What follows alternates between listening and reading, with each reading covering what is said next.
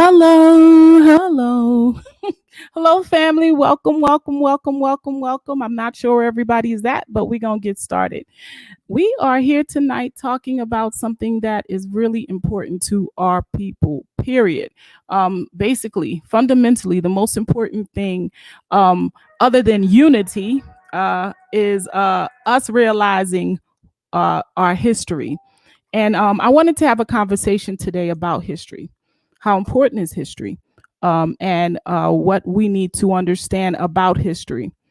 Well, I was thinking this week that a lot of times that we take for granted that, history is just what, five minutes ago, and per today's history, I'm late for this discussion, but I love you guys. Welcome, Malika Gatson. I see you're here. Africa, welcome, welcome, welcome, welcome, family. While you're coming in, share, share, share, share, share. Let me know you're here. Let me know where you're reaching out from. A lot of times I see folks here and I'm not sure where they are. Aquaba, welcome. Okay, so like I was saying, today I was talking about history. I'm talking to you guys about history. I'm hoping we could all have this discussion, a live discussion about history. Last week we talked about unity and it was a wonderful, powerful session. But, to unify, we must understand history. And I'm sitting here, and to be honest with you, I'm just sitting here thinking about all the greats, all the people that came before us and what they've done. And it makes me wonder, where did we go wrong? What have we not learned from in history? A lot of us have a lot of knowledge, rather, of Marcus Garvey. We understand what Malcolm brought to the table, what Malcolm, Martin Luther King brought to the table, and, all the other greats, Nkrumah, everyone. But are we understanding that history is not just something that we can use to boast about the great people that have made history? It is very important, and it's even more important now that we set a precedence of understanding the mistakes that we made in history, and how that have affected us and how we could learn from it. The history of this planet is mostly full of bloodshed. We know that. The most powerful being, well, let me take that back. The most supremacist being on this planet right now acquired it with a lot of bloodshed. We need to understand that, as a victim of history, we need to understand that victims, you're a victim because you made a mistake. You're a victim because you didn't see something coming. You're a victim because you allowed something to come in. That being said, that's what I would like to talk about, because we have to come to terms that, we are living in a world powered by white supremacy. As beautiful and as powerful as we believe that we are, in which we are and are becoming every day, we are still under a control. And the only way to get out of that control is to come to terms with it, first and foremost, and to understand that some of the decisions that our forefathers made were not correct, were not good. Some of the things that happened in our history, we need to learn from that, and we need to figure out, whether, be it that it was religious history, cultural history, or, the way we treated each other history. This week, I was on another channel. We were having a great discussion. It was about polygamy. It was about quite a few things. I think it was also about female, something about female mutilation or something like that. And when I think about all the things that culturally we do, and I try to be positive about it, but to be honest with you guys, there's a lot of things that we do in our culture and that we have done in the past, be it history, that has caused our downfall or have left us open, and have left a gap where people could come in and take advantage of us. Let me take a pause here and say hello to quite a few of you.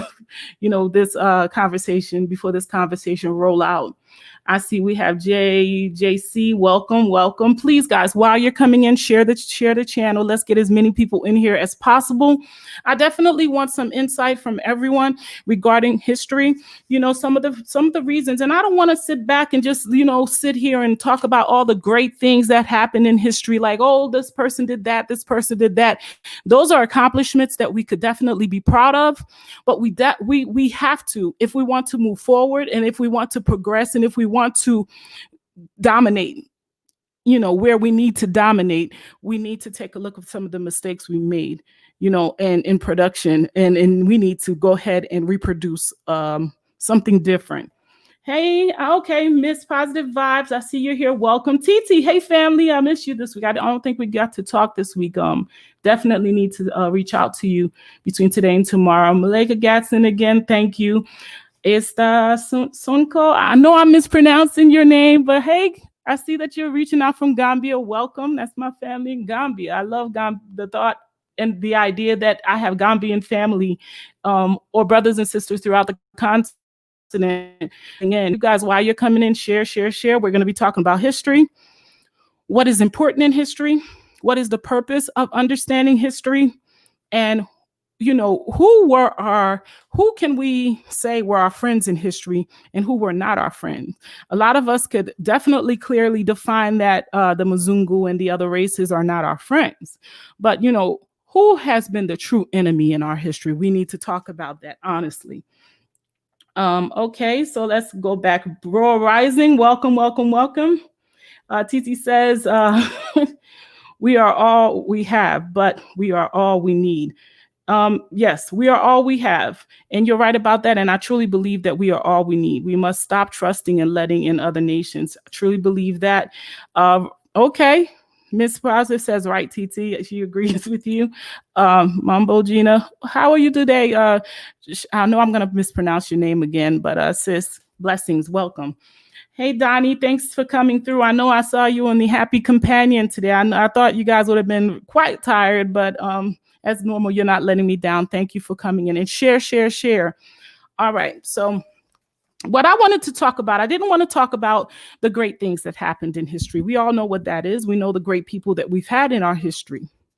We need to talk about the thing that's standing in the way of our future, which is the things, the decisions that we've made in history, the things that we hold to, be it religion or culture or belief systems or, the processes that we use, mindsets.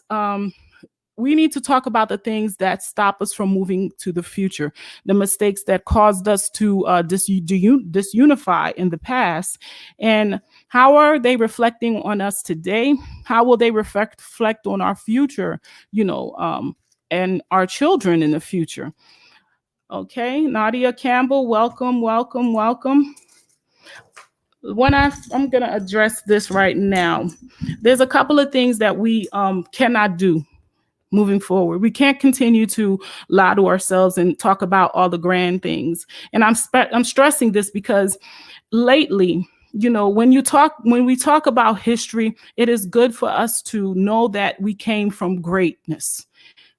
But it's also good for us to dig into that which was not great and figure out, what it is that we do as a people that keeps us in that direction or allows us to navigate towards, negativity. Lately, there's been a lot going on continent, off continent. And I think they're all a reflection of the same. We have people in our community, in our midst, that I truly believe are put in to destroy us. And we need to talk about that because that's something that has happened over and over and over again. And as far as I can see, it's still in the works. When you talk about all the magnificent things that some people have, to this occasion forward, I truly see it being brought forward. And then you have to deal with the reality that every now and then there's some dysfunctionality going on with human beings that should be on our side, but it seems like they've got a whole different agenda. It's a good thing to talk about that. I looked at quite a couple of YouTube videos, and to my dismay, when you think things are gonna, rotate and get back to a practical sense of, okay, let's focus on the positive. There's so much more negative going on because people are refusing to move forward and understand that if we keep repeating and trusting the same type of energy, we're not going to be able to make it through, guys, because I promise you, these people have always played the same position. And when I say these people, I'm not talking just about the Mzungu. I'm talking about the ones of us. Yes, us, the ones of us that sell each other out. So that's what this conversation is about. I'm hoping that I can get some folks on here so we could talk and really address the house cleaning that needs to happen in our community. And in the midst of everything that's going on, on the continent, I want us to get a clear understanding that this is straight energy. The things that are happening on the continent is happening to all of us around the world. We are connected people. And I'm starting to realize that more than anything. I was sitting there and I was thinking today that if Nigeria, because our brothers and sisters in Nigeria right now, they're taking a big stance and they're doing something amazing. If they can, turn things around in Nigeria, how that would spread throughout Africa. And what happens in Africa happens to all of us around the world. If, Africa unites and become one, and we could manage to sift quite a few of the negative, all the bad apples out of the basket, there is something that is going to happen in Africa that's going to make all its children throughout the world feel more confident. I was thinking about this today because I was thinking about the state of Haiti, because I'm Haitian, of course. I think I say that on every, I'm African Haitian. So I think about Haiti a lot because it's one of the poorest countries on earth right now. And it is so strategically. It's because it's being, they've waged quite a war or terror on that little island to make sure that they could stay in the conditions that they are in because of what they did, because they had the audacity to fight back and win. Right now, Nigeria needs our support. It needs us to understand that if we're not careful and if we do not look at history and take a good look to see how things have played out, that we're going to repeat it. And there's nothing we can do once it's repeated. We're going to be set back again for another 200-300 years. And we need to understand that that's how strategic and that's how important it is for us to make sure that we spread positive information. Make sure that you're tuning in to positive, even YouTube channels. When people are spreading disunity, it's for a reason. It's a selfish reason. It's never a positive reason. There is no focus on us. It's a focus on a me. And that always sets us, because we are people that are connected, not only through physical chains. And we know that our forefathers were on physical chains, but we are spiritually connected. And when things happen, it affects us. So we need to break away from certain things. We need to be able to see things and basically, put it in its place. So that's what I would like to talk about today, because I don't want to move forward without addressing the elephant in the room. The elephant in the room, as far as I'm concerned, is what is our true enemy? Can these people really have accomplished all that they have accomplished if we did not help them? That's what I would like us to think about and talk about, because as far as I'm concerned, they could not. And our willingness, those of us that are willing to help, or put in place measures to help, destroy from within, we need to really, really take a look in and really try to identify, what's not been identified in the past. There are things that we're missing, red flags that are happening within the community or within the family, and we're not paying attention to. It's just like being in a house and you have a child that's maybe on drugs, and this child is, sleeping all day and acting differently, dressing differently, not caring for themselves, doing all kinds of things, and stealing, and you're just sitting there thinking that it's nothing. And maybe a year down the line, you might lose this child completely to this thing that they're doing that you could have probably pulled them out of early. This is why it's important to take a look at history. History, like I said, happened 45 minutes ago. It's not something that you have to go 200, 300 or 500 years back and decide, okay, that's history. What happened last week on YouTube, that was history. And we need to look at it as such. And we need to understand that history will affect us in the present. The way we take that, the way we communicate to, or we participate in the things that we participate in, says a lot about the direction that we're going to go in. It's not just something that, is happening to us. It's something that we're allowing to happen because we're not pulling the weeds when we should. So that's what I would like to talk today. But let me see if I could say hello to a couple of more people before I get in deep. We have Christian, Muslim, Rasta man. Welcome. It's nice to see you with me today. Roots Reggae Girl. Welcome. Welcome, sis. Okay. Looks like we got some folks in here. And like I said, share. I would definitely like to get everybody's opinion on what I'm talking about. When you think about all the things that has happened to us, we can't keep blaming other folks because they participate. It's like putting yourself out there. It's like sitting all your house goods out on the front porch and then your neighbors come by and steal it.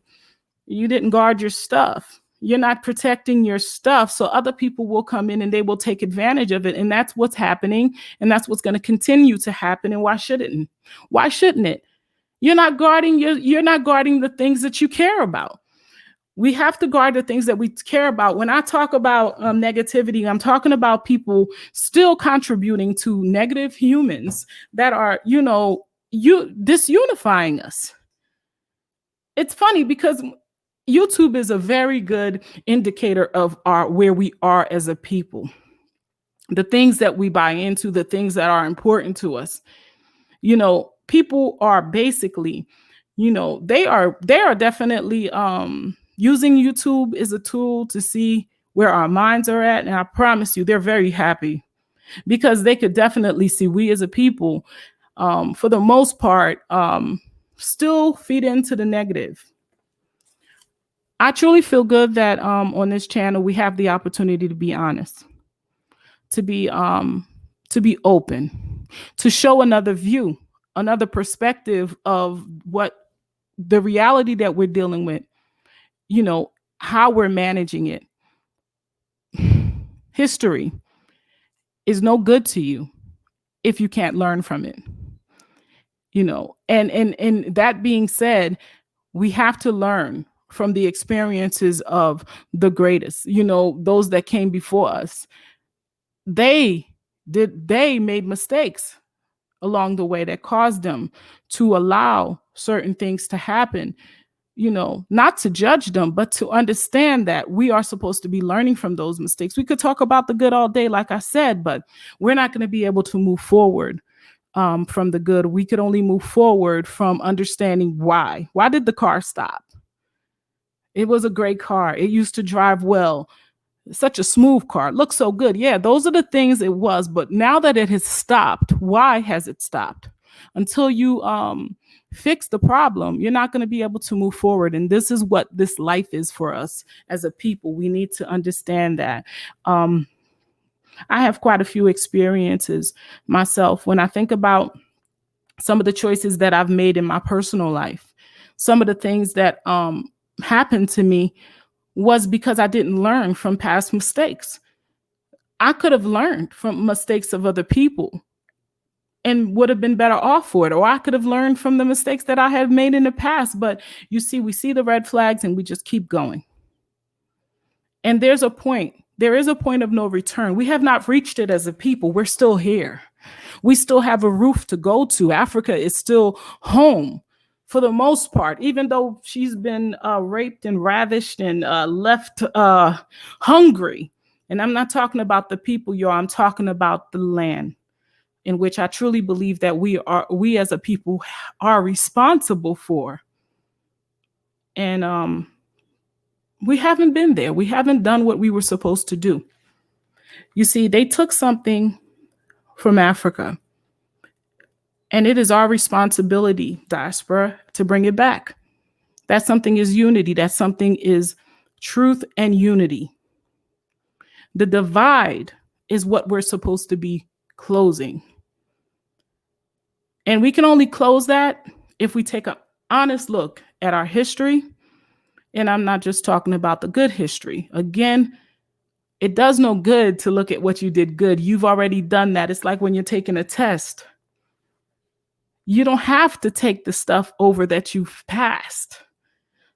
A teacher will usually, a good teacher, one that's not, just wasting your time, will give you the questions that you failed and say, I need you to take those. We understand the things we understand, and that's great. But what I need and what we all need to do is try to dig in and try to understand the things we do not. We can't sit there and say, well, this is how our forefathers did it. Culturally, this is how we handle it. But was that right? And where did that get us? And how far do we want to go as a people? Because we can take lessons from the other nations. There are a lot of cultural things that they stopped doing. Do we think that those other cultures have less love for their history as we do? Or my perception is that they were able to examine history. They took the best out of it, and the things that didn't work, the things that didn't edify, they left it. And I don't think our people have been able to, we're like, when it comes to culture, when it comes to the things that we truly believe our forefathers used to do, we hold on to them. But our forefathers made mistakes. They were not perfect. If they were perfect, then we wouldn't be victims in some cases. And that's what we need to talk about. We need to talk about the fact that we can't sit here and act like we're not all under the system of white supremacy. Heck, we're going back to Africa. And, although Africa is Africa and it is home, and you'll undeniably see more Black people there when you get to Africa, it's clearly still under white supremacy. And until we come to a place where we understand that the things that need to change have to change within, it's not going to change. And why should it? Why should the creation and universe and all that is good and all that is, powerful hand something to a people that's not ready to handle it? It's ours. It's waiting for us. This power, this this continent, the power of being, the first on this earth and the responsibility for it goes to us. But are we ready as a people to handle it? Because you see, when I think about the things that we do to each other, in which the way we sell each other out just for clicks, just for likes, we do it just for the likes. How responsible can we be? And it's not like we're doing it for each other, for us all. We're individuals. We're doing it all for individual likes. There are a few people that are doing it as a team. I'm not saying it's not happening, but we need to talk about the discourse of it not happening, because what's happening is great. It's on point. But we need to address the fact that there are things or there are spaces in this, that we need to clear up before we can move forward. I find myself being a victim of what it is that I'm talking to you guys about. I'm gonna say this, it's really important that you look within.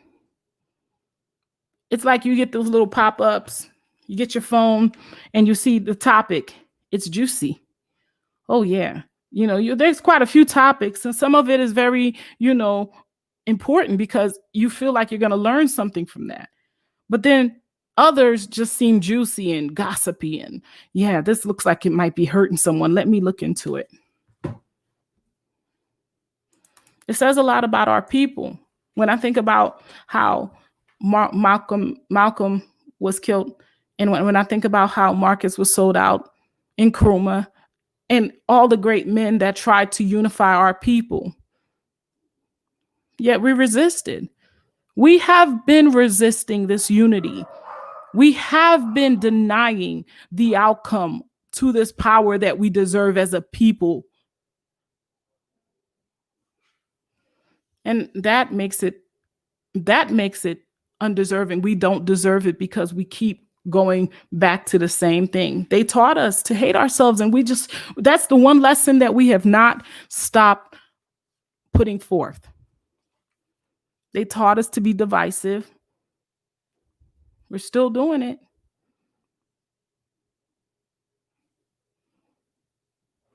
We can't understand that was our biggest mistake. We can't understand that this unity was our biggest mistake as a people. It looks like we just can't get it. It cannot click. When I first started this YouTube channel, I have something to tell you guys. I reached out to someone. I was very excited, and I thought that this person was going to be very helpful towards me, being this person that I thought I wanted to share so much positivity, and I had so much inside to say. And this person is quite a big YouTuber. Basically made me feel very very uncomfortable. We have so much fear.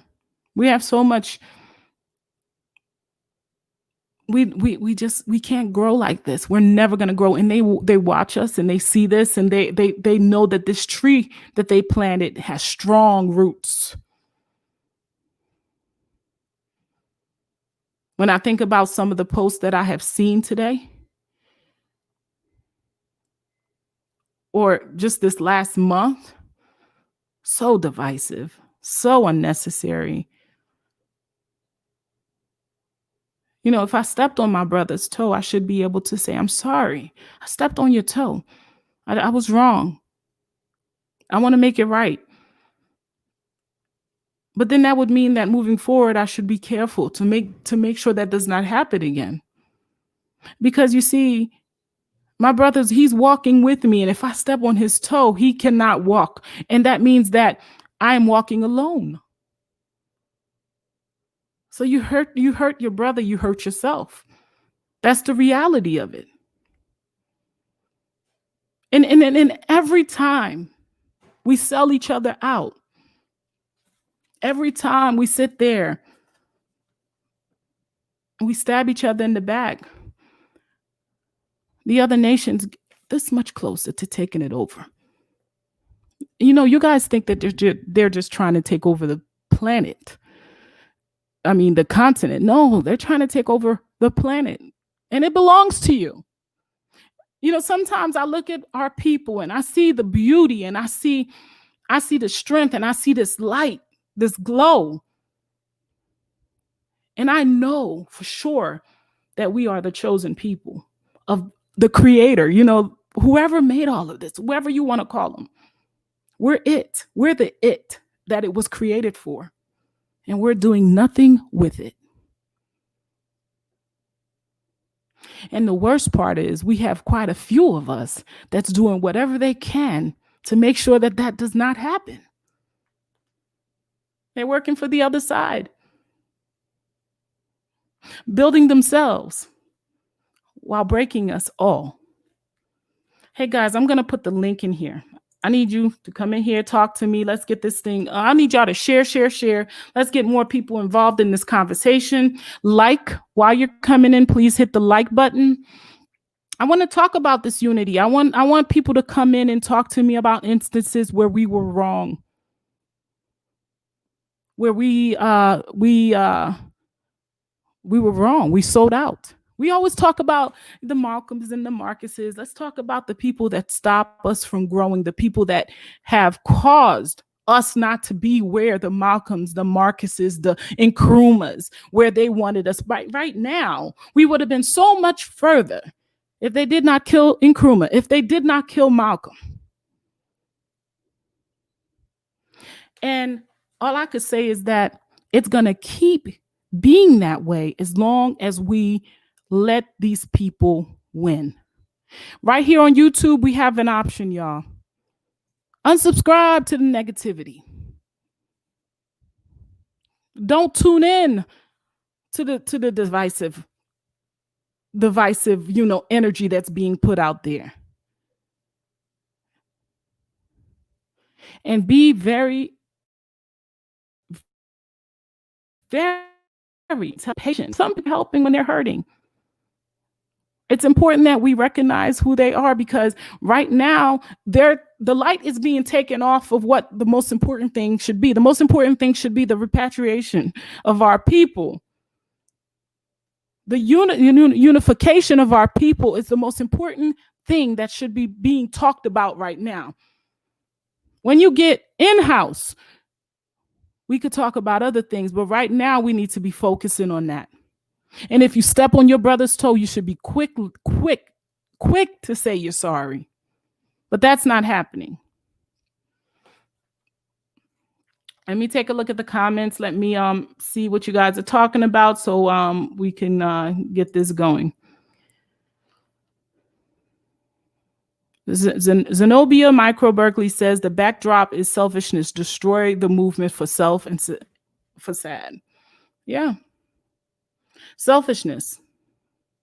Can you imagine the man that killed Malcolm, or the group of people that killed Malcolm X, is no longer here, but we are still being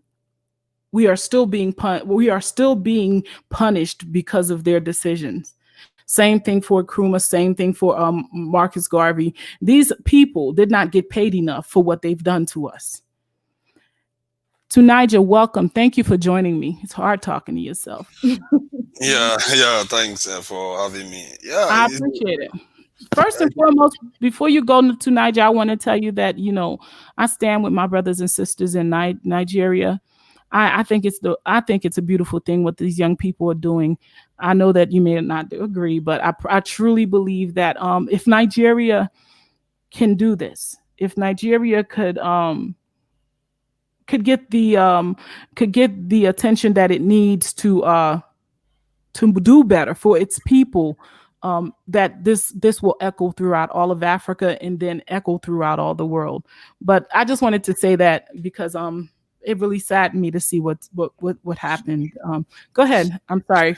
And I did appreciate that's the comment you just made just now, and what you said earlier on about how our people tend to make mistakes about being divided and stuff like that, and how we let ourselves get played over and over again.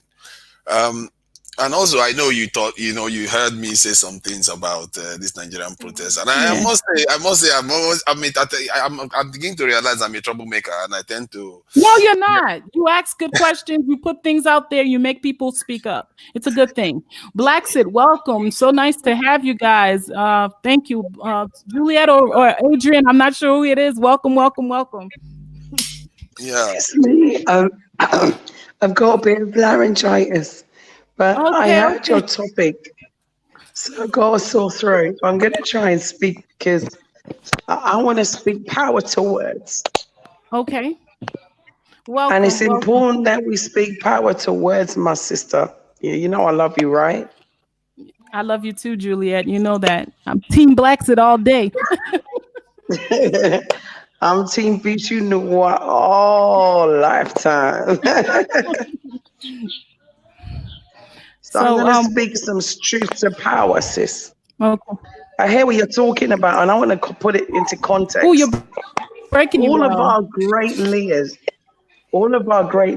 have been taken down, if not killed, imprisoned, if not imprisoned, bombed. If not, they've been attacked and mutilated by their own people and also by the enemy.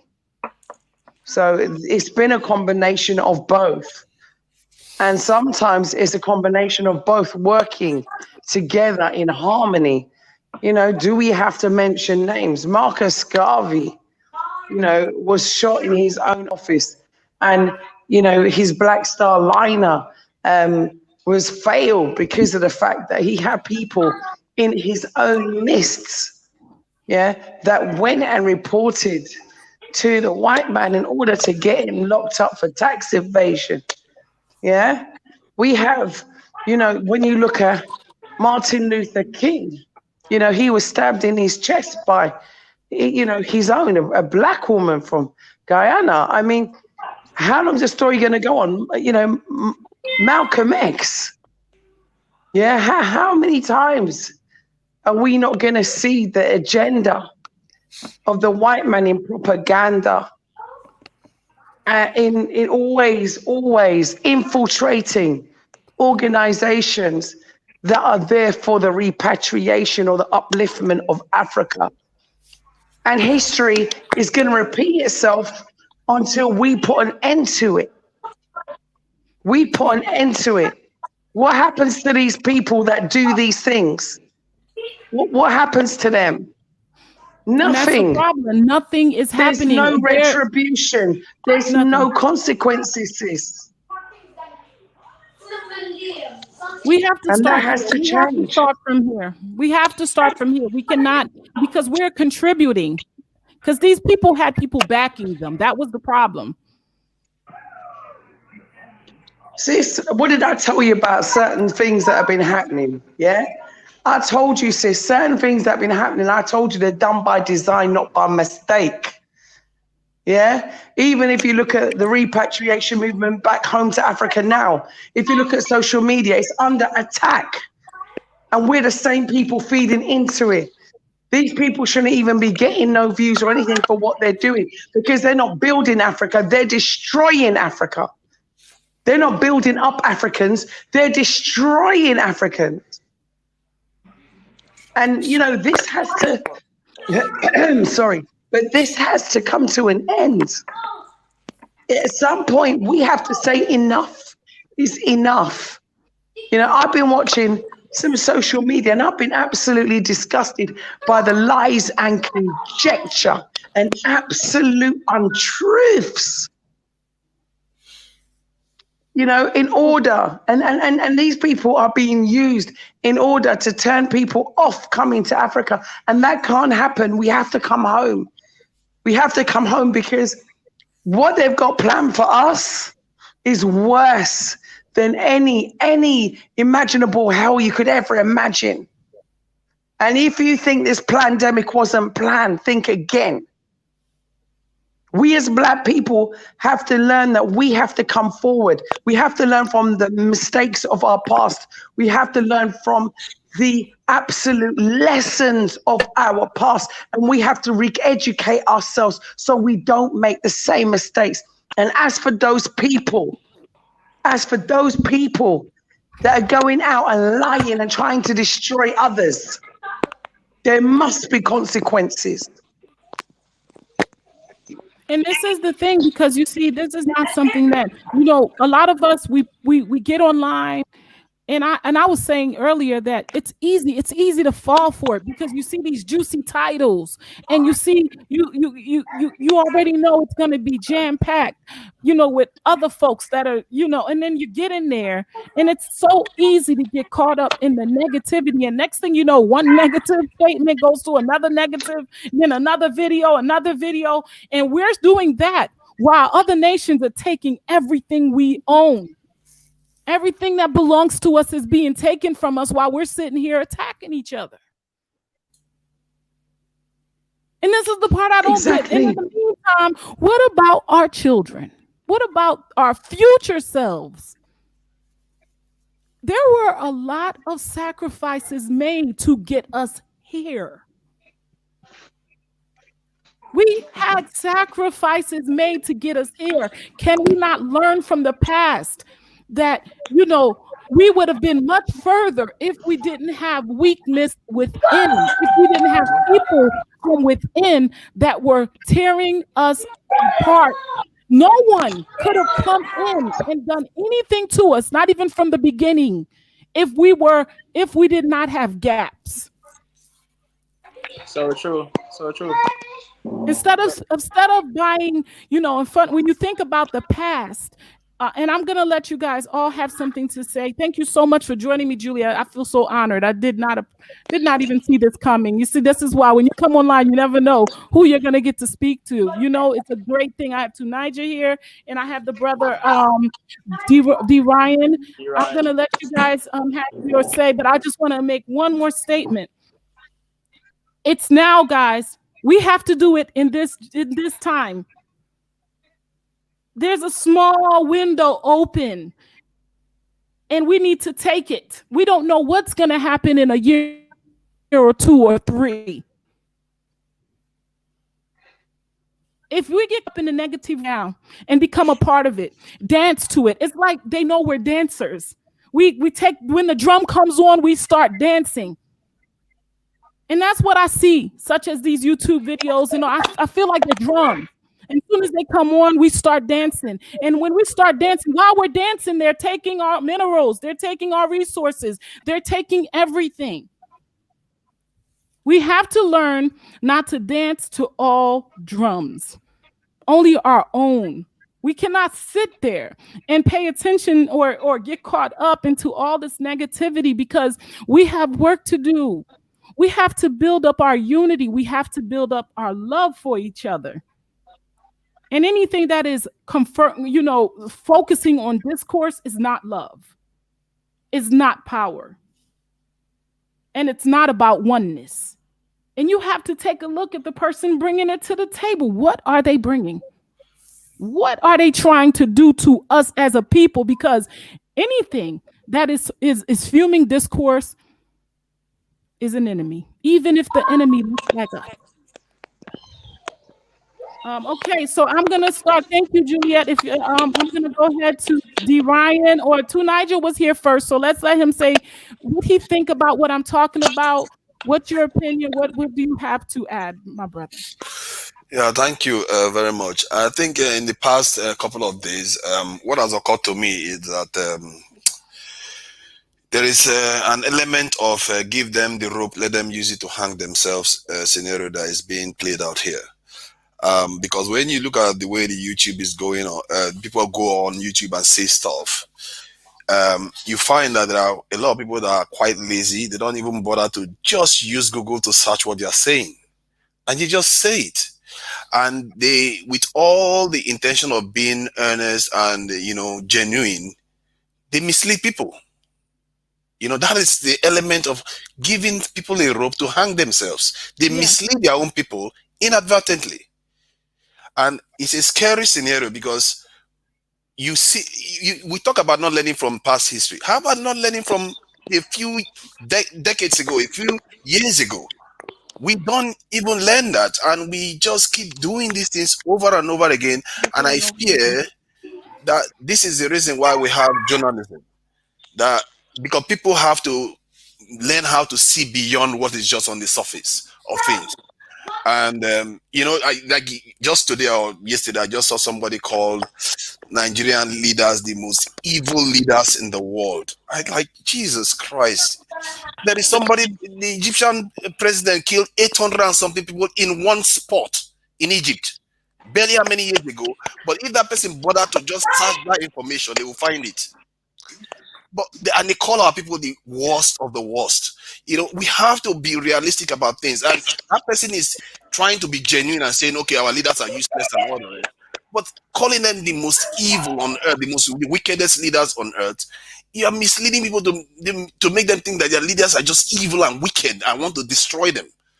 And where there are worse cases all around you. And I despair when I see that. I really despair when I see that, and because but we play a part in that, don't we? We all do, and this is why in my own case I always try to make sure whatever I'm saying is couched in factual information, something that is not disputable. And everything you've said today too, and what Blackstead said too, is undisputable. These are things that are facts. And this is the beauty of, that's why I like this channel, because the way we talk, we don't just talk in the dark and just throw information all over the place just to please the crowd. And that is what I hope I will get out of it where I am right now, because the past few days has made me despair a little bit. And what I've also found out about myself is that I have to also be careful, because sometimes feelings do matter too. When people are not feeling in the right place, you don't just go and tell them stuff. They will not hear you. They can't. So, you have to get to where they are. Yeah, you have to get to where they are. And we need a critical mass of people that are thinking in the same way to be able to actually start making changes, because no matter what you tell them, they will not listen to you. You know what? Not to Nigel, it boils down to, there are some of us taking advantage of the weakest of us. There are some of us that are very strong in their negativity or positivity. Yeah. Or, the fact that they are just, they're just taking advantage because they understand our weakness. Our weakness is that we are a very ununified people. True. You can drag more people to the party, on a negative vibe than you can on a positive. If you tell everybody to come, we're gonna have a history lesson, you might find 20 people in the room. If you tell them, hey, we're gonna pop some bottles, we're gonna do this, we're gonna do that, you might not be able to fill the room up. You may not be able to fill it, have anybody come in, it'll be so packed. Our people love discourse. We love drama. Well, guess what? The love for discourse and the love of drama is going to stop us from ever getting anywhere. You see, everybody has discourse, everybody has drama, but they don't go around displaying it all over everywhere for the whole world to see. Yeah. They speak highly of each other. They pull out the best and they weed out the negative people quickly themselves. And those people that do, the nations that do not, are the poorest on the face of this earth. You think that these people are playing the game fairly? No. They're not playing the game fairly, and they're not going to play with us anymore, because guess what? We're not even worth playing with anymore. They've gotten everything. They have access to everything that they've ever wanted.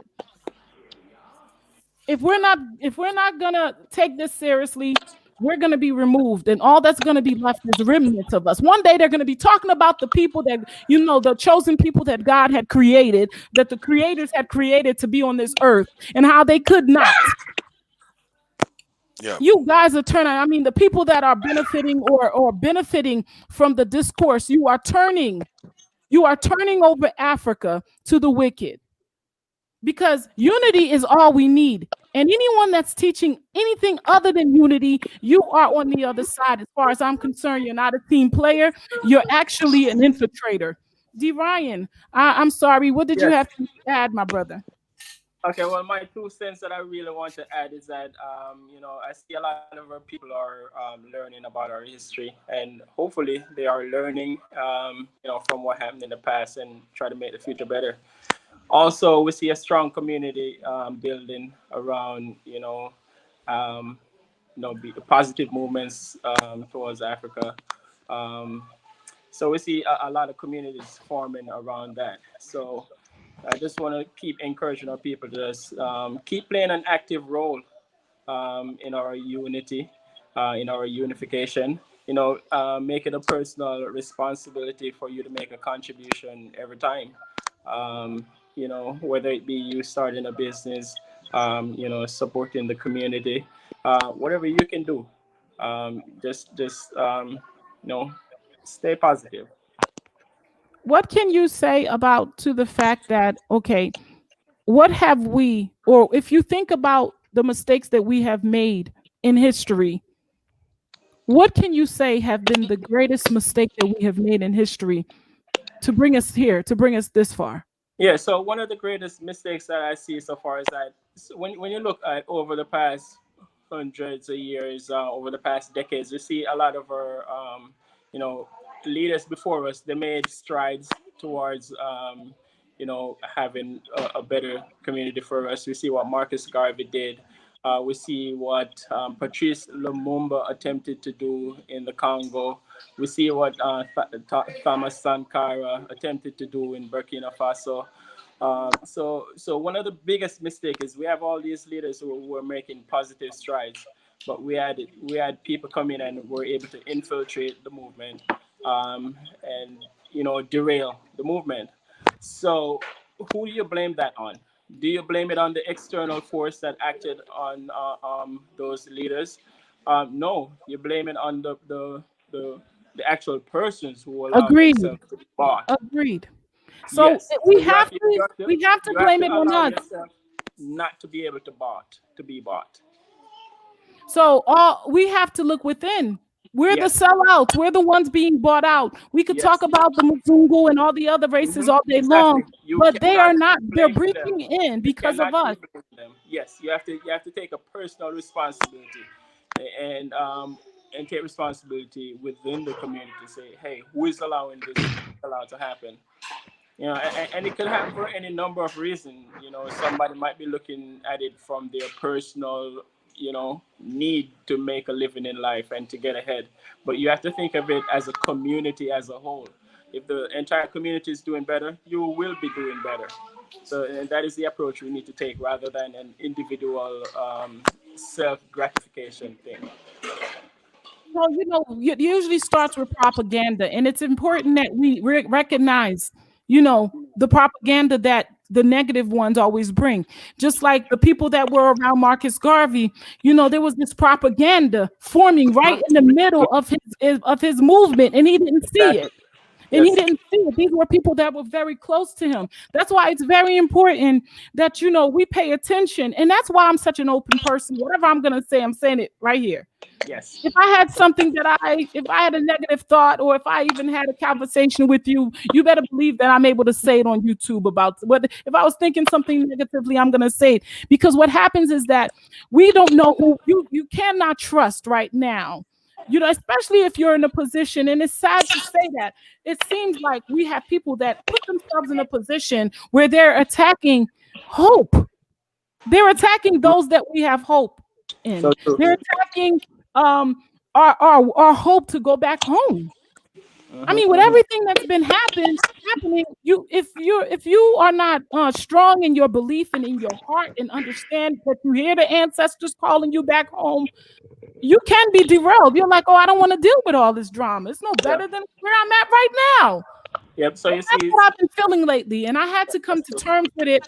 Not that I'm trying to talk about negativity or be negative, but because I'm realizing that this is a big part of our history and the mistakes that our past leaders have made. Yep. So you see a lot of games that are being played. These are some of the things that keep happening over time. But if you arm yourself with the knowledge of what happened in the past, it's hard for you to fall victim to some of these games that they keep playing on us. So arm yourselves with the knowledge of the mistakes we made in the past, not just the triumphs. The triumphs, yes, they are there. They represent. They can't be changed. But the mistakes that we have made in the past, we have to arm ourselves with the knowledge of those so we don't repeat it. And the one big thing that we keep doing as a people is we keep selling out. And yes, it may not impact you, it may not impact your children, but your children's children are going to be born under this skin, and they will definitely be impacted. Be careful. Be careful, because if you're in a position where you are selling your people out, you're really selling yourself. Like, you step on my foot. I always say that if you're my brother and you're walking beside me, if you step on my foot, you're stepping on your own foot. If you're delaying me, you're walking alone. If you stop me from being able to walk alongside of you because you don't want to see me win like you're winning, then you're losing. Yeah, so that's why I made the point. You do it by yourself. Go ahead, brother. I'm sorry. Yeah, if anybody else wants to say something, I'm sorry. I know I'm long-winded. Yep. So this is just to reiterate the point that I made earlier, and it's just the importance of making yourself not being able to be bought. And you can't just think about this thing as your own self survival. You have to think of the group as survival as a group. We definitely have to see things as a group, because guess what? We're losing as a group. And I don't care how much strides you make as an individual, white supremacy wins. You still lose. You still lose. Okay, guys. So welcome Pa to the channel. Pa, thank you, D Ryan. I appreciate your input. Pa, what how are you? Who are you, and where are you calling from? Thank you very much, Bizu. Welcome. I really appreciate you as a person, and I appreciate your hard work that you've been doing. Oh, Just thank you. to see the unification of our brothers and sisters, both in the Yes, continent and outside in the diaspora. that's the only thing that matters, Pa. That's the Yeah, only thing. you, And thank you. Welcome. yeah. What's your contribution? What do you think about everything we've been talking about? Actually, first of all, I'm gonna say, I am a Gambian, but Oh, I lived in the U.S. in Atlanta, Georgia. okay. I'm Yeah. in Atlanta. Yeah, I'm in Georgia. In Oh, Conyers. Welcome. Welcome. that's what's up, sister. There you go. I just want to say shout out to Juliet and all the African diasporas within the African Team continent. Juliet all day. All Yeah, day. doing Team a wonderful Blacksmith. job. Yeah, Team Yes. Blacks, exactly. We really appreciate the work and effort they're putting on to make sure everybody in the continent and outside of the continent has equal rights. You know, to So what do you benefit in think the motherland. about our history, Pa? Let me ask you something. Do you What? think the mistakes we've made in history, what do you hmm think about those mistakes, and what do you consider some of the mistakes we've made in history? Um, Actually, from what I had understand, based off of what I have learned within the community that I lived in, because actually in America here, I have been to a lot of states, and I have been to a lot of hood too, like really like in the hood, really, really in the hood. I have been Okay. there too. What I understand is, first of all, if you can excuse me, I want to put this out there. I want to talk to all my Gambian brothers and sisters. I am appealing to you to not please to stop using the African American names as bad people. These are not bad people. These are the most beautiful, the most intelligent, and the most welcoming people on planet Earth. I'm telling you.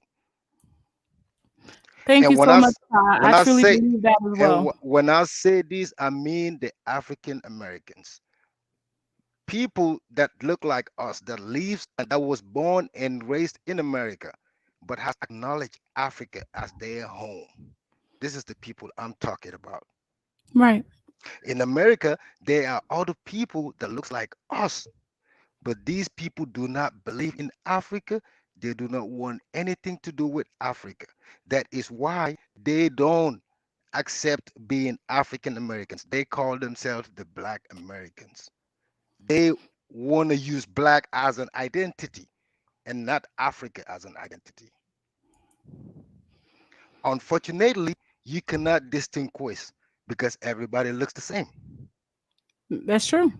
And that's E- because they're all Africans. Exactly. And it's deep.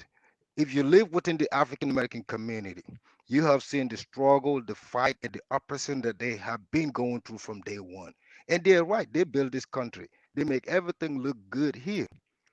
But they have been fighting for one thing from day one until today. They can still achieve it.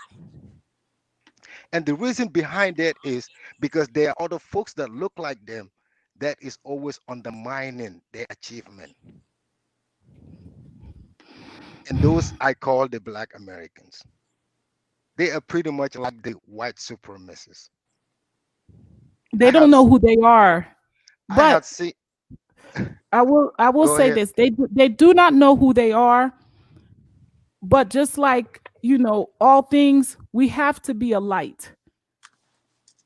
I cannot believe, like, the worst part, I was sitting here thinking while you were saying this, I was doing some research today about, where we have gone wrong. hmm It seems like it's the ones that seem like they have some knowledge that have sold us out in the past. The ones that sit right next to us and they agree on all the Pan-Africanism or all the unification, one Africa thing. And they are the ones, sometimes they are the ones we need to watch more than anything, because greed, selfishness. I mean, They're not in, they're not into, it's not like they don't have the knowledge that they're African. They have that self-hate going on, that they have that self-hate. They have that hate that's causing them to want to see us fail. And I don't understand that. that is what I totally agree with you.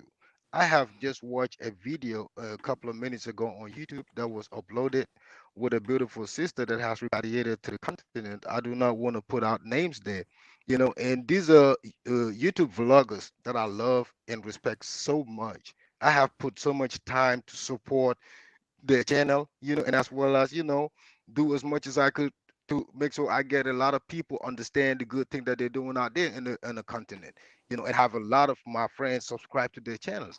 But today, when I had watched their video, in between a specific time in their video, I heard them saying certain stuff. I was just so disappointed. I'm like, wow, really? You know,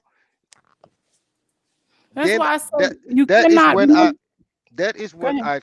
I understand the drama behind all this what Adkati has been doing in Gambia and all the stuff. Because on in this video that I had just watched, I had listened to somebody say to the other visitor, which is very new in Gambia, that yeah, this is what Adkati was saying.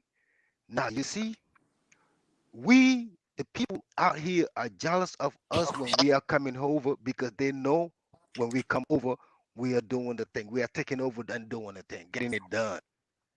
It's in the video. You can go to the YouTube, you can go on YouTube and see the last person that has uploaded a video from Gambia. You will be surprised. Just listen attentively. Somebody was trying to move the camera away from the conversation, but you can still hear it from the background. I'm like, wow, really? Do you really This have is to why say this this? is why I said earlier that a lot of us are going home without understanding what it is that we should be going home for. Exactly. You know what I'm And it's saying? it's really important. And I'm not saying that I'm not, I'm better than them or anything like that. I'm only saying that when you're called to go home, you must understand what you're called to go do.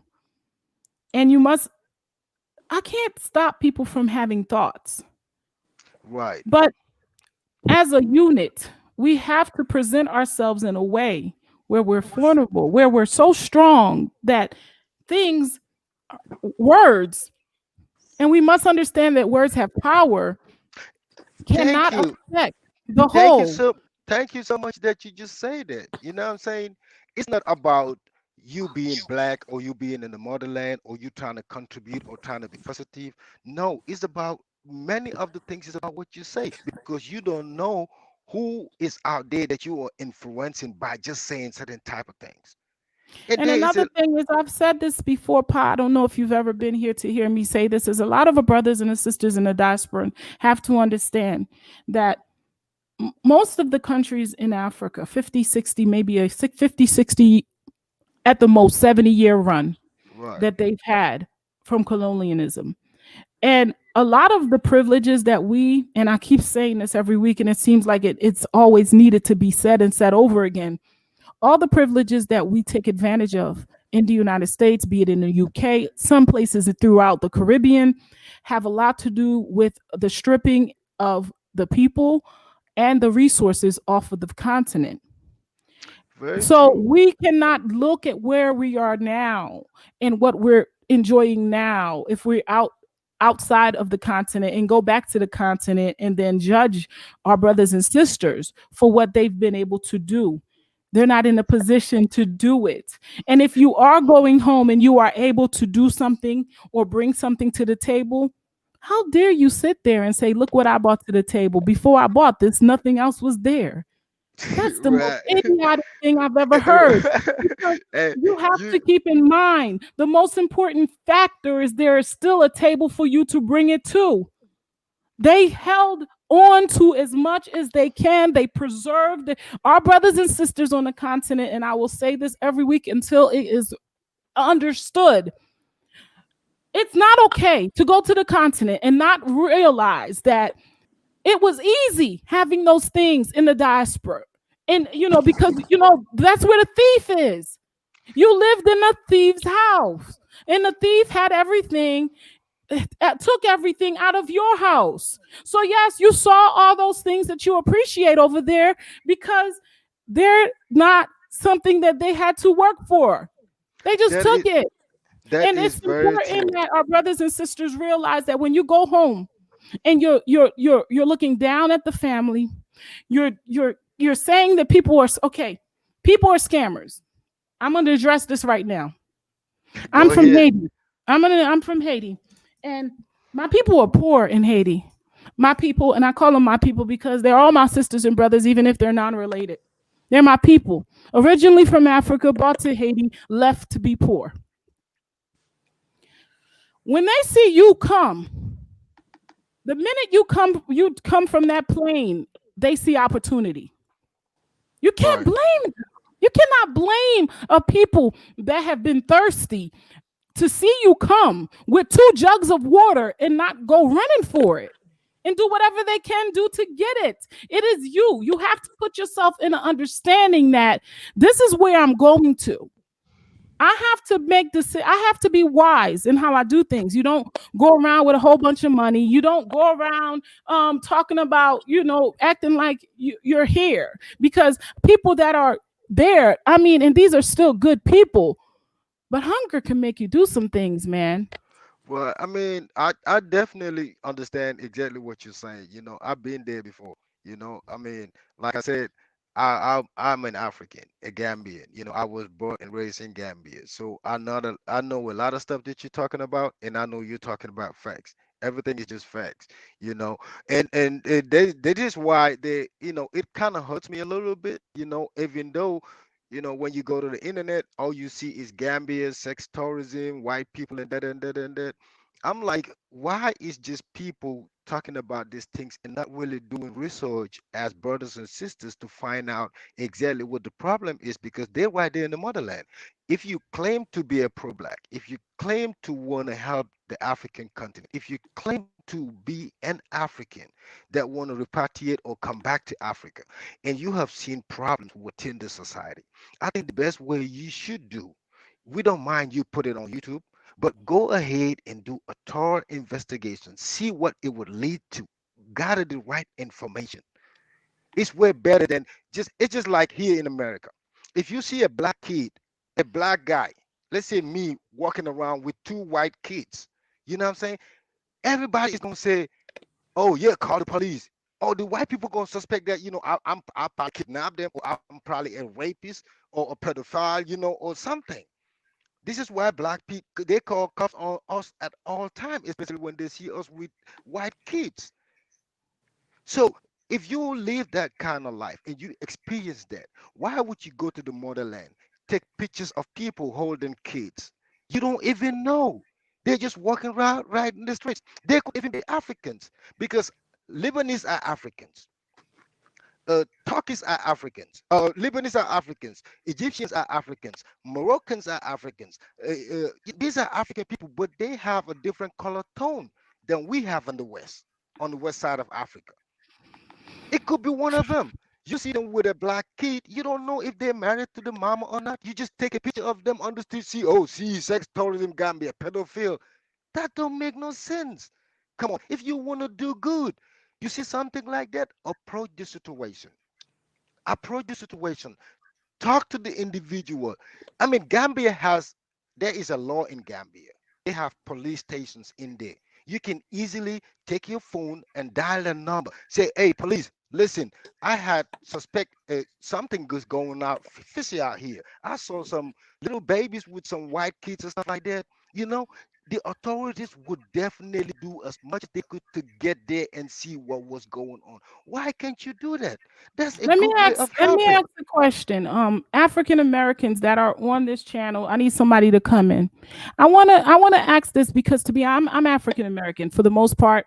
Even though my parents are Haitian, I was born in New Jersey. I Hey, was raised in Philly, I and love me African now I'm in Atlanta. Americans. So I love I'm me African African American. Americans. I love me I'm African African Americans. American all day, but I want my brothers and sisters to come in because I think there is I want to ask this question: is this something that is it really because I am have a little my mind is Haitian African American, so I could understand the culture of Africa because Haitian culture is similar, but is it really? Do you think, Pa, that it is the culture shock itself that makes people ramble the way they do? Do you think it is? Because because I'm gonna say this. I have people that I know when they come from Haiti, there's such a culture shock.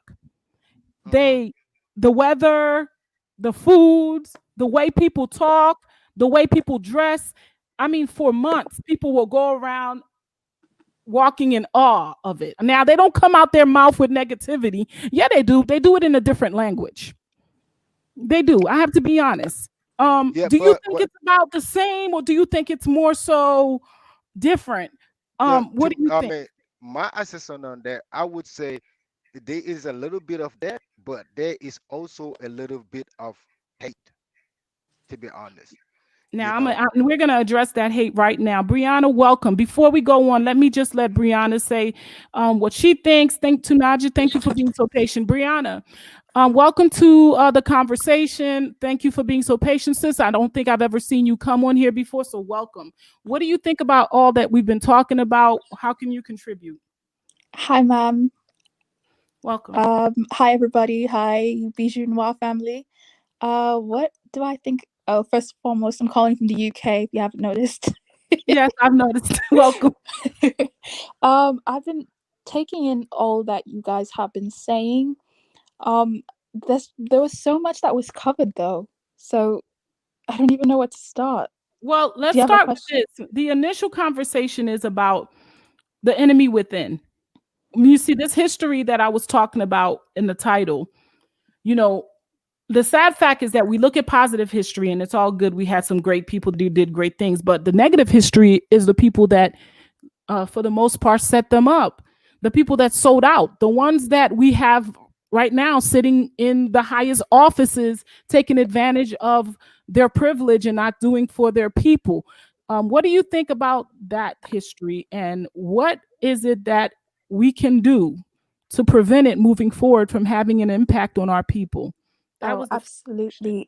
absolutely. In terms of the negative history, I've noticed that Black people, I don't know what it is. I do think we're suffering from PTSD and Stockholm syndrome, where we really don't like to challenge authority.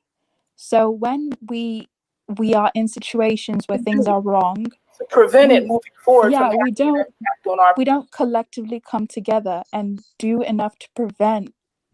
We just stay nonchalant and to ourselves, and we tend to think that these things will take care of themselves. Mm. And I think Americans are a little bit different because they're more used to challenging authority. But when it comes to even I'm in the happy you Caribbean, mentioned that. I don't want to cut you off, but I mentioned you mentioned that African Americans are more used to challenging authority. Is it different for people in the UK, for UK, citizens, African citizens? Is it different to how they respond to things like that? yeah, in the UK, people are more, I guess the word is docile.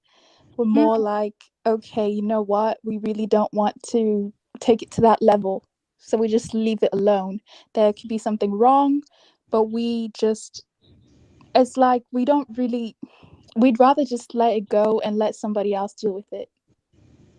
So basically, you see it and you're like, okay, I don't like it. I'm just gonna push it to the side and move forward. Yeah, because we don't want to make a fuss. We don't want to start any or rattle anything up. And I don't want to offend anybody who's African American, but I'm just saying that's actually a good thing. You guys are more willing to call things out, whereas other countries, it's not really the culture, and it's not.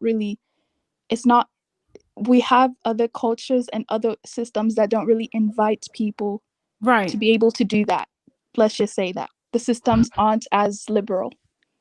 It is a powerful thing you just said, Brianna. You just shared something that made me think about something. Now,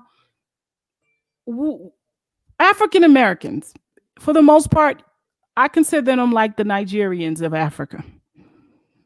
I truly do see the African Americans, and I'm not African. I'm African American. I represent the PA. You know, I'm North Philly all day, but my people are from Haiti. So, you know, African Americans call me Haitian, although I call myself African American. My passport says so. But in reference to African Americans, I see them a lot like the Nigerians of Africa, meaning that if I think in my mind, if Nigeria ever gets in a place of power and security and everything is going accordingly, I truly feel like it's going to spread. And that's how I see. Somebody please check your mic, turn them off, please. I don't want to have to repeat, and apologies. But that being said, I truly feel like the same thing goes for African Americans. So should there be some allowance? And this is not something that I'm saying I'm agreeing with.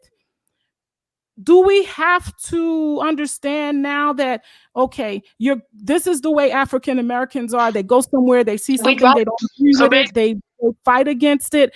Is that a bad thing? Or is it a good thing? Let's talk about that. Who's up next? Oh, let me welcome the S-Man, the African. TT, welcome. Sister Jamila, welcome. I think, I'm not sure who was first, but I think the S-Man the African was. Do you want the ladies to go first? How do you want it to work? Let the ladies go first. Nothing but gentlemen on board. My brothers. Okay, Sister Jamila, welcome. Or was it TT? Which one of you were first? I think it was TT. Please tell me. One of you chime in. Hopefully you're both Americans and you could give me an idea of what was just said. It definitely gave me something to think about. I've never thought about the British Africans being different than the African Americans and how they approach or handle things. Let's start with you, TT. What do you think? Okay. Hey, sis. Hey, everyone. Hey, you know, I'm African American. My better half is Nigerian. Okay. So for me, I will agree with you that I think that we are very similar with the Nigerians. Sometimes when we encounter with each other, we bump heads because we're so much alike and don't know we're alike in so many ways. We do have that fire. But for African Americans, I can say that, you know, we had no choice but to fight. Our backs were against the wall, same as the Nigerian situation right now. However, a lot of us, like, we didn't know our culture. I mean, we was completely stripped of everything we knew about being African and placed in the most influential yet sickest society there is. And that's America, the US, right?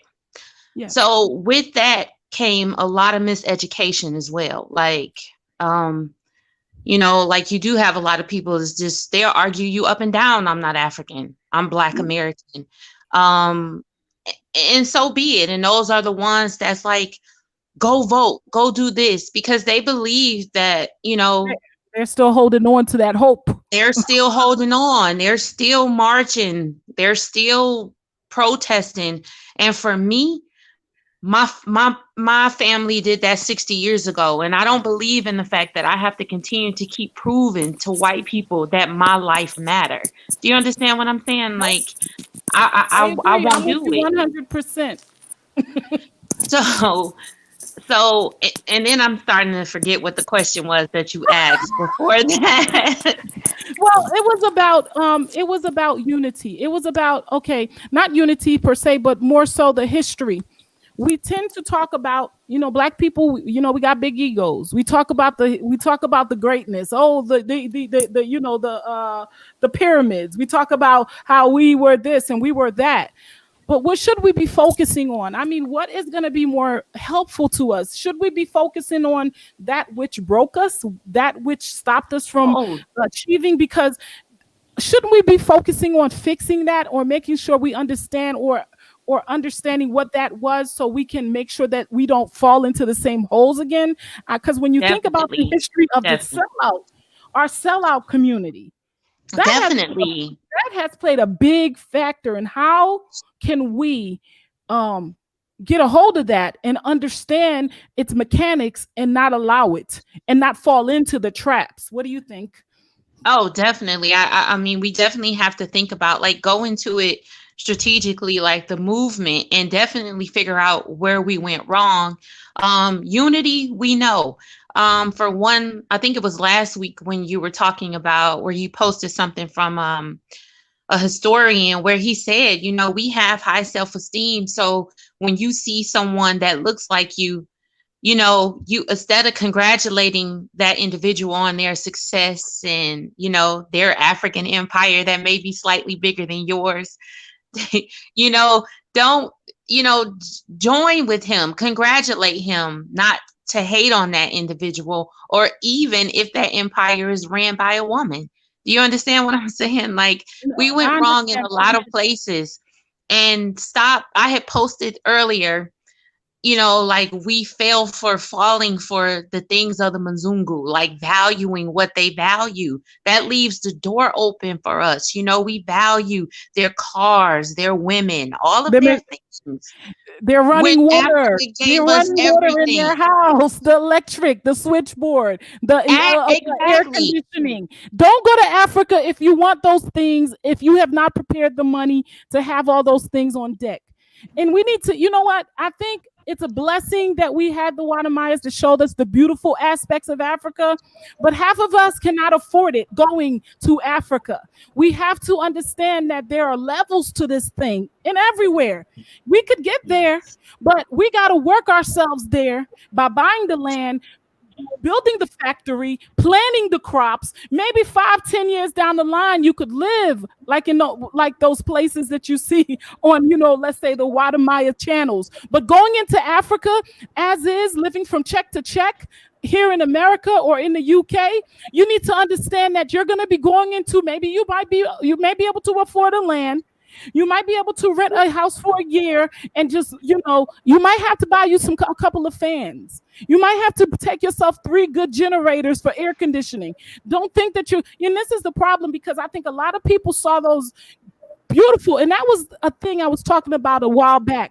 We have those wonderful videos that talk about all the beautiful things that's going on in Africa, but we also need to tell them that if you're not living like that here where you're blinging, you're not going to go bling in Africa. That's bling in Africa. Having indoor air conditioning all the time, having lights that never go off, that's bling life. You're not going to live that life there without having, you know, having made a lot of sacrifices and putting some priorities in check. And maybe 2 or 3 years down the line, you can get to that place. Stop playing yourselves. Stop making us look bad, because you know what? This Mzungu has been going into Africa for a long time, and he has displayed to us the poverty, the hunger, and you know, he kept the good things to himself. Don't tell me that you're not blind, or you don't understand that they stripped Mama Africa of everything to make their homes nice. Everything that you know, when I hear people talk negatively about certain places in Africa, it makes me wonder, like, do you not understand that our brothers and sisters were not living the laps of luxury while we were here being enslaved? They were being enslaved over there as well. They called it colonialism, but it was still slavery. This is where they take not just you, but the land.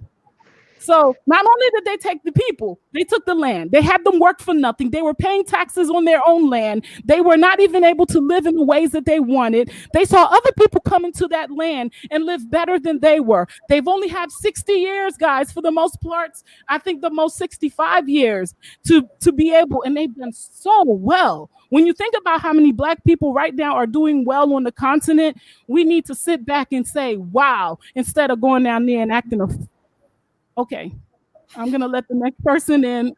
We have the S man. We have quite a few people. Let me move my little. And I didn't really want to become negative or get into this today, but it's like not only are those people talking, but then we have parasites that are also using what they're talking about to keep us in a negative place about Africa, and we need to like pay attention to that. We need to understand that, you know, it's not easy coming up with content. I get that. And not everybody's made. Not everybody have the personality to get on here and, you know, do this. I'm not saying I'm great, but I'm good. But not everybody could do that. Some people, they go out of their way to look for drama and then they just spread it. And this is how they build themselves. We have to understand that. And that's why I'm not mentioning any names. And I don't want any names mentioned, please. I prefer to do it this way. It is something that lives within all of us. It is something that has harnessed a delay in our prosperity. We're going to make it. There are a few of us that will make it. We are a chosen people, so that's not to be questioned. But it's being delayed by all this unnecessariness. So let's move forward. Okay, so I want to thank you. I got Jamila, and then we're going to go to the S-Man, the African. And Jamila, I'm sorry for talking so much. If you've been here, you know I talk a lot. This is my channel. Yes, ma'am. I love your commentary. Yes, ma'am. You asked for the Americans, so I was like, oh, I'm hopping on. I'm in it. Americans on deck. Let me tell you. Spoke on some things today. Yes, you know, possibly he loves his African Americans. He's stomping from the Gambia. We have Brianna from the UK. They said things. Now, Brianna mentioned, and I think you heard what she said about UK being the brothers and sisters in the UK responding differently than the brothers and sisters from the United States. And I think there's some truth to that. What do you think about what Pa said and what Brianna said? And bring some truth to light for me and your thoughts and opinion. Okay, well, African Americans built the United States, not just with our bodies, but our ingenuity.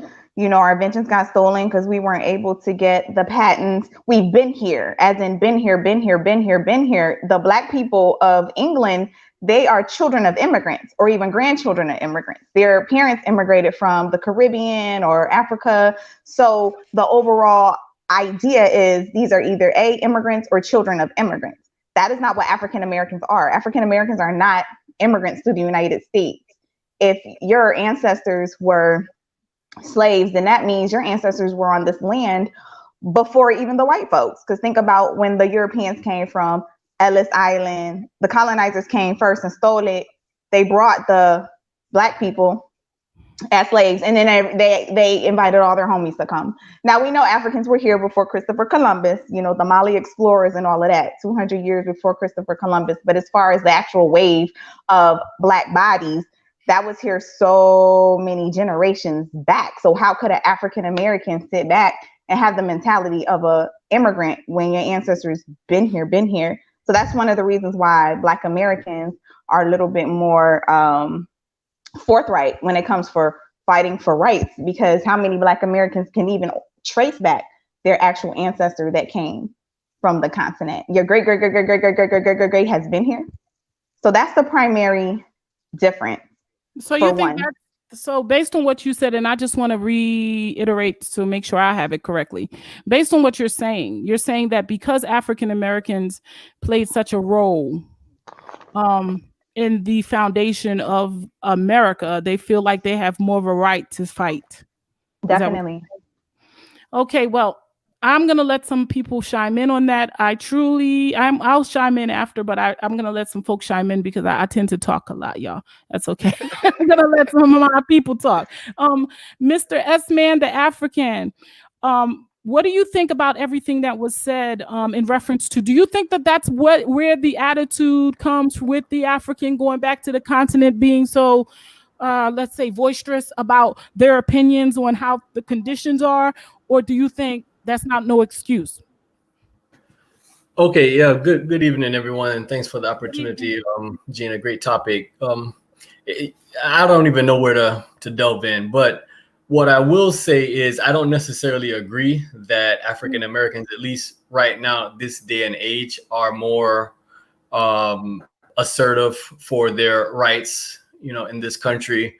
Perhaps maybe in the 1950s, you know, 1940s, 1950s, 70s, you know, you had a lot of people advocating for rights and, you know, equal opportunities and things like that. But now, you know, in this day and age, I don't really see that perspective. I do feel that Black people, or if you want to call them European Africans in Europe, in England, and some of the other countries do fight for their rights more so than some of us in America sometimes. Like when Europeans go to the streets, they really do protest. And I mean, exactly what's going on in Nigeria right now. They're really out in the streets, but I guess you likened them to like the African Americans of Africa. So you touched on a lot of great topics. I don't even know where to touch on, but I will say that I think a lot of the African Americans that we're seeing on YouTube these days who are kind of loud and putting their opinions out there are not doing so because of their wanting to advocate or demand for rights or improve whatever the situation is. I think they're probably doing it loud mouthing or trying to drive up their viewership on YouTube and causing controversy, unnecessary controversy, so that they can get YouTube likes. So I don't really think it's them seeing they can improve the situation by trying to point out areas for improvement. I don't think it's that.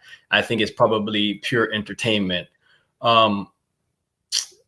Let me see. You've touched on a lot of different topics. The first topic that I spoke on, just to remind you, was our sellout culture, or the fact that, our history, that we talk about the good history, but a bad part of that history, the part that I feel has been a drawback to our people as a whole, has been the people that we have had in our midst that has derailed us from, succeeding in, let's say, Malcolm X, Marcus Garvey, Nkrumah, Thomas Sankara.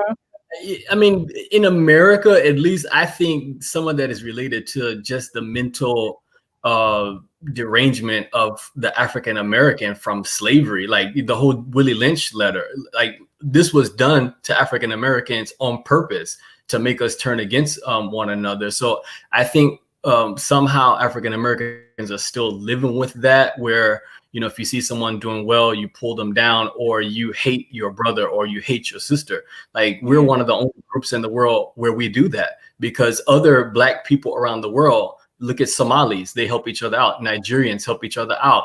And a lot of the other African groups help each other out. But African Americans, we pull each other down. So I think that probably has something to do with slavery and the fact that there were things done to African Americans intentionally to make us hate each other.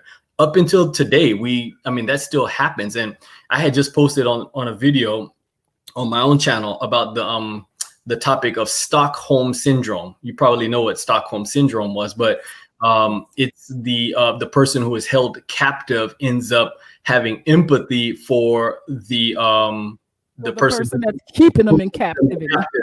So, you end up like in the movie Django, the Samuel L. Jackson's role. He was, endeared to his slave owner, the person who owned him.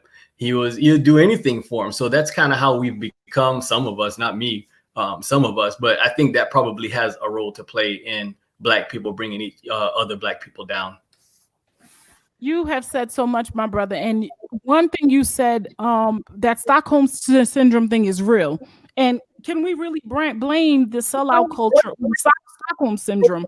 The same people I see having such an effect today on everything. I mean, like when I was talking earlier and you mentioned it a little bit about what's happening on YouTube, it's like we get rolling and we're rolling, and then you have this thing that happens, and then the negativity, it just outperforms anything that good that we have done, and that's a problem.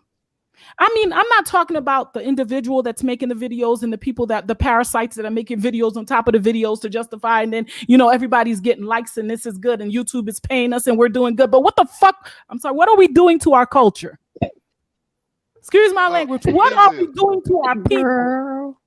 Busy, can I come in a little bit? I just want to. Amara, I love you. How are you? Welcome, welcome, welcome. I have Amara that just joined. Eric Summers, welcome. Mammon Wendy, welcome. You guys, I did not mean for it to be this lit today. I told people I don't want anybody cursing on my channel, but I just cursed my channel. The Real Housewives of the Gambia. I'm sorry, guys. Amara, you did just come in. I have maybe 1, 2. You guys, I know I have maybe we have the souls of anarchy. We have Mama Wendy, Eric Summers. You guys, do you mind letting Amara go? He's my brother. Mike, that's not. He's gonna give me that citizenship in Sierra Leone, so I have to let him go. This is the sellout stuff that we're talking about right now. Amara, you said you have something that's hot on the plate you want to tell us. Go ahead, tell me what's on your mind, and then we could go. You know what I found out? What I found out among us all Black people around the world, what we have to do is separate, like us that want unity at all costs. Yes. Unity is bigger than anything. We have to put it first. It's bigger than anything in the world. And Mara, you just said something. I'm gonna tell you something. I thought about this before I came out and talked about it. There's a lot of times that we let the negativity go on, but I'm determined. I'm determined because there was a couple of people that knew the sellout that was gonna sell Malcolm X out. They knew. There was a couple of people that knew what was gonna happen to Marcus Garvey. They knew. There was a couple of people that knew that Nkrumah was gonna be put to death. They knew. They said nothing. And you know, you see them in the documentaries today. They're like, "Oh, he was a good man. Oh, I really wish that this didn't happen." But they knew, and we need to understand this. We are responsible. We are all responsible for this unification. Okay, this is it. You know what? We all need money. That's true. I want to get to 5,000 subscribers. I want you all to go and share, get me some subscribers. But at the same time, hold me accountable. Hold me accountable. If I'm not being positive, if what I'm bringing is not unifying our people, then do not stay subscribed to me. Go to the next person. Subscribe to only those that perform or bring a unification. Let me tell you something. The kind of person I am, if I have a problem, if I feel like you're doing something wrong, I will email you. I don't have to go do a YouTube video to put you out there and put us out there. By putting you out there, I'm putting us out there. We all look ugly. I might have a couple of more dollars now, but I'm still ugly because we're a part of this Black race. And we're being looked at this Black race. What is wrong? What is wrong with you not understanding that? It doesn't matter how well I do as an individual. If we don't make it across that damn pond together, I'm gone. I'm gone, and you are gone. So what's left? And we need to think about our future selves. There were a lot of people when they were crossing the ocean that they gave up. Thank God my forefathers stayed underneath that decrepit, stinking ship. My foremothers stayed and took the rape. They took the abuse. You know why they did it? They did it for our future selves, something bigger than them. So, okay, I'm gonna stop talking right now, and I'm gonna ask, Amara. I'm gonna ask to a couple of people that came in before you to say some things, but I'm coming back to you because you know I love you. We have the souls. I'm not seeing your full name, sis, but you have a beautiful photo. Tell me what's on your mind. The souls of our ancestors. The souls of our ancestors. I was sure that I said it before. Welcome. I don't think I've ever seen you talk on this channel before. I said, I don't know her name, but she's pretty. That's my sister. Talk to me. What do you think about everything that I've said? Let me start by saying peace and blessings, Black family. This is my first time. Welcome to the Terror Zone. Thank you. I'm only speaking from the perspective of a descendant of those that were enslaved in America, in North America. Okay. Let me first start by saying we act as if we are far removed from slavery, and we're not. My great-great-grandfather was enslaved. I hate saying slave because he wasn't a slave. He was enslaved. Period. Yes. And what they did when they brought us here, just like our other brothers and sisters that were taken to other places, they stripped us of everything. Our names, our spiritual systems, our brothers and sisters, our parents, they stripped us of everything. And I'm a firm believer that culture is an immune system of a people. And when you strip that from them, they're going to be left sick. And we are sick. I think we need to realize that we're sick. We've been in a war zone for over 400 years. Let's be real. Who's going to come out of a war zone thinking straight? Bam. You just said it. That's why they're going to Africa acting the way they're doing right now. That's it. And we need to come to terms with we need healing. But first, we need to realize we're a family. And you're going to have disagreements and fighting in a family. Yes. But what we need to understand is there's a limit. And there's a line that you cannot cross. And that's betrayal. Period. You know, some things you can't come back from. When we consider, especially us in North America, we've had to live with our enemy for over 400 years, face to face with them, unlike some of our brothers and sisters in Jamaica, you know, in the islands. You know, once they got them off the land, they didn't have to deal with them on the land. The wicked people did their biddings behind the scene. We've lived face to face with our enemies for over 400 years. We got some issues and we need to come to terms with that. Man, you just said everything right there. Did you guys hear that? Diaspora. I mean, some of us are going there and we're quietly living and we're not making the noise, but we really do need to heal. How can we do this? How can we, we're all running out of here so fast that we're not realizing that we're leaving our right minds. Busy, you know what I think? I'm sorry, but we need to make sure that we get our minds right. I'm going to make it very clear.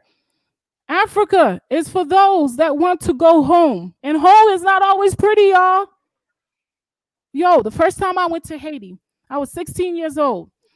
And I'm telling you, I'm from Philly. And Philly is not that pretty. But Haiti was something to be reckoned with. I'm going to give you some good insight. I came off the plane and there was garbage everywhere. There was sewer system where people were throwing out, they get up in the morning, they take their little pan of, like back in the 1800s when people used to pee in a house in a bucket and used to watch them old slave movies and people would take it and throw it out the window or something. Well, that's what they were still doing. Somebody's trying to get in here, but we're full. Give me a minute, okay? I'll make room. Now, that being said, I cried. The first 3 days, I was shook. It was like, and then when I got to the place that I was getting to, they didn't have running water. I seen all these kids with buckets on their heads. They would tie these little turbans. I'm going to give you guys an understanding. I learned, put it on their head, and they would put that little bucket on their head, and they was walking, balancing this big ass bucket, not a little gallon, but a bucket. Little tiny humans, look like they could have been 7, 8 babies, small people. They were carrying these waters back home so their parents could make breakfast for them before they go to school, yo. Now I need y'all to hear me. I'm speaking to my diasporans. Mm-hmm. And when they get there, when they get home, they still have to clean up. They still have to do a couple of things. And they're doing this all before the sun really come up. And I'm not talking about walking to like the front of your house to get water. I'm talking about like walking around the corner, down the street, up the block, and coming back with the bucket of water on your head. And then they would have to go in there and clean up the house a little bit, go wash up, take a little bit of that water, go wash up, get themselves organized, and then walk back to school. It left me, I was shook. I was shook because they had an outhouse and it smelled. That was one reason I was shook. I was shook because I realized that these people didn't have lights like we did. They turned the lights off like 50 freaking times a day. They maybe had lights for like 20 minutes a day. But you know what? I spent a whole year in Haiti, y'all. Next thing you know, I was helping them bring that water up. I was helping cleaning up. I was cooking. I was cleaning. I was dealing with the outhouse. I was the happiest of my life was living around those people. Because there's one thing I didn't mention. I was free. And I was around people that were so good to me. And it was like the food tastes better. The water tastes better. There's nothing like working hard for something. You appreciate it more. If we don't get to a place where we understand that these people that we call these people in Africa, which is our people, that we feel like is living under those conditions that we can't respect, the scam, whatever we calling it, we need to understand that this is us.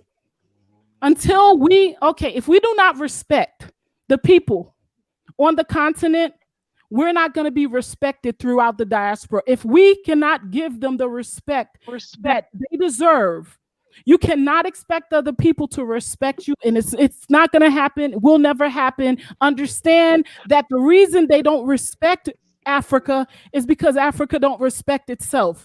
And we, as the diaspora going back, have to love it. You have to love it. You know why? Because it's you. When a white person goes, or a Mzungu or Chinese person goes into please mute your thing. When a Chinese person go to America or China, they don't see you, they see an African. For the most part, some of them have learned about Africa. They know more about Africa than you. They see an African, and sometimes that's why they treat us that way. We don't come from a dynasty of rich. Everybody's not rich in Africa. They've broken us. They've pillaged from us. They stole from us. Everything that you are living life up in the UK or the United States is because they stole it from Africa. So now what they've left our brothers with is little. They've kept the roof up, y'all. We still have a home to go to because our brothers did that. They kept the roof for us. So now let's appreciate this roof. Let's put some walls. Let's bring some windows in. But don't sit there and judge your brothers and sisters, because guess what? They did something you could not do from your distance. They kept the roof up. They kept us homed. Everybody welcome King Franklin to the channel, please. Should we bow? King Franklin, welcome. Hey, what's up? What's up, my brother? I'm happy to have you. We also have, how do you say this? Auntie Yaya, welcome, sis. Okay, so I'm talking a lot. I'm gonna calm down because I said I didn't care anymore. I'm gonna let everybody know what I think, and we're gonna move forward. But we got a couple of people who have not spoken. But you guys, who has something that they want to contribute? I know that I do. Okay, go ahead, sis. Yeah, I just want to say, I mean, I guess you do an excellent job just talking about it. But as I see what's going on, like in the Gambia, and I think about it, it is getting to be alarming to me that people are going to Africa and behaving the way they're behaving. First thing I think is that we don't have any business, like somebody else said it. We are, I'm a descendant of American people who were enslaved in America. We have absolutely no business going anywhere talking about anybody else. Because whenever people come to this country, the first thing they do is look down upon us without even knowing who we are, right? So if that's the case, and I always have an argument to tell them why they are wrong to be judging African Americans the way they do. In the same way, we don't need to be going to other people's countries because we have not been there. We have not built it. We have no right to do that. None whatsoever. The other thing is, I've also been noticing a lot sometimes, like I'm listening to people and they talk about, sometimes black folk go over there acting like they're the white savior. And that's annoying to me too, because it's like I'm an old Africa hat. I've been going to Africa since like 30 years ago. Okay, I love Africa. I am constantly trying to get my behind back over there permanently. And I understand all the things that people look at and they say these things are, inconvenient, But the thing about Africa that you're missing, if you don't get this, is the people, is that sense of freedom, is that place where your spirit can be at ease finally. Finally. And if you're so wrapped up in your hot water and the roads and things like that, not to say that there's not work to do, but if you're so wrapped up in that you're missing the people, that you're missing the freedom, that you're missing that thing that America can never give to you, right? When you get to Africa, and there's a level of stress that kind of just dissipates in the heat, And if we're missing that, then we don't need to be there.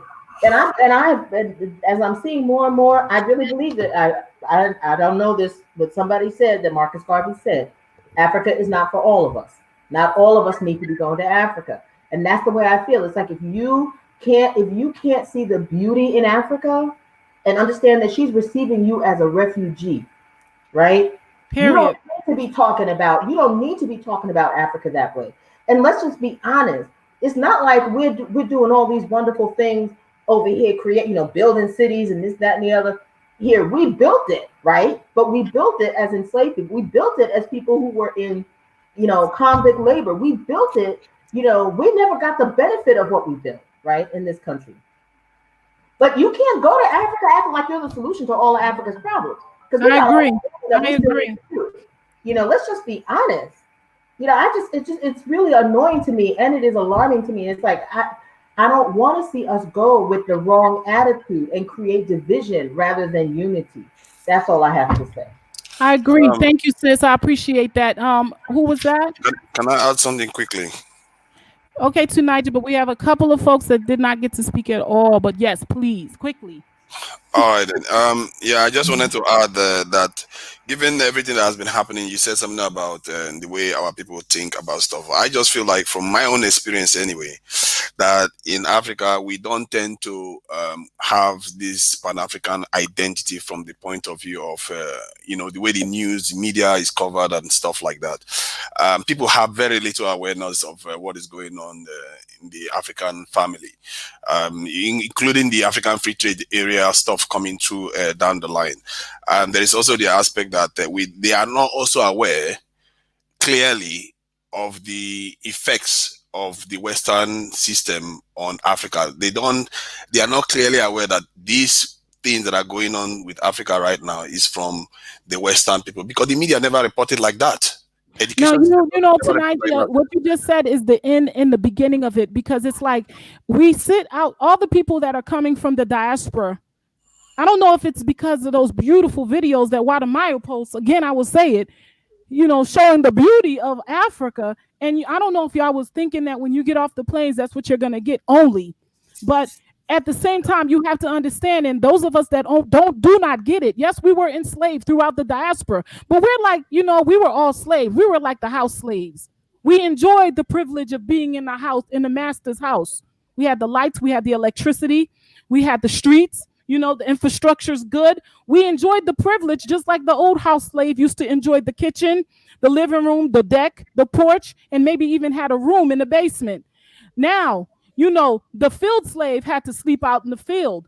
Now, that is basically our brothers and sisters. Basically, they left them. They took everything, and left them with nothing. And so they went through as much as we went through. Some of them were tortured. Their arms were cut off. If you talk about the Congo, the things that went there, what happened there. If you talk about some of the things that happened in some other parts of Africa, please learn. Please research. Please, it's your right to know these things. So before you go to Africa, you won't go with this attitude of, oh, we went through all this, and you guys didn't go through what we went through. They went through worse, because somebody come in your house and beat you. Now, if they take you away, you could say, okay, I'm a victim to this. But in your own house, to be seeing your stuff being taken from you, being told you could only live in this part of the place when you knew all of this belonged to you, being told that your name is no longer your name, your tribe is no longer your tribe. That happened to our people. We need to understand that. We need to come to the realization of that. Do not fall for what they've told you. Okay, tonight, let me go to the next difference. Okay, sorry. You see the big difference between African Americans and Africans is that African Americans have proximity to the white people that are oppressing them, while the Africans don't. And hence, when they see them, they don't relate it clearly that, oh, these are the people that are doing all this to me. While the African Americans see them, look them in the eye and say, yeah, I know my enemy. But the Africans don't see that. And the recent events has taught me that we seriously need to start educating them on that. And African Americans will have a big role to play in creating that awareness on the ground in Africa, because that is going to make a massive change on the ground. And this is why I have this forum, because it's really important that, and others, you know, like other people have the forum, and we need to pay attention and use these forums wisely. We could talk about negativity all day, but what's important is that we actually talk about the hurt and the pain that's keeping us divided, because me holding this grudge on you and you holding this grudge on me ain't getting us nowhere. It's not getting us anywhere, and the enemy's using all that space to take everything away from us. And that being said, tonight, I want to thank you. I'm going to come back to you. I'm just going to go to the next person. We have quite a few people that's been waiting patiently. Is it Eric Summers? Please tell me what you think, what you could contribute to this conversation.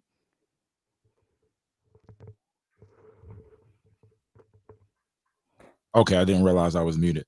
I don't want to be too divisive. I want to preface what I'm about to say by saying that I love the entirety of Africa and all of everyone in the diaspora. But I think that African Americans, or so-called African Americans, descendants of slaves, we get a really bad reputation, especially for what we've built here. A lot of immigrants come here to the United States and put African Americans down. You aren't taking advantage of this opportunity or that opportunity, not realizing that they wouldn't even be able to immigrate to this country and enjoy the chance to build up themselves and give back to their families if it wasn't for African Americans fighting for those opportunities here in this country. And I don't think we get a lot of credit for that building. We just get put down a lot. In addition to that, I also want to say that if you look at when a lot of African countries won their independence, you had Ghana coming out. I think they won theirs in 1957. And then a lot of other African countries started winning their independence in the 60s. In my opinion, I'm not going to say that African Americans had a direct role in that, but it coincides with when African Americans started standing up and fighting in the civil rights movement. It is something that spread around the world. And I believe that we are examples. Our culture of hip hop, it spreads around the world. We've just been very irresponsible with the messages and things that we have spread recently. But when African Americans start taking themselves serious, we can play a major role in the rebuilding of Africa and enhancing the infrastructure in Africa. And I think that we do need to find some common ground and understanding with our brothers and sisters, and take advantage of having lived in these so-called first world countries where there is power and paved roads and things like that. And also take advantage of people that have had to farm all their lives, people that know how to do things like so much to learn from our brothers and sisters. Exactly. People that know how to build boreholes or anything about a borehole or a well or farming or none of that. You put me out, I'm going to starve to death.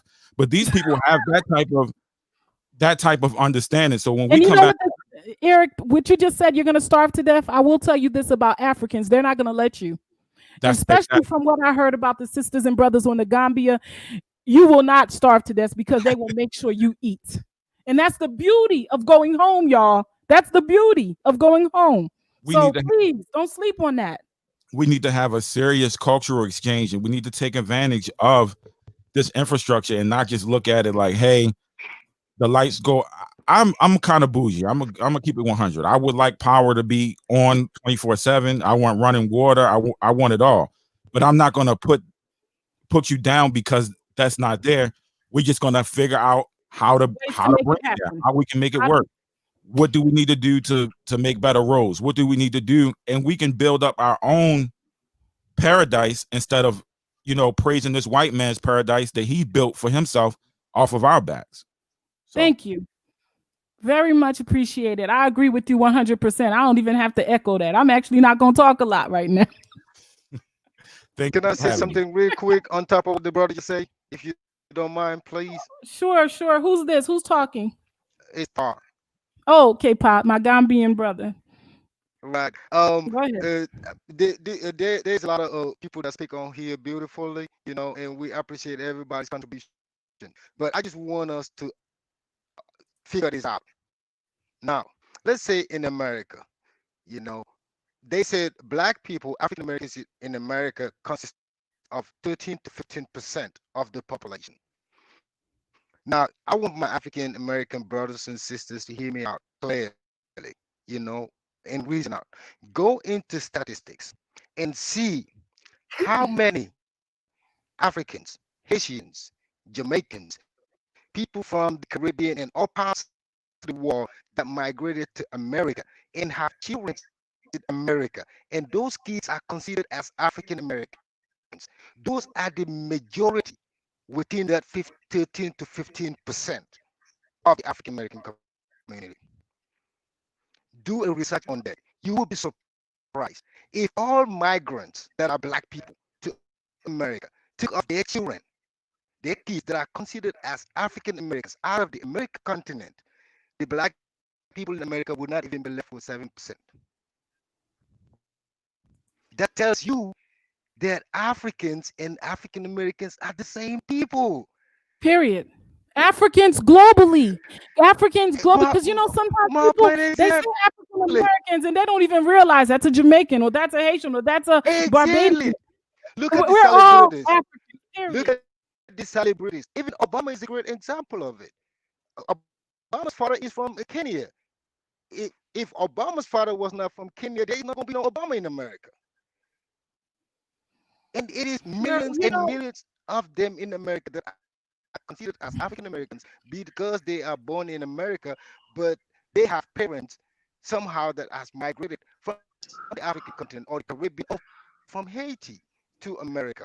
This is if you put all these people together, it is what they count as the African American population that consists of 13 to 15%. But that's not true. But I want to thank you. Let's go to the next person. And we're not is Black that is born in America, everybody Black that is born in America is considered 13% is not accurate. Wise Nubian, could you please hold on? Or you can go back to what I have said. Maybe you will understand better, my brother. Pa, I want to thank you because what you said, what you said, and the only thing that I heard that really, well, not the only thing, but the one thing you said that resounded with me 100% is that we're all Africans. It don't matter if I'm African American, African Haitian, African Jamaican. I came from Africa. Period. Okay, we're gonna go to the next person. It looks like that would be oh, Franklin. Welcome.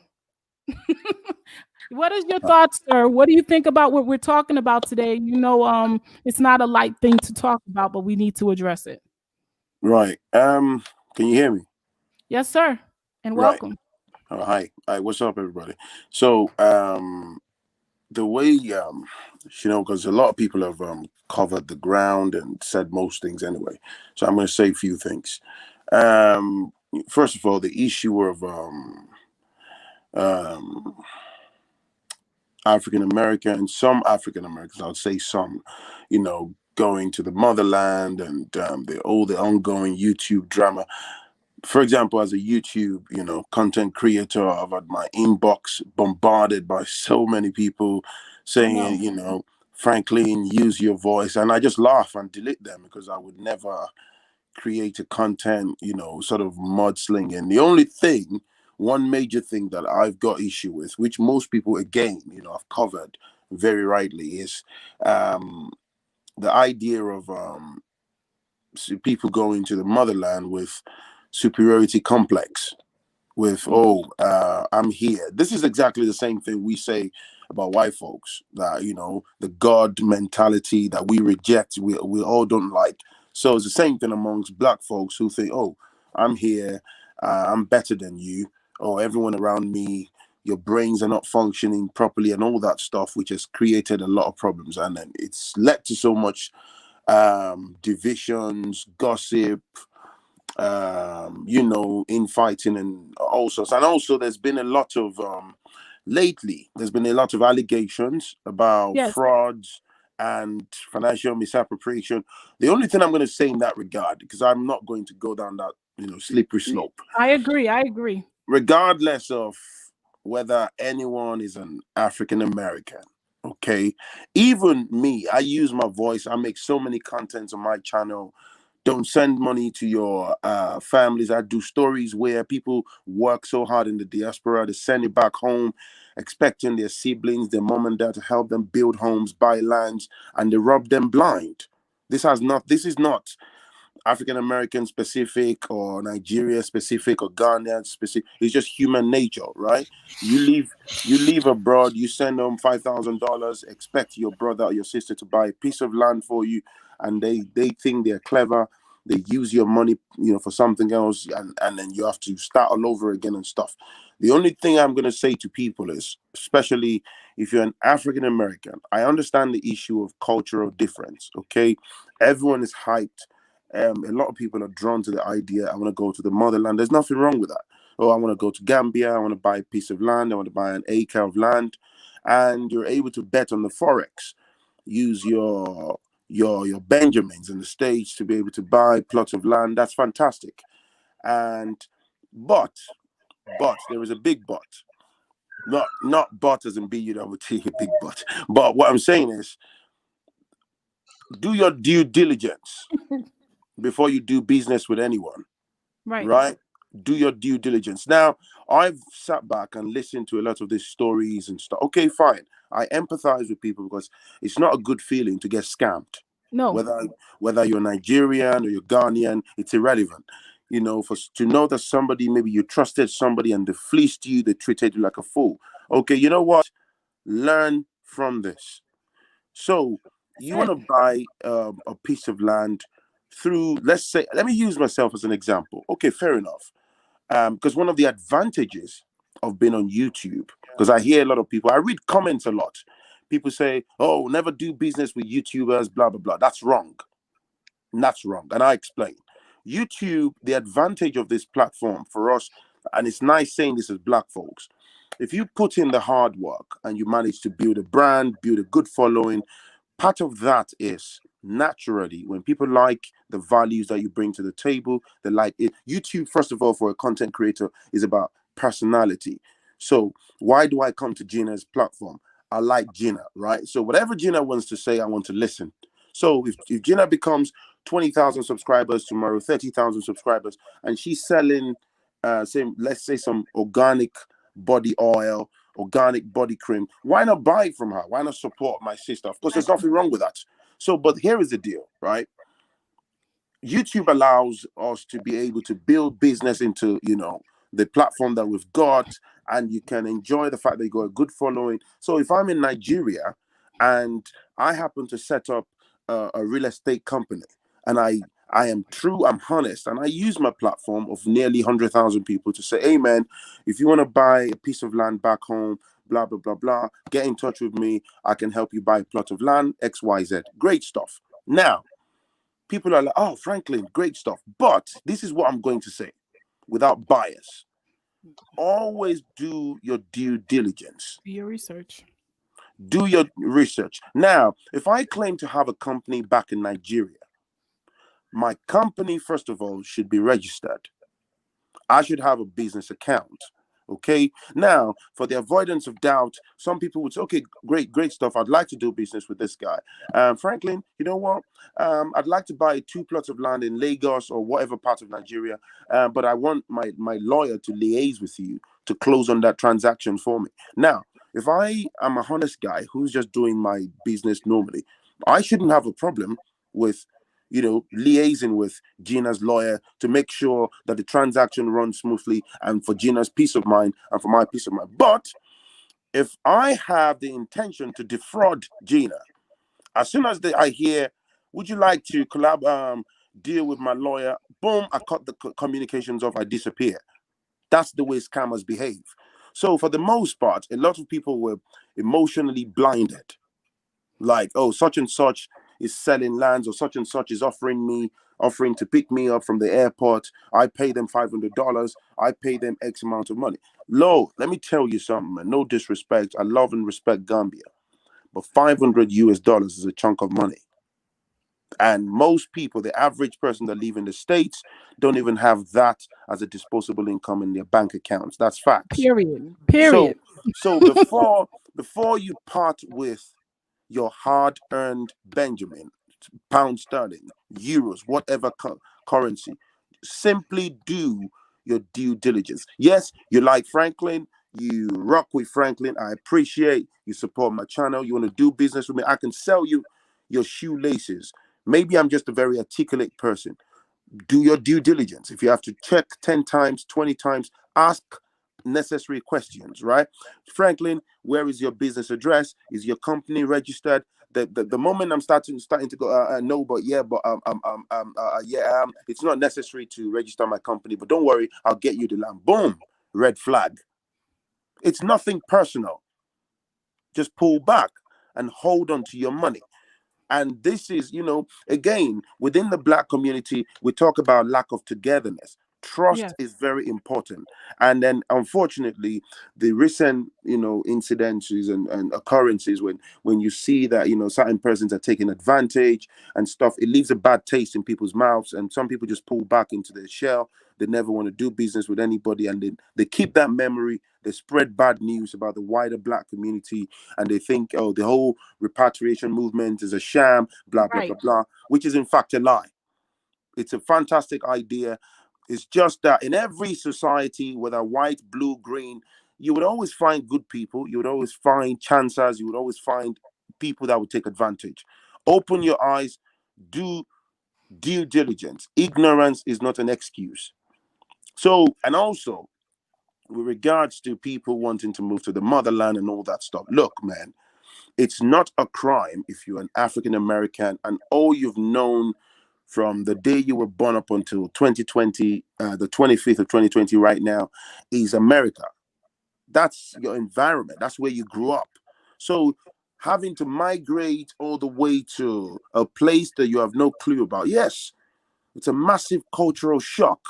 And as everyone would agree with me, the West, they have the biggest media propaganda, right? It's deliberately put in place. They've been used that for donkey years to divide us, to destroy our mindsets about my perception of African Americans and vice versa, right?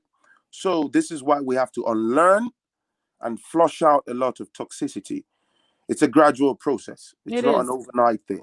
It's a gradual process, unfortunately. So the idea of I'm better, like what the brother said earlier, look, let me tell you, man, I understand fully that, okay, you've grown up in the States, you're used to your basic amenities, you come back home from work, there's 24 hours electricity, if you have a doo-doo in the toilet, you don't have to see that in the gutter outside, you flush, you have your internet on your phone. There are certain things you don't have to worry about. You keep it moving, right? So then you show up in one of the countries in Africa, just like Gina said earlier, and then you come out of the airport and you're like, wow, holy smokes. And because why? It's not a reflection of America. So exactly. I think that's the first thing that people need to get into. Yes, America's got slums too, right? Yeah, you may not find the insight into the slums right from the edge of the airports. So I'll give an example. When I went to the States, I've been to the States twice. I went to Chicago back in 2014, I think 2015 or something. And I've got a friend of mine that lives in Des Plaines. It's a suburbs part of Chicago. Beautiful, nice, lovely neighborhood. Well, The white folks managed to stop me anyway. They called the cops on me because I went jogging. That's a different story. But it's a beautiful neighborhood, many detached homes and stuff. Then they put me in the car. They took me to downtown Chicago to some nice Chinese restaurant to go eat. We came out of the car. It was middle of winter, and I was waiting on the pavement. My friend was trying to put some money in the meter, and some dudes with a very big triple XL t-shirts just pulled up on me with a jackknife. Say, what's up? Yeah, what's up, my dude? Let me see your phone. So I knew straight away. So my heart was racing, and then my friend pulled out from the side. I said, hey, bro, chill. And then he said, hey, you got $1 or something? He said, they said something to me about there's a place where you can buy pizzas for $1. They just need $1 to buy pizza. So we gave them $20, and then in the end, we shook hands. They disappeared. That kind of shook me up, right? Never had anyone pull a knife on me. But hey, you know what? I understand, man. For the most part, I enjoyed my stay in the States. Went to DC, Virginia, North Carolina, traveled around on the Amtrak's train. It was beautiful. I enjoyed my time, and I flew back to the UK. Now, will I then say that that's what happened to me in downtown Chicago is a fair representation of the entire, Chicago? Definitely not. So it's about perception, it's about the state of mind. And then, of course, we know the struggles that goes on in the West. But for the most part, it's the media, propaganda. They show Africa as everyone is on their knees. They have HIV. We are the ones sending them money to feed and stuff. And it's a vicious cycle because they are the ones inflicting Africa with a setback. They drain the resources, they drain the inhabitants of Africa, bring them into their system to keep their system going, and they keep on pillaging Africa. So it's a vicious cycle. If we move back and zoom out, we'll understand. So in the final statement, all we need is love, man. The only way forward for Black folks is togetherness. See, the oppressors know this too well, even in small groups of 3. The moment they can get me to sell out against the other 2, it's game over. If it's called the divide and conquer template. If it's a couple, the moment they can get A to sell out against B, the moment they can get 1 or 2 to sell out against the group of 10 or 12, it's the same thing. It works. It's been working for donkey years. So the more we educate ourselves and realize this, the better for us. That's the only way I see it. Please keep on educating people, man. Don't go to Africa mudslinging and talk. Because look, man, let me tell you, Africans, the culture back home is set in stone, just like the Western lifestyle. It's not the West. So, and the moment they have a perception of you that you're being far up your own backside, they will turn up against you and drag you through hell. That's fact. Whether you live in Haiti, whether you come to Nigeria, whether you go to Ghana. One thing, even for me, who is a Nigerian, I'll be honest with you. When I go to Nigeria on holiday, I'll be honest with you. As soon as I step out of the plane, everything United Kingdom stays on the shelf, right? I'm banging out my PG language. My brother, how far now? You know, Shelley, how you did? I'm on the ground. I'm on the ground. So the guy pushing my trolley from the airport, I treat them with respect. Bro, if I want to tip someone, I mean, that's a personal thing. I tip them. So even when people can sense that I'm from overseas, right? So they're looking at you, they're thinking, right? So there is no way for them to really say, oh, this guy is cocky. He's so full of himself. He thinks he's better than me and all that. That doesn't mean they wouldn't still try to fleece you or take advantage of you if they get the chance to. But for the most part, I do what I have to do. I keep it moving. You get people on your side. You can get them to do what you need them to do. You build relationships and you bounce. Let me tell you, the oppressors, they know how this works. When the Chinese come to Nigeria, they don't love us like that. They don't. But they know how to level up with you. They laugh with you. They've learned the culture.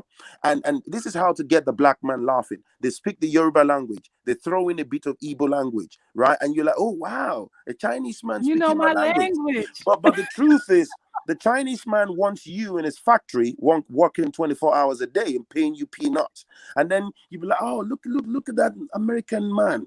He can speak Yoruba. Oh, wow. Yeah. They deliberately do those things. They level up with you. They can sit on the pavement with you and eat groundnuts with you, laugh and joke and even talk about your history. But the big plan is to keep on enslaving you. And so why do that to ourselves then? Even if the oppressor can do that just to trick us. So that's all I've got to say, man. Man, you said a lot. You said a lot, and I appreciate it. But what my biggest take from what you said was the fact that what you just mentioned about the oppressor and how they come when they go to Africa, y'all.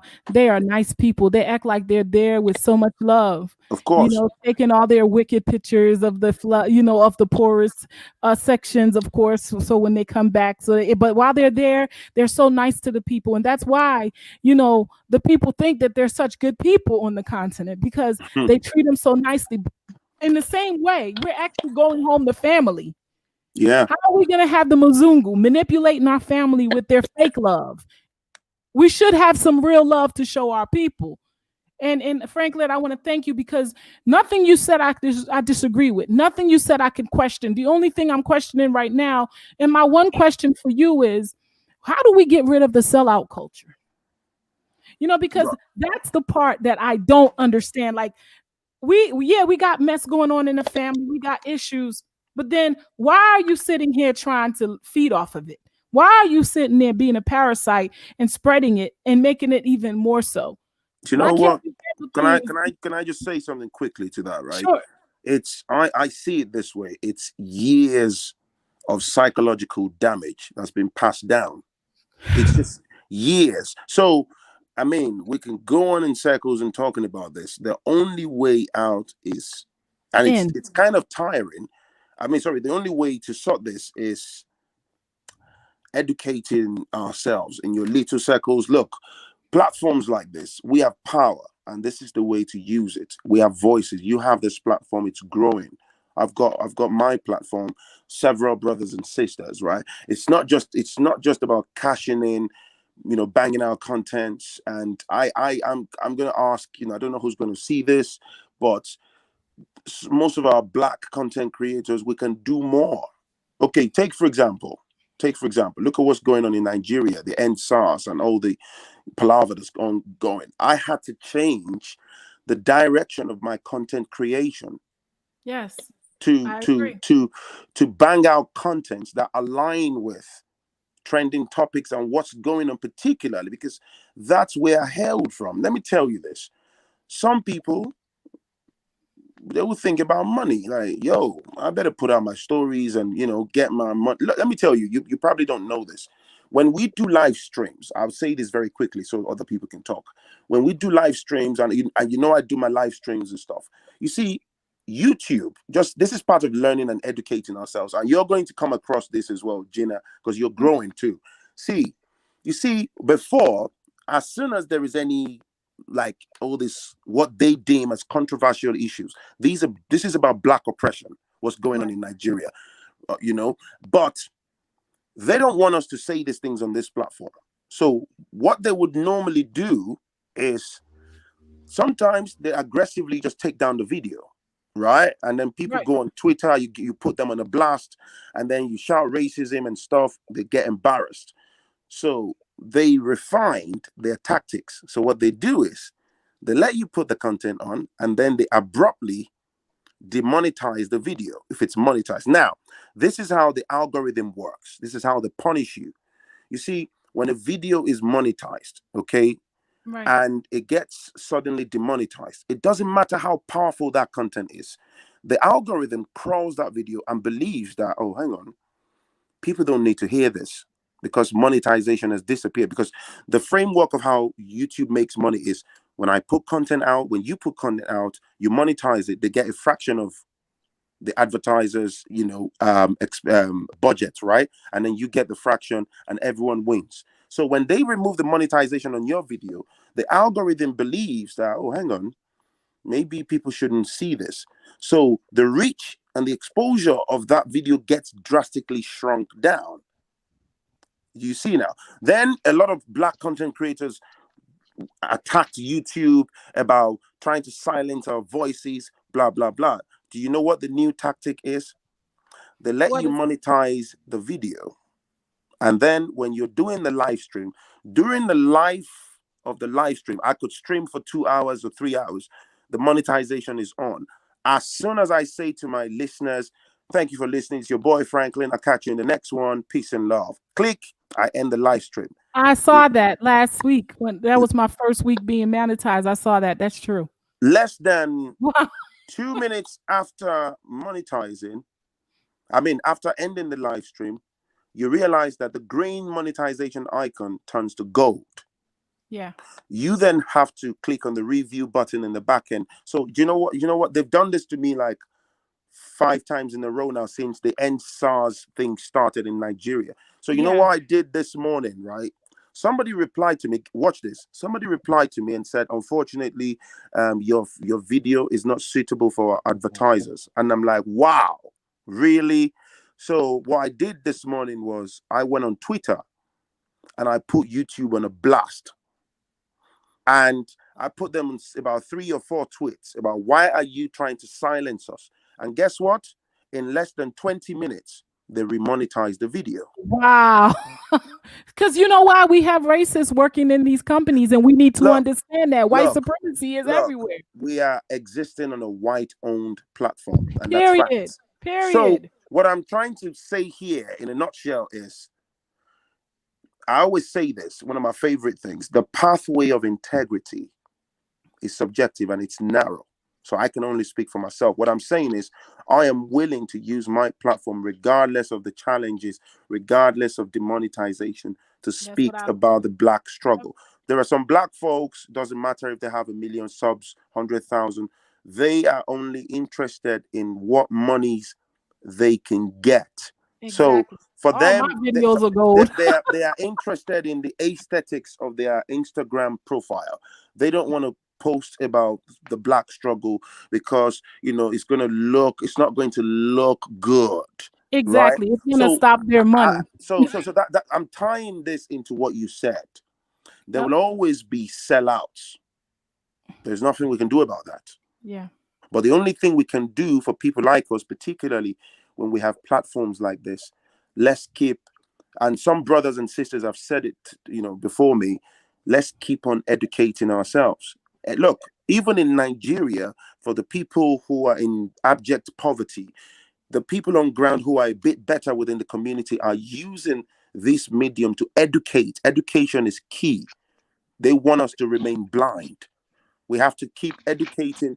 I personally will keep using my voice. This is why the whole Art Carthy palaver, as much as I was itching as a human being to jump on it, I said, no, I wouldn't. People sent me nearly 20 emails, Instagram messages. Oh, Franklin, oh, blah, blah, blah, blah.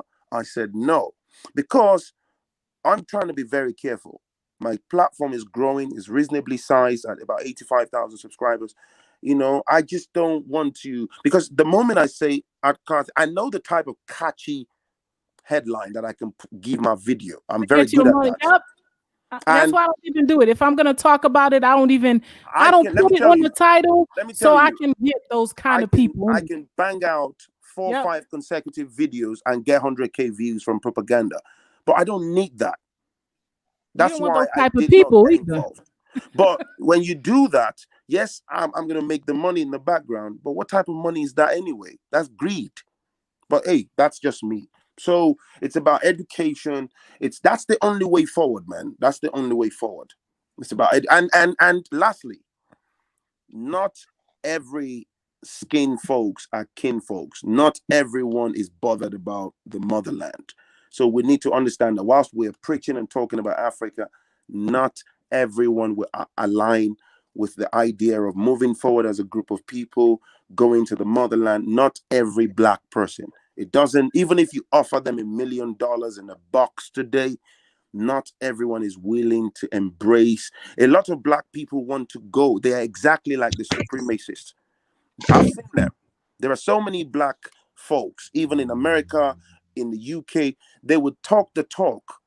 Yeah, they talk about the motherland, but really, deep down inside, they just want to go take advantage, right? Go in there, bamboozle them, take what they can take, and keep up with the Western life. That's what they really want. The whole repatriating, what you're talking about, you're going to the roots. Let's go to the motherland. Let's go and build. Let's hold ourselves. That's not the vision for a lot of blacks. But for people like me, I align with you. I'm going to move out of the West at some point.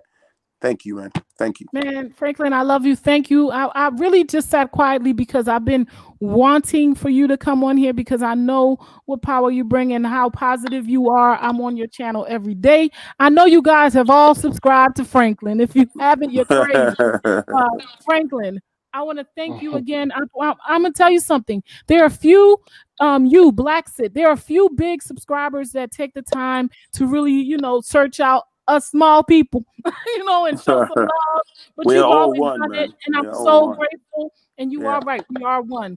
And I want to also, send much love. You're my representative. You to Niger, my Nigerian brothers. I'm that Yoruba. I don't know what tribe you guys are from, but I got that Yoruba. I'm Yoruba. Oh, okay. That means you know a chief that might know where my land is. Let's get it together. Okay, well, we could talk more about that. I want to thank you again. And there was so much seeds spread. You basically covered it all for me in one shot, right out the room. Thank you so much. Anybody want to talk about what Franklin just said? He just talked about it all. That's really what it's about. And the most important factor is don't go to Africa acting like you crazy, like you ain't living in America, and you knew in certain neighborhoods you shouldn't be walking around with certain things. Well, you can't go to Africa and act like you've been there millions of times and you know the place, and you just walking around with pounds of money and people are scamming you. Come on now. People are people. We're the same people in Africa that we are throughout the planet. Stop holding our brothers to a higher standard. The Happy Companion says he wants to say something. I know you've been waiting. Welcome. So always good to be on your platform, Miss Sister Cousin Gina. Love you, lady. I love you more. How you doing? I know you're tired. Sure. I know you spent like 6 or 8 hours on your show today, but every time I try to say 2 hours max, it just goes over and over, But I make sure that we support each other, Queen. And I went ahead and told everybody to come to your channel right now because you have a lot of. I'm gonna tell you something, you guys. I'm gonna tell you something about this Happy Companion right here. He is truly a happy companion. He got the name for it too. This brother will send me messages. Hey, get on here. Hey, did you set up your AdSense? Because I didn't know anything about all of that. He just helped me through it all. And I'm gonna tell you, if you have this man on your side, you got a man on your side, and that's all I got to say about him. So you're gonna see me on all his things, watching his back. That's what I'm gonna do. Him and Franklin, I'm always in there. Hit that like button, and I'm gonna say this to y'all right now: when y'all come in, hit that like button, please. Please hit that like button. Don't make us ask. It'd be nice. You guys have been here for a minute. You know what we bring to the table. Hit that like button before you even hear me. Before you hear Franklin. Before you hear the Happy Companion. Everybody that you know that has a channel. So just let's support each other.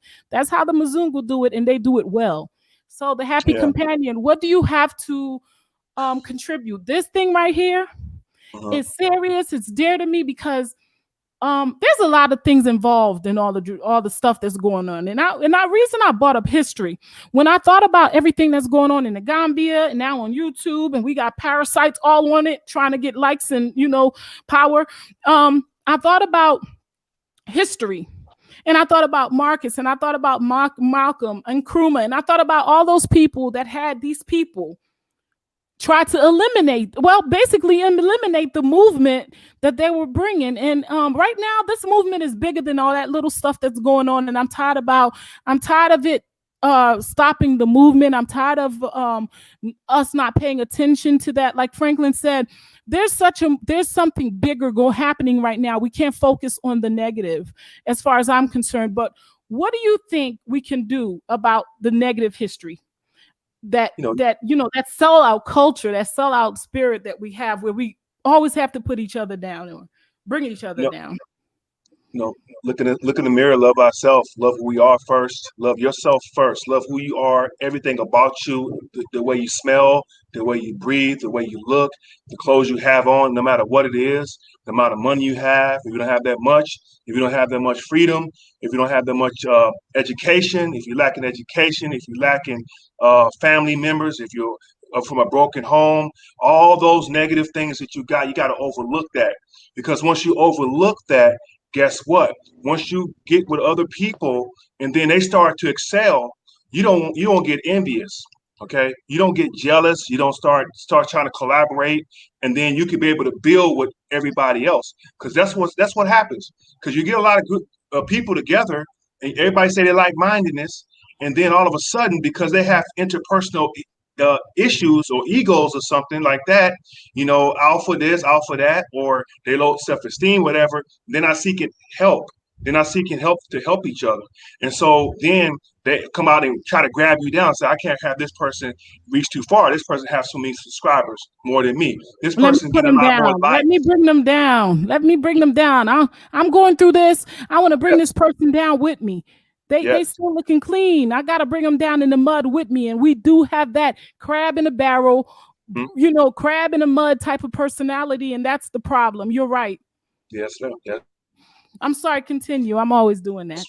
That's right. I'm done with that part. But okay. But the other part is that I know there's a question about what's an African American. As soon as our brothers and sisters come to the continent, come from the continent to here, to the plantations, wherever, and when they start to feel that negativity and racism, discrimination, and then they get harassed at work because of their color of their skin and their religion, and then I think they start to get a touch of what African American is. And then by the time they spend a number of years, or they have a child here, or they're born here and they're raised in that school system, then that's an African American to me. Because they don't have to be a slave or go through the translated slave trade, because actually we didn't to a certain extent, but they're going to start experiencing that eventually. It's going to come. So if we come in here, you trying to get that knowledge, you're trying to get a good life and stuff like that, that's fine. But try to have you some, we talk about some residual, some income or something to say, hey, I'm taking it back before you get caught up in this madness, just like everybody else. Because to them, you are the N word, just like everybody else.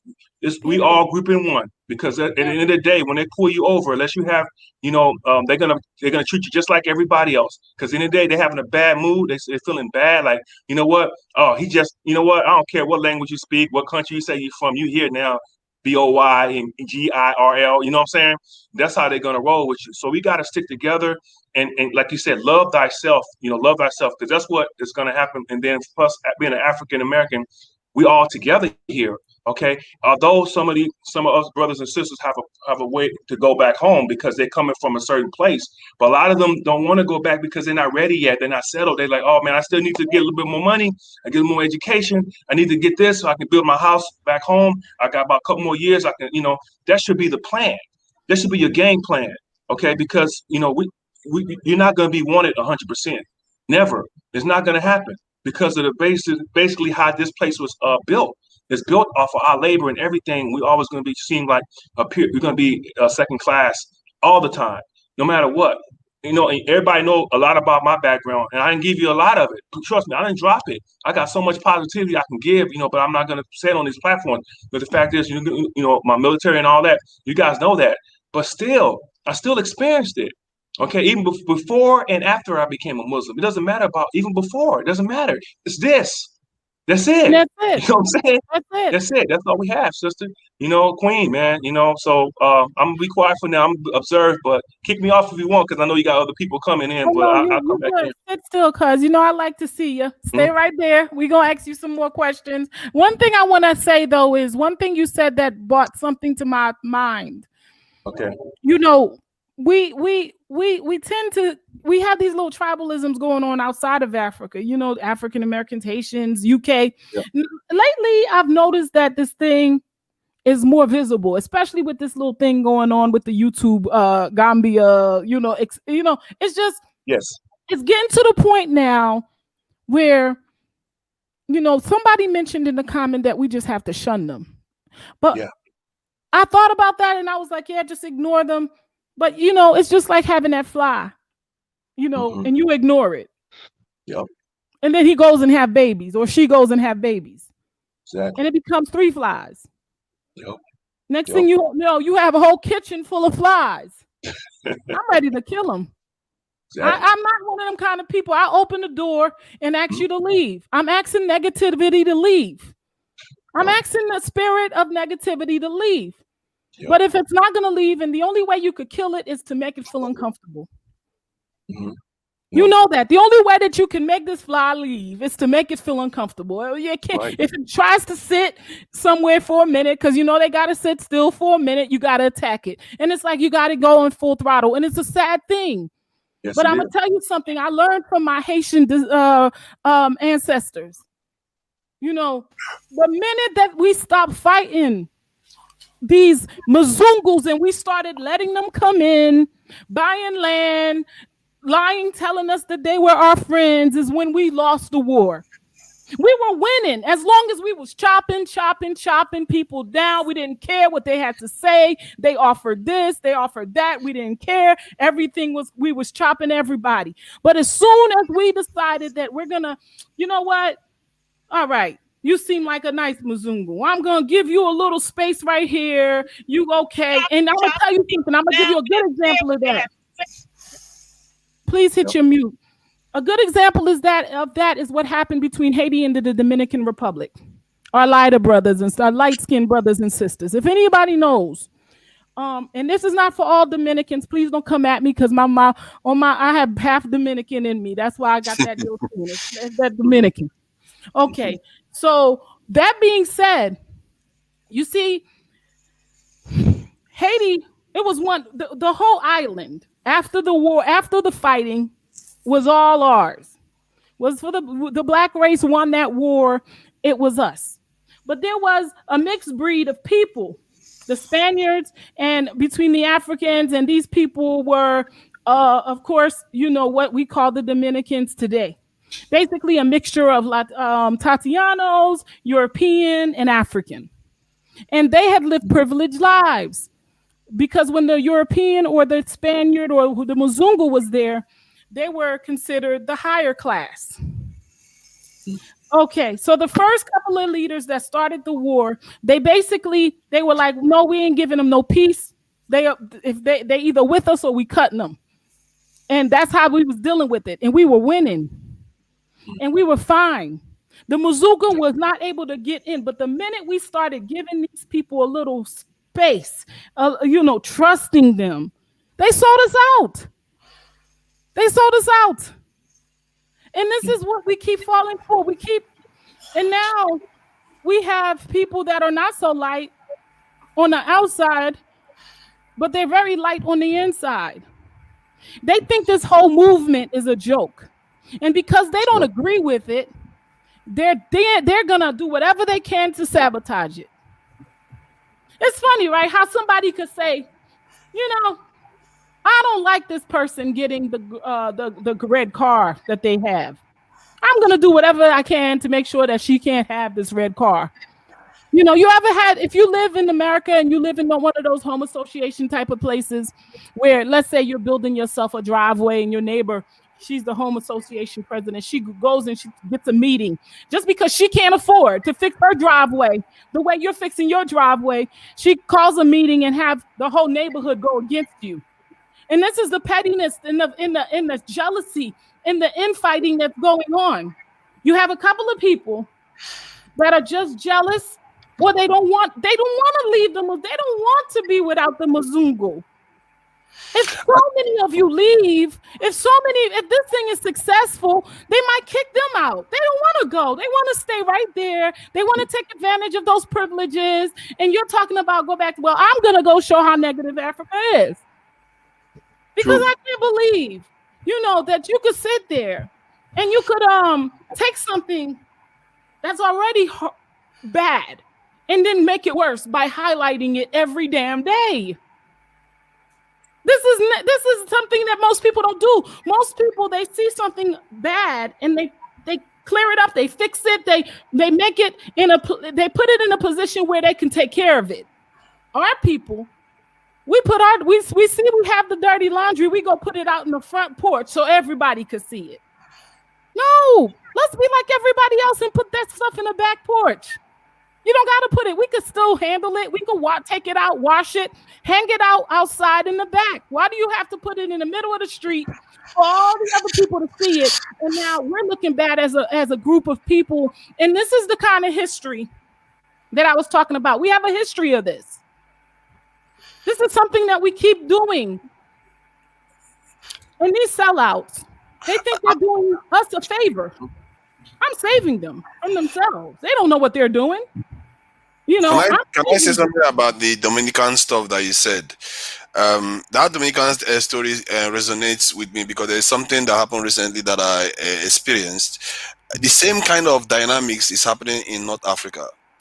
So I'm not going to state, specifics, but this is North African state, and there was this guy, he grew up being bred to marry a white woman, got married to a white woman, divorced later on after years of raising children and all the rest, and set up to go and go out with another North African lady from North Africa, and the family went out of their way to prevent him from doing that, from going out with a North African, because they want him to go out with a European. That's so deep that they don't even want somebody to go out with their own. And when I heard that, I was like, my mind was blown. I was like, this is madness. How are we? It just says everything about the topic we are talking about. If we are not even proud of ourselves, that we don't even want our own sons to marry our own women. Our own women are doing this. Wow. The thing about it is, I feel sorry because I understand the shock of culture. But then, okay, 1 day, 2 day, 3 day, 4 days, 5 days, 6 days, 3 weeks. Come on now. Shock should be over. And now you should come to a resolve of this is home. The good, the bad, and ugly, this is home.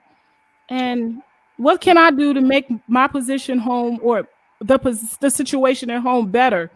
The conversation has to change. You can't, okay, I can understand you having a 1 day shock, 2 day shock, 3 day shock, but then when this conversation goes on to weeks and months and you're still speaking the same way, then I'm thinking, whoa, you ain't here for no other reason then. You got to get in there and start cleaning. It's like going into a room and the room is dirty. You could stand at the door all day and say, damn, that shit is dirty. Damn, it's dirty. Oh, look at that. It's real dirty. You ain't going to get it clean. As a matter of fact, you could spend days coming back and forth to the kitchen looking at it. It's only going to get worse as things pile up. But let's say you walk in there, put your headphones on, relax, get into a good place within yourself and start cleaning it up. That's the approach we need to take going to Africa if we're going to be doing that. Because, one thing we need to keep in mind is we're not going to be doing it alone. Our brothers and sisters will be happy to help us. Help them, help us. And that's how you got to look at it. Help us, help them, help us. Because it's our house. They couldn't do it by themselves. They were doing the best they could with what they had to provide. I went to Haiti, and I'm talking only about Haiti because I don't want to address Africa for two reasons. I haven't been to Africa.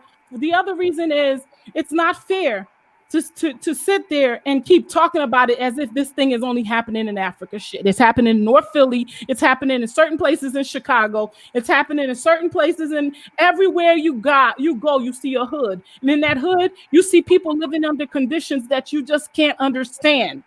Especially if you're not living in those conditions. But if you are living in those conditions, you understand that you're doing the best you can with what you have. Yeah. And trust me, the Mzungu leaves them very little to do it. Very little.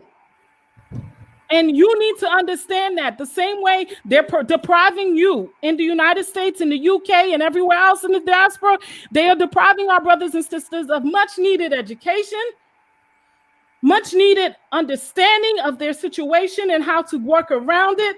But don't be stupid now. They have something you don't have and you need desperately. And this is something I have to repeat often. Our brothers and sisters on the continent have things that we need for the survival, for our own survival. They're our other half. And I'm going to tell you something. If you put me in a situation where I have not fed my kids for 2 or 3 days and we don't have no prospects of feeding my kids, I might beg. I might lie, and sometimes I might even steal. You can't go into a place where somebody is in a situation. You think people like you coming into, if we were in a situation, you think when that person said they're charging you more, it's because they think you could afford it. They think you can afford it. And it's true. Sometimes you can, where the other person can't. They probably not sold anything in weeks. And now there's their opportunity. So they're taking advantage of it. And that's why countries like that do go up with the price or down with the price. But that's, you have to use wisdom and say, okay, I'm not going to go to the markets by myself. I'm going to take somebody in the community with me and to help me budget. Now that you understand that, you do that moving forward, but you don't sit there and, oh, these people are this and come on. I want you to use your mind. Use your mind and understand that. I mean, if you go to Haiti, you go to Jamaica, you go anywhere in the third world countries, you're going to see the same thing. People are doing whatever they can to take $20 home per day to feed their children, sometimes per month. Could you imagine living off of $20 per month? And you come here and you open up your wallet and you got like $50, $20 bills. If I had something that cost $3, I'm going to charge you $5 too. And I hope you don't notice that I'm charging you over and give it to me so I could go home and feed my children. I don't think that I'm scamming you. I just think that you're blessed. And this is an opportunity for me to be blessed. Is it right? No. But it's okay because we understand the situation. It should be okay because we understand the situation. I'm not saying that you should do it. I'm not saying that you shouldn't be wise and go get somebody that speaks the language and go shop with you and you just sit there and don't say nothing. But if you go there with your white supremacy language, looking all, like your skin has not seen a lot of sun, I'm going to charge you a little bit more too. Be wise. Yeah. Okay, I'm going to stop speaking now. I'm sorry, guys. Oh, Kissu, welcome. Ari, welcome. Raymond, Wendy, welcome. The history that we're talking about today is the history that causes us to sell each other out. The bad history. We always talk about that great grand history, but let's talk about the things that have destroyed us as a people. Right now, we're dealing with it, so I'm dealing with it. We're talking about the things that we do to ourselves to basically stop our progress. I guess you guys know what I'm talking about. Who wants to go first? I know, Jahari, you've been here for a minute. You want to speak on this, sis? I'm here now. Yeah, absolutely. Okay. Can you guys hear me? Yes. Okay. I think that for me, my mindset is to, like, I look on the flip side of things. Like me going to Africa, I want to put myself in a position where any one of those children or people present in any part of Africa, that could have been me. You know what I'm saying? And when you go there with no ego and a humbleness to yourself, roll up your sleeves, get your hands in the dirt, you know what I'm saying? And help them to grow as you would desire to grow. That's the difference. See, I'm not going there feeling like I want to live my westernized life, and take that and incorporate that into Africa. I'm taking myself stripped of everything, and I want to get my hands dirty, and I want to work with those people, and I want to build, even if it means that my hands and my feet are going to be sore for a minute, my back's going to be hurting, whatever. I just want to get in and just amalgamate myself with my people, because for me, that's what's been missing in my soul, and I don't really care about the things that have devastated me in my life in the West and in Jamaica and wherever, blah, blah, blah, we could go on. But for me, I really want to strip myself and go there, and don't laugh, but go there naked. You know what I'm saying? With a brand new concept of learning afresh and anew, because that's what's going to build me up, and I want to go there and uplift these people. I haven't got no business go into a country that's survived this long without us. You know what I'm saying? Let's be real. They've survived this long without us because, you know, Africans, as much as people put in the media and, you know, you see those horrible visions on you know, media and on the TV in the UK and this place and that place, not everyone's begging for us to come back there. They're not all begging for us to come back there. There's a desire for us to go there, but there's not all of them begging for, because I know some very well-off Africans, you know what I'm saying, that don't care nothing about what we're doing out here, you know, and they're not begging for us to come back. So we have to be careful. We have to be really careful, and we need to humble ourselves because, you know, yes, it's going to be a culture shock, and it's a culture shock that a lot of us need. I'm telling you, a lot of us need, because we're living here and we're very privileged. I'm going to pause right here because when people say something powerful, I need it to be heard. It's a culture shock that we all need. Because guess what? It's our true culture. Yeah. You're not ever going to be okay on this earth until you see yourself, you meet yourself, you appreciate yourself, and you build yourself. How are you building yourself looking at somebody else's vision of prosperity, which is white supremacy, and then you're going to talk about this is what works for me. What works for you is always being under white supremacy?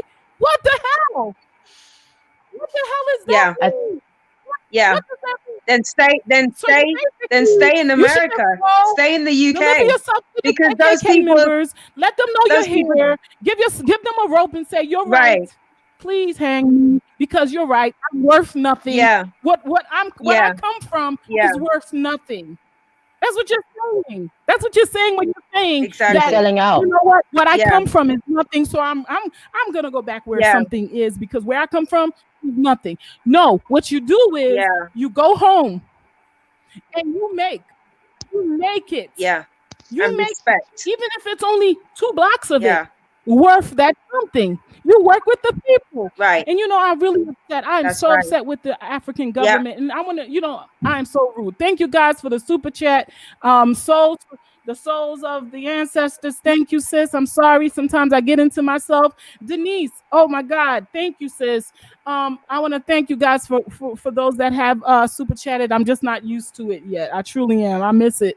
It could come up on the comments and I wouldn't even understand that that's what's happening. So, but I'm very grateful. I'm definitely going to put it towards going to the continent. So I'm grateful for that. That being said, what I'm trying to say is this. What that sister said was everything. We really see ourselves like, what, the Mzungu stepchildren or something? I'm going back to my father's house. I don't like it here at mama's house. What? All right. Go ahead, Jahari. I think that because we're in the media all day, or is it still Jahari? Do I get it? Oh, no, I mean, I couldn't even get in on the first one, but I didn't want her to shade me like she did the first time. So she didn't cut, what's his name? She only singled me out to tell me to stop talking and didn't interject with nobody else. But anyway, if I can say just one little sentence, if Jahari, the moderator, will permit me on somebody else's chat to speak. I wanted to say, yes. Before we move forward, I have to tell you something about myself. And I need you to hear me because I love you. I love your fire. I love your light. But if you want to speak to Jahari, you want her email address, we're going to put it in the comment. You speak to your sister. Yes. Okay? We don't speak online to each other that way. We show love. Because that was the language she gave me. But I did reach out to her and I asked her for an email earlier today because I did want to have a heart-to-heart. And you're right. Just because I was shaded doesn't mean I should give the shade back. But I wanted her to understand what she did and how it was different. You reached out. You got that email from anyone else. Move forward. Do me a favor. So moving forward. Okay, I'm gonna finish my statement. No more sly comments, please, because this is being taped and people are watching us. Yes. Sis. All right. How do we move forward? I just wanted to be sure it didn't, that she understands how I received it and she doesn't do it again, because I was feeling that and she wasn't doing it to anyone else today. All right. So you guys, I was just quiet. But Kisu, hold up, Kisu. We are wasting time here. Just let me say what I have to say, okay? 1 minute. Do me a favor. Did you send Jahari your email address? Yes, earlier today. She's got it. On our brother's chat. chat. Email address, Jahari. Reach out to the sister. Did you get her email address? I'm sorry? In the back chat. Okay, you guys in the back chat. I got her email address. That's how we do it. Yeah, That's how we do it. We communicate offline, and then we come back tomorrow in a better place. Kisu, let's finish. Let's let Jahari finish. So, and then I'll move to you. Jahari, did you close out? Okay, I didn't know she was still going. No, you know what, Gina. Gina. It's okay. Like I want to say something though, and I'm going to say this openly because I'm a grown up, and I can honestly say that if I've done anything to anybody, Kisu, anybody, to offend them, that's never my intention. I come in love. I'm a very humble person, and I would never disrespect anyone with any open intention. So Kisu, I say this online. No, I say this online. No, that's why I made a joke about you, not my mommy, because I said, hey, why is she always shading me? She's pulling me to the side, and she's not interjecting and telling somebody else not to talk. Oh, really? So do me a favor right now. I'm gonna Gina, wait, it's fine. Gina, I'm gonna wait. This being said, I want you guys to call each other right now. Have this conversation. I'm taking you off for a minute, and then you could come back. I love you both. You know I do. Trust me. This right here is a part of it. This is a part of the love that we need to show each other. Please take my invitation. I want you guys to call each other, have the conversation offline, and when you come back, I want you guys to understand something. And then Kisu, I'm gonna ask you to do me a favor right now, please. Moving forward, this conversation has to be done offline. Yes, ma'am. Thank you. I felt this. I said that to myself first night. Go call your sister. She needs to talk to you. I don't have her number. She have to somebody reach out. Get the email. You email her. You guys get on, and I need y'all to have this conversation. Thank you. Yeah. Okay. So all right, guys. That being said, I want to get back to what we were talking about, because right now the most important thing that we need to address, and another thing is this, guys. I'm gonna say this to everybody on the platform, everybody that comes to my channel. I'm a family-oriented person. There's not a person in the comment section or on the panel that if I have an issue with or a situation with, that I'm not going to reach out to and talk to you on the phone, WhatsApp, whatever. Because to be honest with you, there's nothing that I can't say to you or you can't say to me. That being said, Mammon Wendy. Mama Wendy. Mama Wendy, yeah. I got that name in the Congo. Wendy's my name. Mama is also said in Haiti. That means mother, Wendy. Right, exactly. Okay. Yeah. Okay, sis, welcome. Please tell me what you think about the going-ons. What do you have to contribute? So I was in earlier today, and I had what I said, and then I tend to like get out. But then you started talking about folks who betray us, like the folks who are what I call, from somebody else who says it, in the sunken place, like the Black people who basically betray the Black cause. Right. And what do we do about these people? And I absolutely agree with you that we don't need to be like, for me, we just don't need to spend a lot of time on them. But I would love to have a way for them to know, or for the people who give them a platform to know, that they don't represent us. They represent themselves. And when I think about it, like I think about the situation that we're in here right now in America as Black people, this is really very serious. We've got like a Supreme Court that's getting ready to be completely conservative, and the things that we used to take for granted may very well go away. So we need to come together at this moment. We don't need people to be saying to other people, don't vote, don't go do this, that, and the other. I'm sorry. I know a lot of people feel a certain kind of way about it. But this is literally, I live in the South, and I'm telling you, these good old boys down here have been arming themselves. They are waiting for the president to give them an opportunity to come out and start shooting. This is not the time for people to be like, I'm in my feelings. I don't want to participate. This, that, and the other. The other reason why we need to, even those of us who feel like the long-term solution for us as Black people is not in America, and I tend to feel that way. I know that not everybody is going to leave. It's never going to be, we're never all going to get up and leave. I got people in my family who I'm probably like the only one who will ever really leave. So knowing that this has got to be some kind of place where they can continue to be, because that's just the reality. We need to not be encouraging people to like create an atmosphere where they can't live. Right. So but I feel really strongly about those of us who get up there and we're telling people, basically, we're voting for people who tell us that, they don't care about us, and telling the police to kill us, telling, in one way or another. I have a certain feeling about them. And I've always said I wanted to like take names. In my mind, I've always, my future is in Africa. And I always kind of wanted to have a list where I could go to the port or I can go to the airport and let everybody in Africa know X, Y, and Z. Nah, don't take them, because they betrayed us in America. They won't come here and do anything.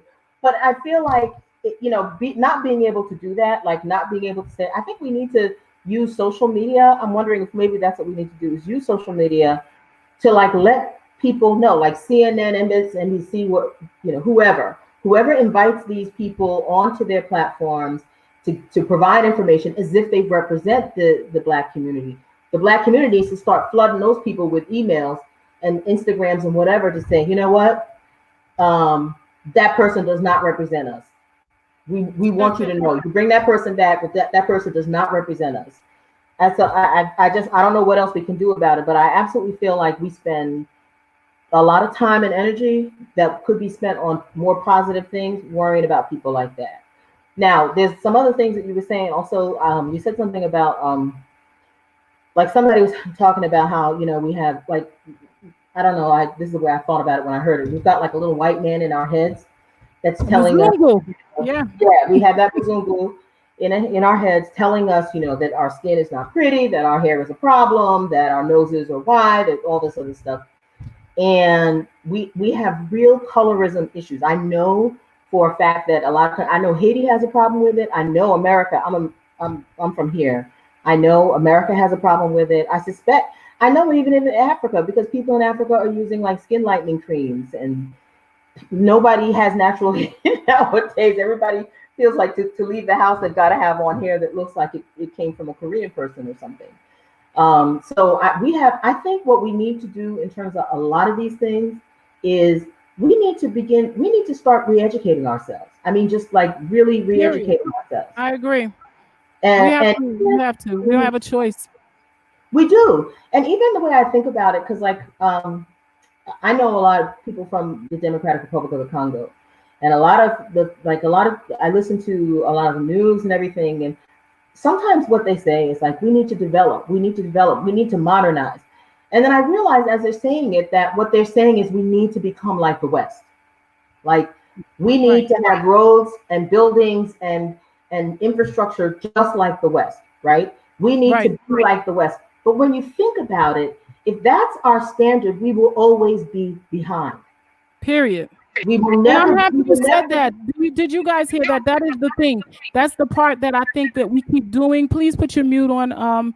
I got you, brother. Now, if we keep thinking like, oh, this is not what I'm used to. That's the point right there where we mess up. Mm-hmm. Mm-hmm. Africa is not what you're used to. It's better. Mm-hmm. That's what I feel. I mean, I honestly, it is not to say that I don't want Africa to have conveniences. Like I want everybody in Africa to have access to clean water, and everybody in Africa. But do we need to do it in this? Do we need to bring in models from the West, from Europe and North America? First of all, the climate there is different. So there are going to be things that I think we need to be thinking about differently. Like, how do we cool a house? Are we going to install, like heavy, polluting air conditioning, or do we need to find a material that we can build with that will be sturdy and that will not take on as much heat as the things that we currently use? I mean, I think that we need to use our own ingenuity to find our own way. Because when I think about it as well, it's like Africans didn't consider themselves poor before white people got there, I don't think. Now that we've had this experience with these people for hundreds of years, we're all, poor and pathetic. In our minds, we have to catch up with them.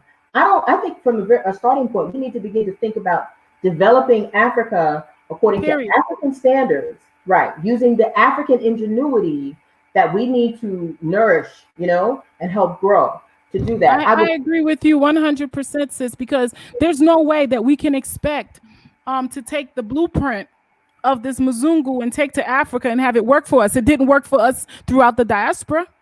Thank you. His blueprint didn't work for us there, and it's not going to work for us on the continent. We need our own blueprint.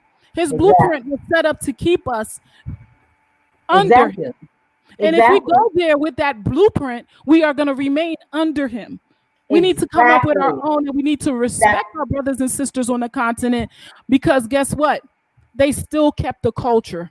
Because of them, we can still go back there and find out which tree does this, what leaf we could drink that cures this. Thank you. What solution we should do for that. We are so blessed to have them hold on to something that was being pulled from them all through that time of colonialism. Absolutely. So I agree with you 100%. Yeah. So that's just kind of what I wanted to say. And I mean, I think we just need to, it's a whole new paradigm that we need to create. We need to get that little Mzungu out of our heads and have our own paradigm. I agree with you 100%. Now, I'm going to try, I'll keep following you, but I won't come back in to talk anymore. Well, if you have something else that you want to share, if the ancestors give you something else to give us, you better bring it back. I appreciate you. You're doing a wonderful job. You and Happy Companion. I was on Happy Companion's channel earlier today. We're doing this together, sis. We are doing it with you. This what you just brought to the platform right now is you doing it. We're doing it together. Amen. Period. All right. Thank you, sis. Okay, so Droppy Sunset, you're next. Thank you for being so patient. I see we have Charlie the Great. Welcome, brother. I'm going to deal with the person that was here before you, and I'll be with you in a minute. Droppy Sunset, thank you. And I want to apologize to you guys for what you witnessed. It's all a part of the unlayering. You see, even in this, we're learning. This is how we have to deal with each other. I still have lots of love for both of the sisters, and I pray that they could communicate and come to a place where they could be. We need to be able to be on the same platform together and show respect. Exactly. Okay, so Droppy Sunset, welcome, sis. Again, I apologize. I know you've been holding for a minute. What do you think about everything we've been talking about? How do you feel? What can you bring to the table as far as your opinions on this? You know, I think everyone's like said some really amazing things that like have brought like even things that I wouldn't even think about. But I really want to like focus on like the issue with people repatriating is that we want to bring back the systems that have kept us in chains in the West. For example, the system of capitalism. Even when we think about the businesses that we're trying to bring back to Africa, like opening more shops and everyone building mini mansions isn't gonna sustain Africa. We need to bring a different approach. We need to try and like, I don't know, invest into manufacturing services that can really help elevate Africa as a whole. Because the whole system that we've been living in the West, you know, the capitalist society, the individualism that we've learned living and socializing amongst like our oppressors. The thing of it is, it's designed to keep us. It's like we're in chains in the West, and we don't want to bring those chains back to Africa when we repatriate. And the only way we can do that is if we build, instead of building infrastructure in Africa, whereas people think of like, I know, shops and homes, we need to build systems that will kind of dethrone the governments, because let's be honest, the governments in Africa right now are kind of puppets. They do the West's biddings in Africa. So what we need to do is we need to unite with our brothers and sisters in Africa and try to like, it's really hard to go around doing this without involving, you know, obviously the governments, because the governments see everything that's happening in Nigeria, everything that's happening in Congo. There's governmental individuals that have a hand in this. And the only way to go around it is if we do things quietly. I just think about like, trying to like invest into manufacturing services that are traditional, like going back to doing weaving, you know, the traditional African things. You know, Ghana's like textiles industry was destroyed because of the West, because we keep shipping all of our rubbish back to Ghana. So we destroyed the textiles industry. We need to try and like regain those things that made Africa great at the times. You know, obviously colonization has always had always had such an adverse effect on Africa, but we need to try and go back to those traditional methods, because they're trying to destroy our agriculture. They're trying to destroy our Ethiopia. They're trying to destroy temples, like everything that we basically everything that Africa has. They've not just tried, they've destroyed a lot of it. I'm sure there's things, sis, and I don't mean to interrupt you. I'm sure if there are things that our ancestors knew or saw on the continent that we no longer see because they've stripped us of it. Exactly. And I feel like they've stripped us of it because they know we're going to continue going around. It's like we're hamsters on a wheel. Like we keep trying to go back, but we can't find where we began because all our history has been destroyed. We were very much a people of like word of mouth. So when they killed all of our ancestors, like it kind of, all our history died with it. So we have to try and... It's coming back. The history is in us. This is what they can't understand. It's in our DNA. It's coming back to us. We're bringing it back to life. And the one thing about history that we cannot control is that these sellouts keep coming back too. So we need to weed them out because we've always known who they were. We see them in their actions. We need to make them feel uncomfortable. It's like, you know, one thing that the Muzungu has taught us is how to weed out. Those of us that are in the diaspora, we know how to weed out because they've practiced weeding out with us quite often. We know how to weed out. So we just have to reverse that and make those that are trying to make our unification, which is fundamental to our survival. Those that are trying to make that difficult have to be weeded out or made to feel uncomfortable. And we have to do it. It's not something that they control as much as we control, because even the stuff that's going on, let's say on the YouTube, they're getting attention from us. I'm going to tell you something. I've unsubscribed to folks, but when that stuff pops up, it's just too juicy, ain't it? You got to see what was said. You want to know what's going on. I do it too. But we got to stop, because this is how we show our unification.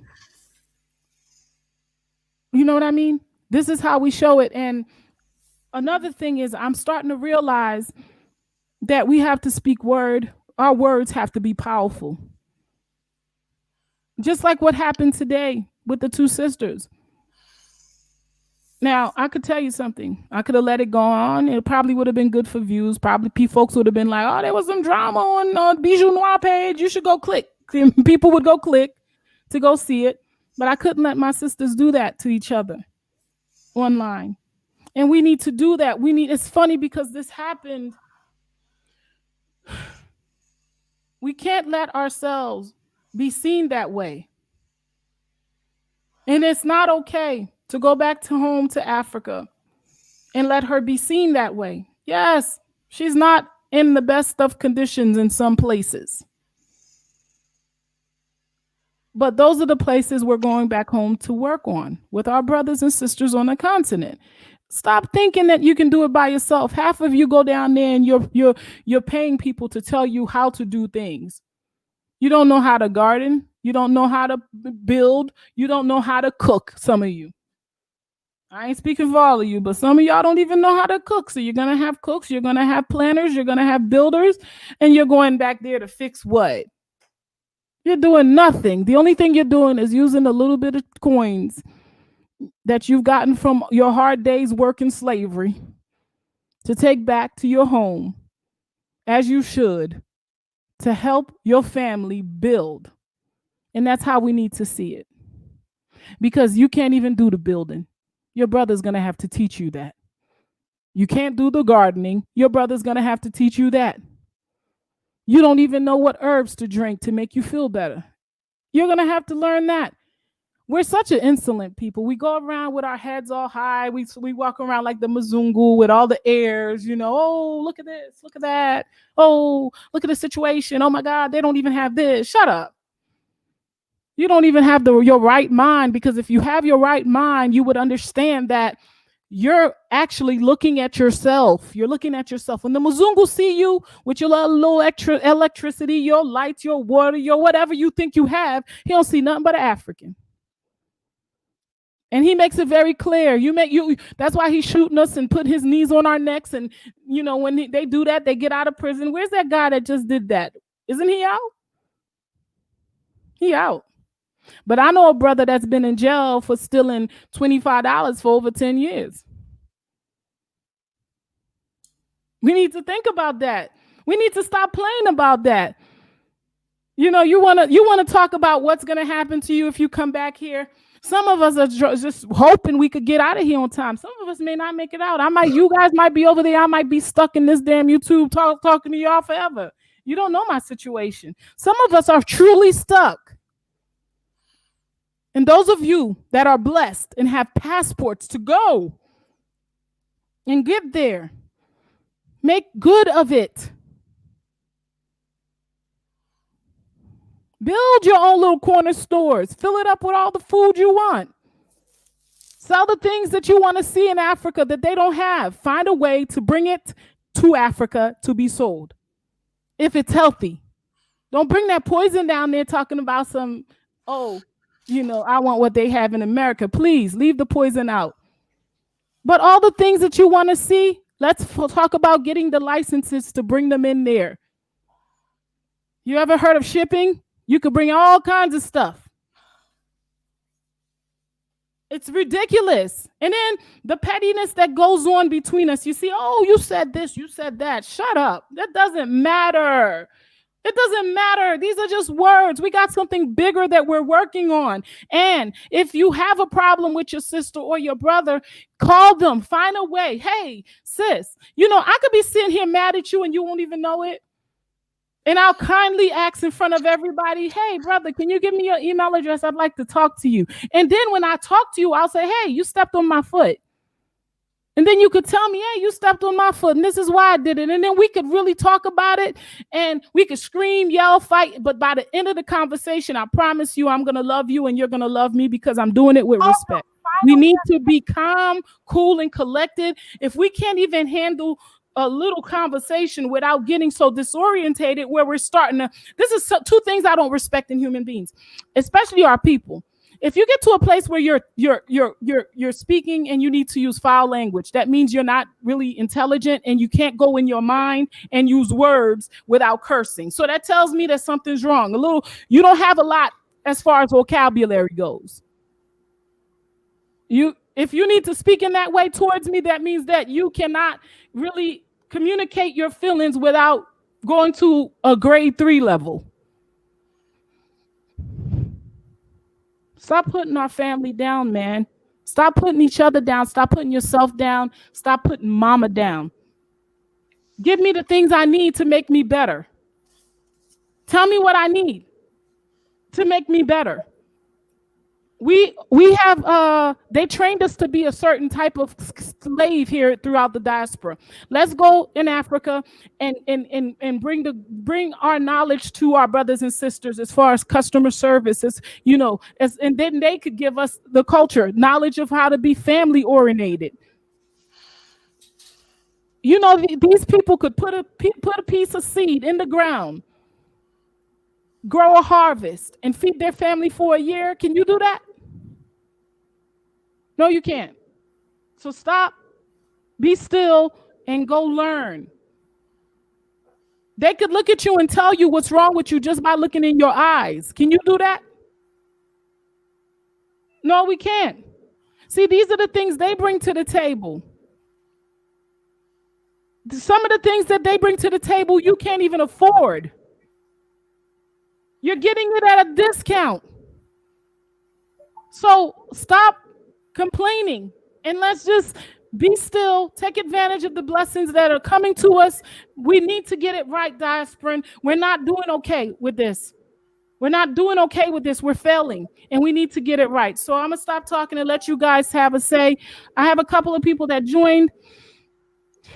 This is not good. It's unfortunate that all of these things happen today because my spirit tells me that it was needed. It was required. Somebody in here, the people in here that witnessed it and are going to be witnessing, needed to witness it. Okay, Charlie, the Great, you've been waiting for quite a while, my brother. Please speak on it. Nana, I see you. Thank you. Please bring some wisdom to what you saw tonight when you start talking. Christian Muslim, my brother, my Rasta brother, welcome. In a moment, I'll be with you. Sister, I see you're back, Building Africa. And Rock Shakur, oh God, I'm gonna need your brain tonight. I'm gonna need that soul to come in tonight. So I'm happy you're in. You're coming into the rescue. I know you're doing this for me. Okay, brother Charlie, please speak to what you're feeling right now. Tell me what you think. This conversation was about unity. It's about oneness. It's about history. Unity. Of our people. Yes, please tell me what you think about what you heard tonight and what can you contribute. Well, I heard all of the basic, the same problems all the way around the board. Every time you cut on the internet, it's gonna be pretty much the same thing. Let's just try as we move as a people. Not everybody. We got to stop including everybody because a lot of the people that are just dumbfounded and can't really get it together, we got to understand what the devils do. They make clones, and all of these people are not real people. So we depending on a whole lot of people that is not going to do anything. Technology is way more advanced than that iPhone that we carry. Let's start at, I want to get at the communication part. And that's just one word. Everything is so simple. We don't have to drag out nothing. I promise you I won't be long. The communication part, everybody that's getting bumping heads, that's ego. E-G-O.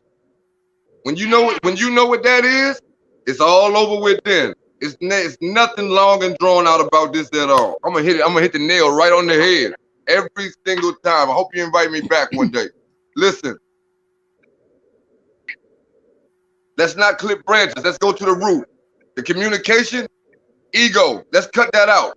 As people come in here, let's find out what they can do. Everybody's claiming king, but like you said, they cannot light a fire to keep the family warm when that white man snatches that 7-Eleven and them lighters.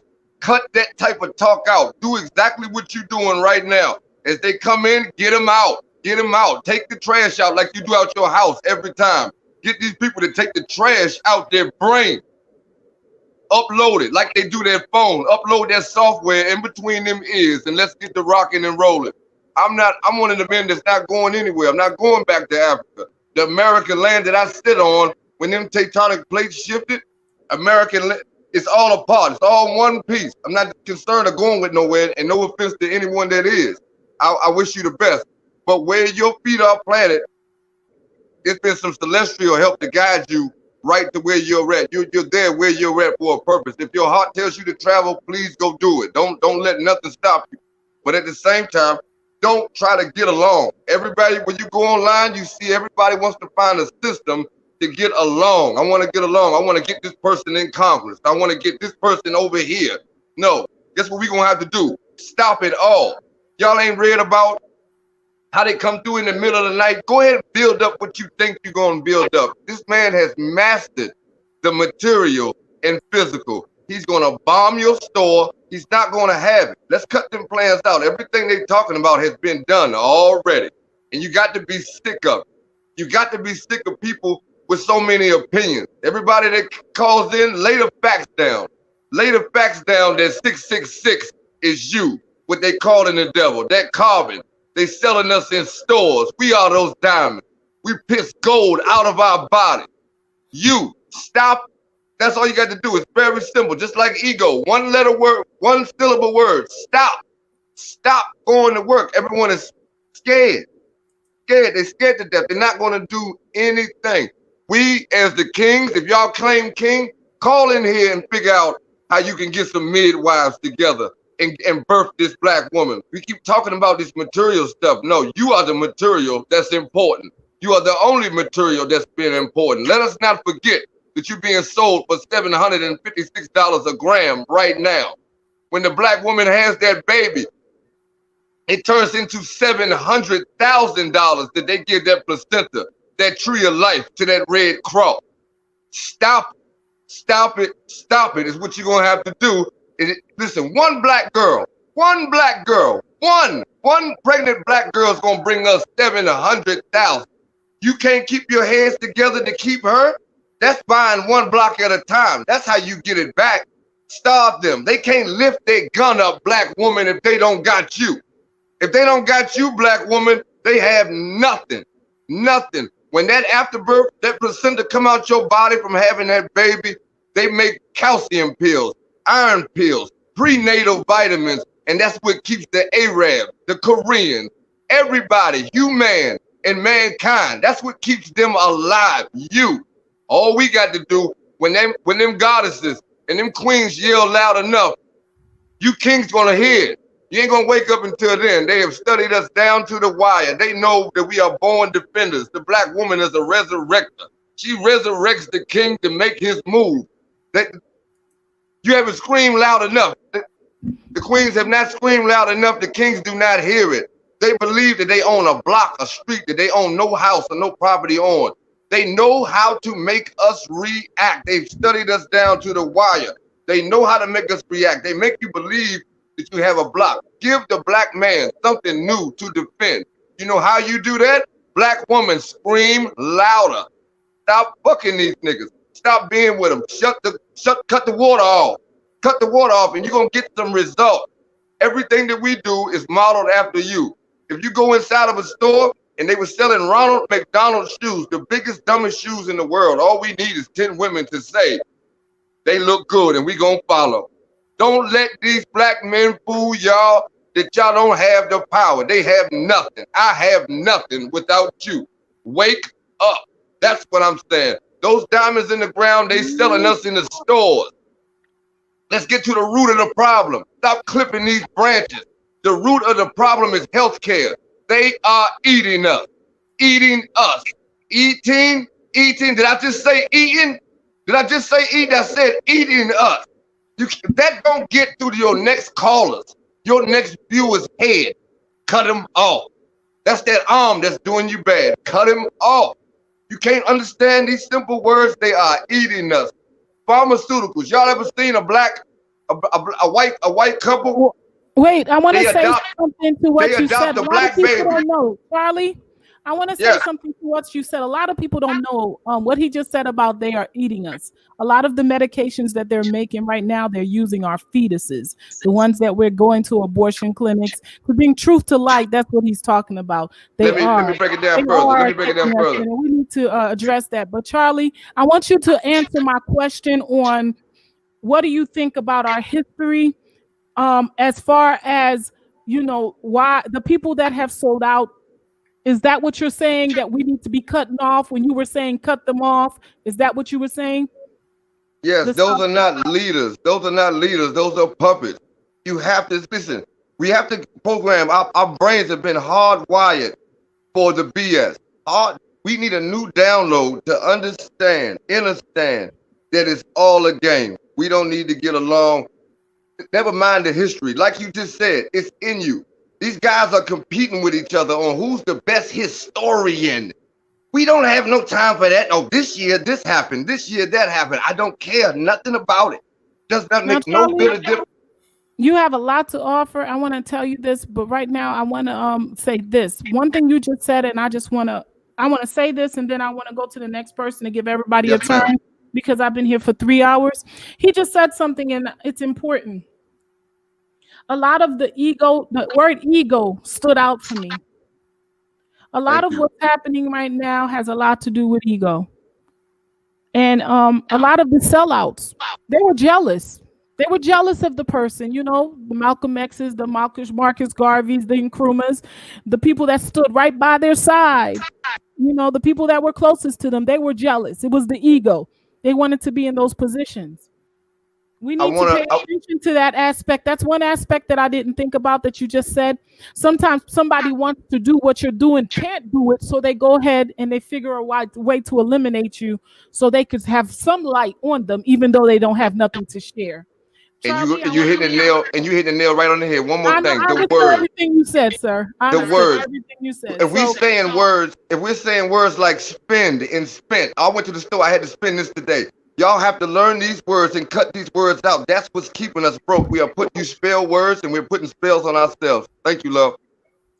I love you, brother. Thank you so much for sharing. And please, please do me a favor. Meditate on positive things. And yes, I truly understand exactly where you're coming from.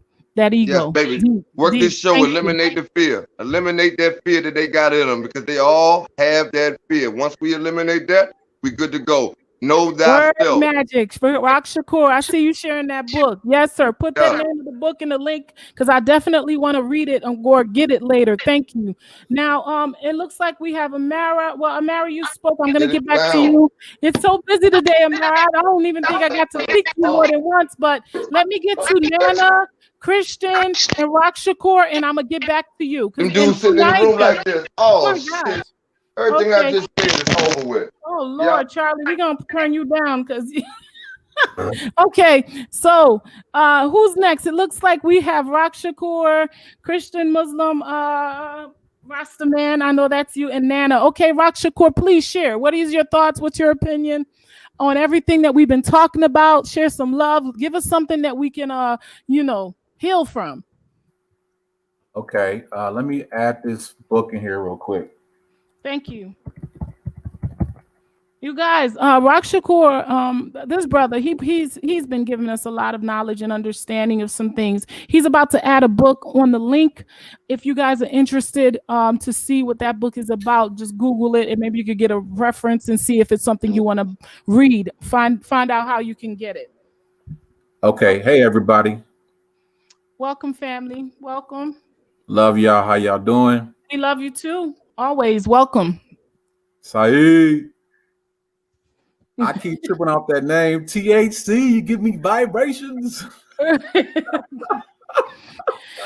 Mr. Shakur, what do you think about everything that we've been talking about? What can you contribute? First, the conversation was about that history and us not looking at the ugly of history that we need to fix. Instead of looking at all that good stuff, we need to fix the ugly stuff because that's what's stopping us from moving forward. At least that's what I think. Very good. So before I get started on that, I want to shout out to the two sisters that are showing each other love offline by talking. Yes, I love you guys. Johari, Kisu, if you're still listening, please have the conversation for me, okay? And I'm going to talk to you both when I get off. Hopefully, if not tonight, early in the morning, but hopefully I'll be talking to you guys tonight. Go ahead.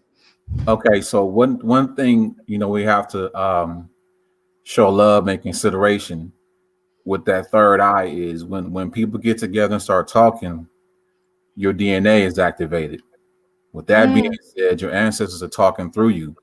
Yes. And when those sisters got together, their ancestors are talking through them. They also want to share in this awakening. So when we see the fire happening and things like that, you're seeing the ancients coming out and talking through them as well. History goes beyond the physical. And when we're dealing with metaphysics, and I've said it before in a couple of other panels, because we can't get away from that. That's your DNA. Yes. When people have a certain amount of information on you, then you could become commercialized, right? So for 400 years, so to say, because they talk about slavery, okay? This was the completion of a certain aspect of know thyself, which benefited that facility, not yours. So when you know how a person thinks, when you know how a person is feeling and how they respond to certain things, then you can manipulate them. So when you see the gods and goddesses trying to come back through, you saw them coming back through Malcolm X. Yes. Marcus Garvey.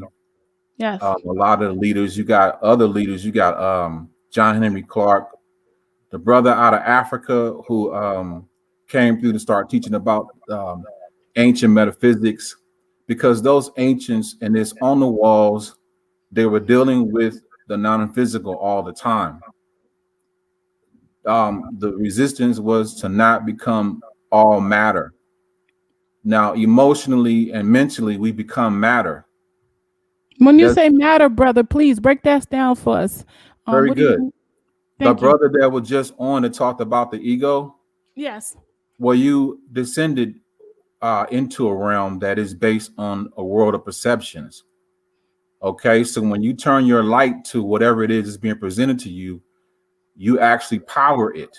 You power those perceptions. And I don't mean to go too far into it, but the fact of the matter is, we are more than just a body. Okay, we're more than just what is seen in front of you. But all I got to do as someone who has a capitalist mentality is to learn those facilities. And we talked about that in the last panel about the original Trinity. All this has to do with history. All this has to do with why we appear to be stagnant, but not destroyed, is that you have a mental aspect of yourself, you have the physical, and you have the metaphysical or the spiritual. So we're talking about the true Trinity, Isis, Osiris, and we have Horus. All these represent aspects of your mind, which are archetypes. So people have taken those archetypes and created their own archetypes, like rappers worship. The problem with that is, if all we see is somebody else's version of those archetypes that belong to us, if we don't know any better, we're going to use those archetypes to define ourselves, which is why most things we try to put our hands on don't work for us. It's ours already. Now, I know that sounds like an easy notion, but we do have to do all of our own work inside. Like, for instance, those of us who are waking up, we begin to utilize crystal work. We utilize altars. This is reactivating DNA. All those gods and goddesses on those walls were replicas of who you are, their energy. So the brother was talking earlier about all the things that we want to develop or redevelop or recondition in the motherland, right? The goal is to be how do we maintain it? And once we maintain it, say for instance, we will become successful at that. What's next? Your ancestors were dealing with ascension. They stayed in the outer realm of matter, which controls matter. Now let's go a little bit deeper.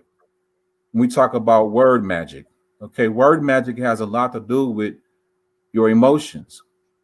If I want to do something in life and I want to be able to manifest something, I got to go through the tunnels of Set, which means doubt, your trauma, all these things. Set and Horus is not a conflict. It's an opportunity for you to expand and to grow, right?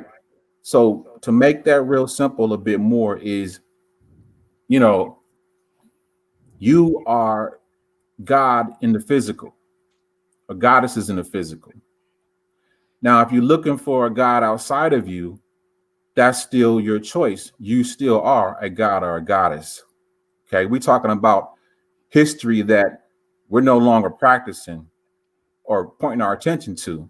We're pointing our attention to somebody else's version of our history. And that's the ingredient for stagnation, right?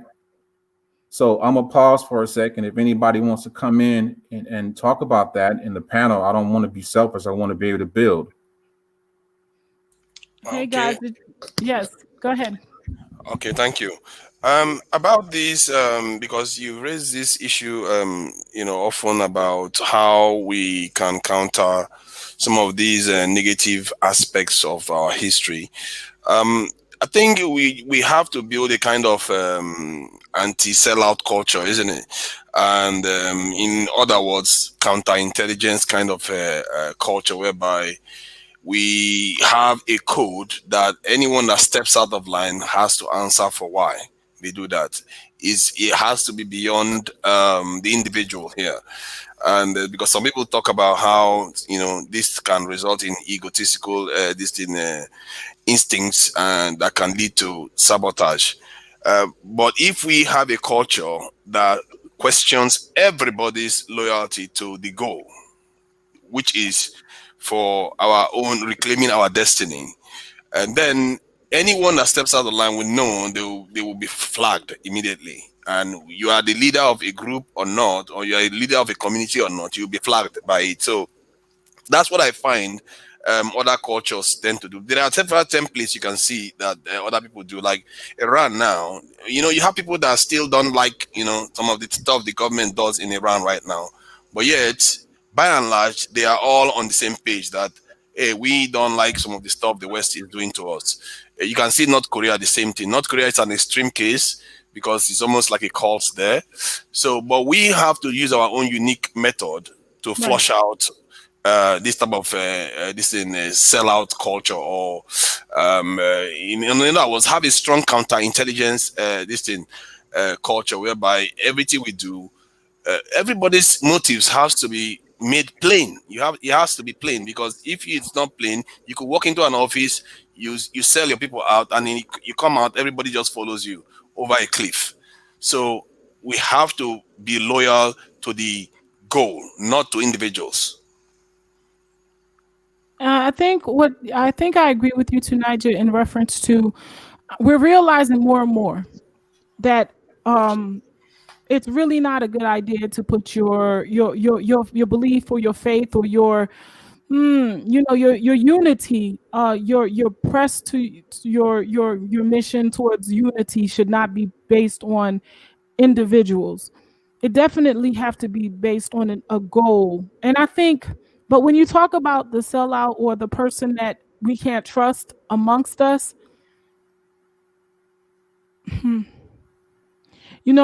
usually the people that we can't trust amongst us they make it seem like they're really on your team. It's hard to really decipher.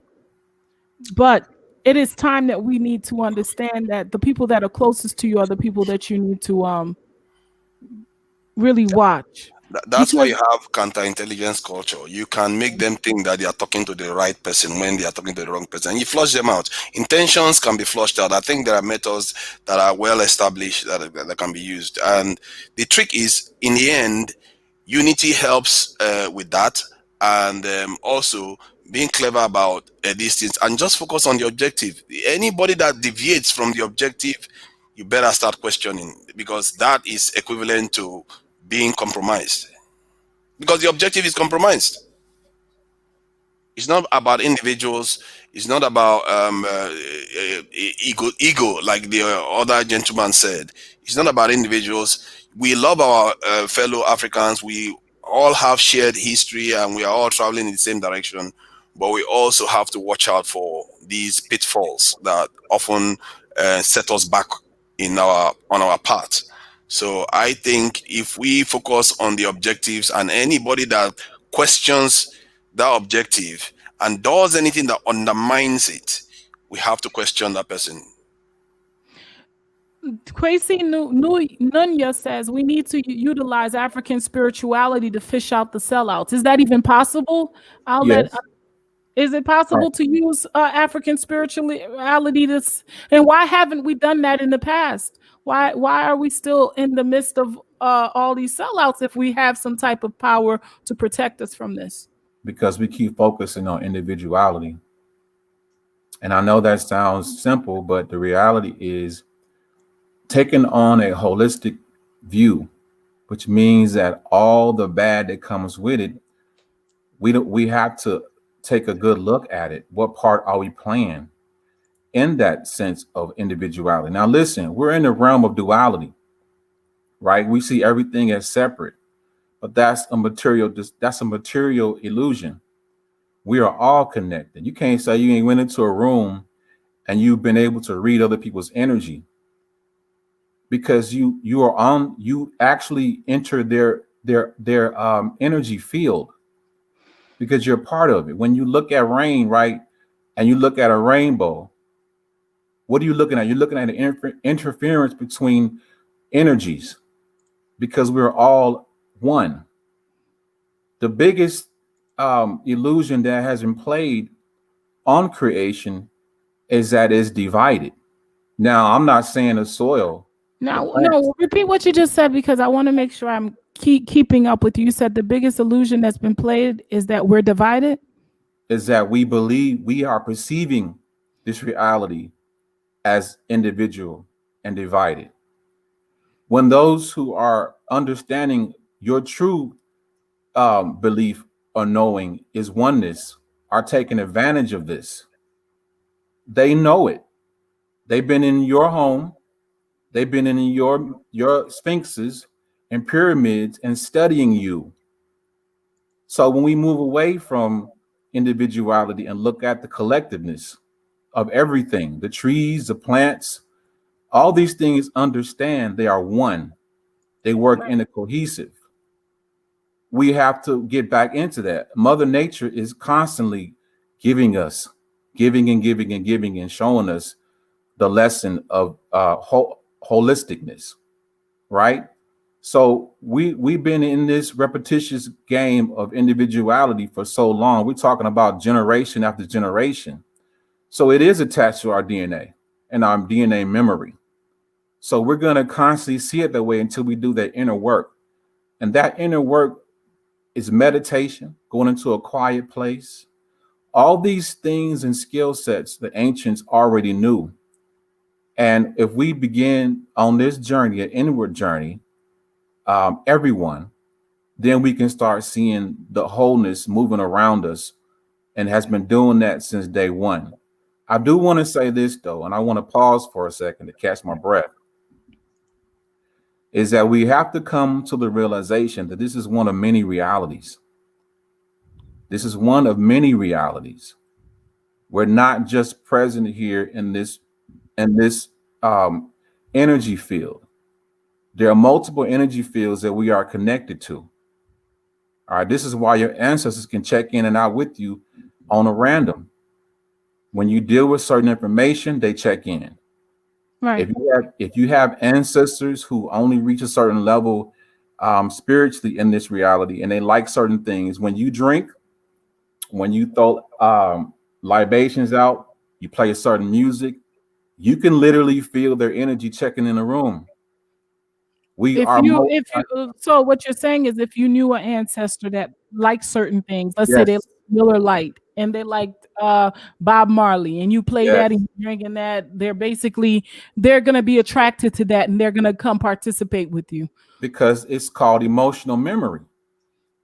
If you want to shout out to them and get some information from them, go ahead and add them to your altar. And the whole point about that is we have to start understanding that having an individual mindset is not your original mind. This mind has been impressed upon you generation after generation. So if you get put in this position, you are going to be stagnant. You're not going to lose. That's irrelevant to your DNA. But you're going to be stagnated. But guess what? If I can learn how to connect with you on an emotional level, we know this in psychology and observation is this: your unconscious aspect of the mind is inaccessible to your conscious mind. In other words, how you see the world from a conscious perspective, right, is not readily accessible to your emotions. So if I play visions and scenes to you constantly over and over again, I can't consciously defend myself. It's going right into the seat of emotions, which means now that entity that is communicating to me emotionally is controlling me. You get it? So with that being said, know thyself is knowing how you work, how your emotions work, which is what we talked about healing and clearing. When you begin to heal on the inside, you begin to be reintroduced to the holistic reality that exists, whether you paying attention to it or not. So when people have media, they have control over the press, They are literally communicating only with you on an emotional level. And we can talk about certain aspects of religion. We talked about this in the last forum. Everybody has a working religion except for us. Let's replace the word religion with archetypes. The archetypes are different phases of your subconscious access. Your subconscious mind works better on repetition. What aspect of electricity is more effective than mass media? The entertainment we engage in. Now, I love hip hop. I love some West Coast rap. But as a responsible media consumer, I understand what messages are being placed. So consciously, now that we're waking up, when we say conscious person, that conscious person is now being the defender of her or his emotional health.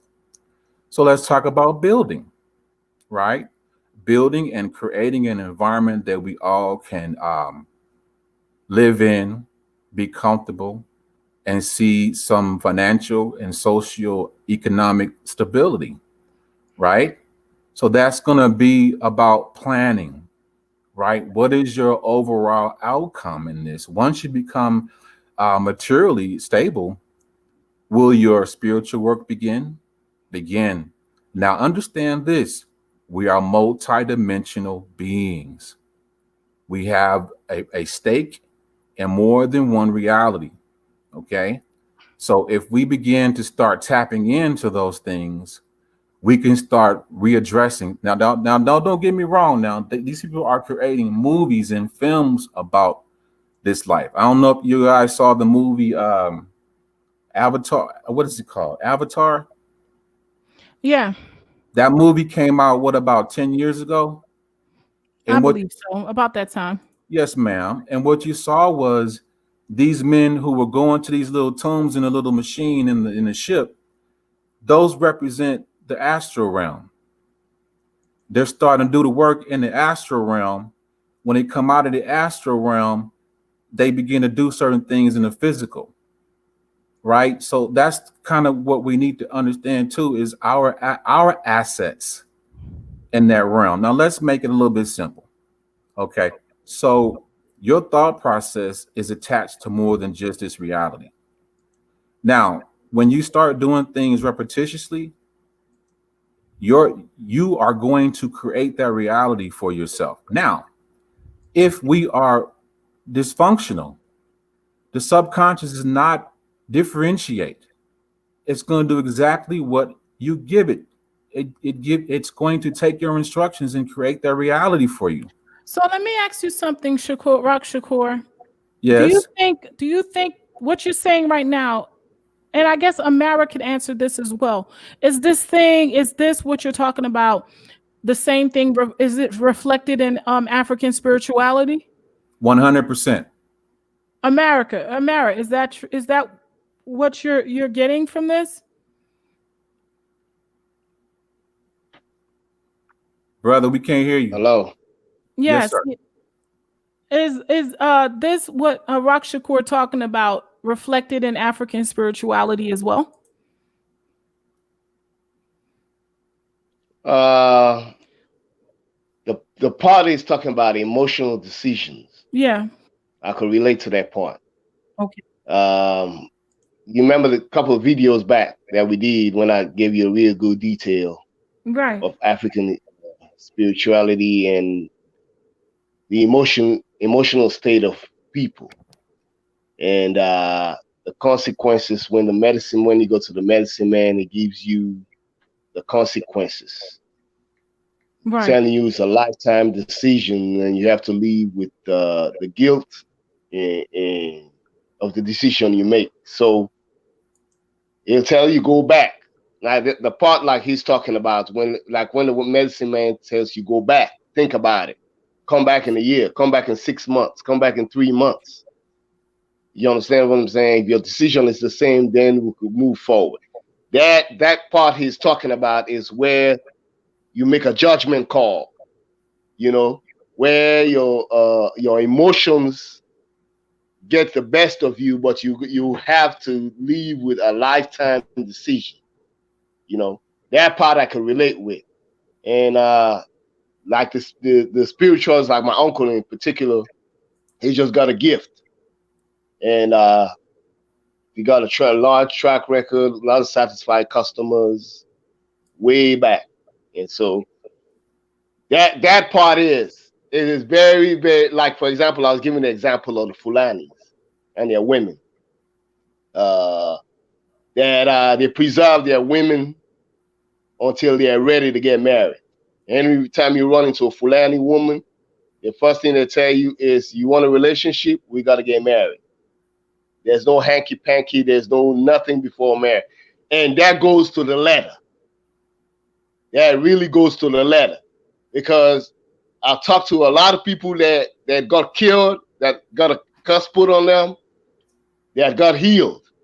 The curse was reversed. And when they were in their testimony, they say they'll be with the girl, and the urge comes up to, do whatever they've got to do. But then they look at the consequences. That state of mind, that's why I can really relate to what he's saying. It's a state of mind of fear. Yep. Go ahead. So you're saying the unconscious and the conscious mind. Now, thank you. Exactly. Brother. Now, let's step a little bit back, because I know that other people want to join in. But the fact of the matter that's alarming, and this is the part that concerns me a little bit, because I'm too busy trying to wake up, okay, is that those people that we are have these rightful, very rightful issues with, are writing volumes about this. They have been writing about this for a long time. Now, they have always been learning from you how to move in what they do. The problem is that we don't want to understand that they put the truth in your face.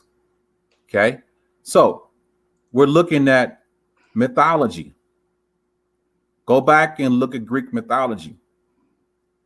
You have to decide, are you Zeus or are you a Titan? Now, okay? you first have to understand the difference between Zeus and Titan. Yes, ma'am. Yes. The brother up top who was here before, we're talking about the ego. Listen, when you hit this reality, you hit this reality with an ego. You can't get away from having that's part of you. So the moment that you're born, you come out thinking it's all about you. You're crying, you're screaming, give me. But that's not necessarily, and you're right, sis, and that's not necessarily a bad thing, because you got to survive. This is the mentality. This is the personality of the ego. We're not gonna put ego down, but we will. The ego is necessary for survival. Necessary, but you have to control it. This is why the ancestors had that cobra, that serpent on top of their heads. They began to be in control, right? This is when the Ouroboros comes in, is that every life cycle you hit this reality is because you still have a material stake in this reality. I know this sounds strange, but our responsibility is to work on leaving and not returning. Now, if you like it here and you want to maintain some love and all that stuff here, great. I love you. However, this is not what they were teaching. They were teaching us how to learn from this reality and move on, right? Again, we are multidimensional. Now, this is what's going to start healing us from the inside, because we have strands and streams of emotional memory, which keeps magnifying us back here to this reality. Okay?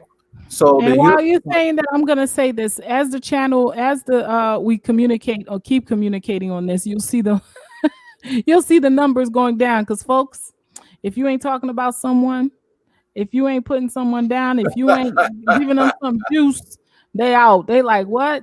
They talking deep. Why they talking about this stuff? This stuff ain't beneficial. You're right. And but So, you know, sis, but I need you to speak, because to be honest with you, this is, with everything that happened today, I'm really done. I'm gonna make this statement so the people that are here can understand. I really said everything I had to say about all the shenanigans going on. As far as last week I talked on unity. The week before that I talked about know your base. If you need to go watch those 3 videos to understand where I stand with those with everything that's been going on, what the truth is this: we need to be of one mind, or we lose, y'all. We lose.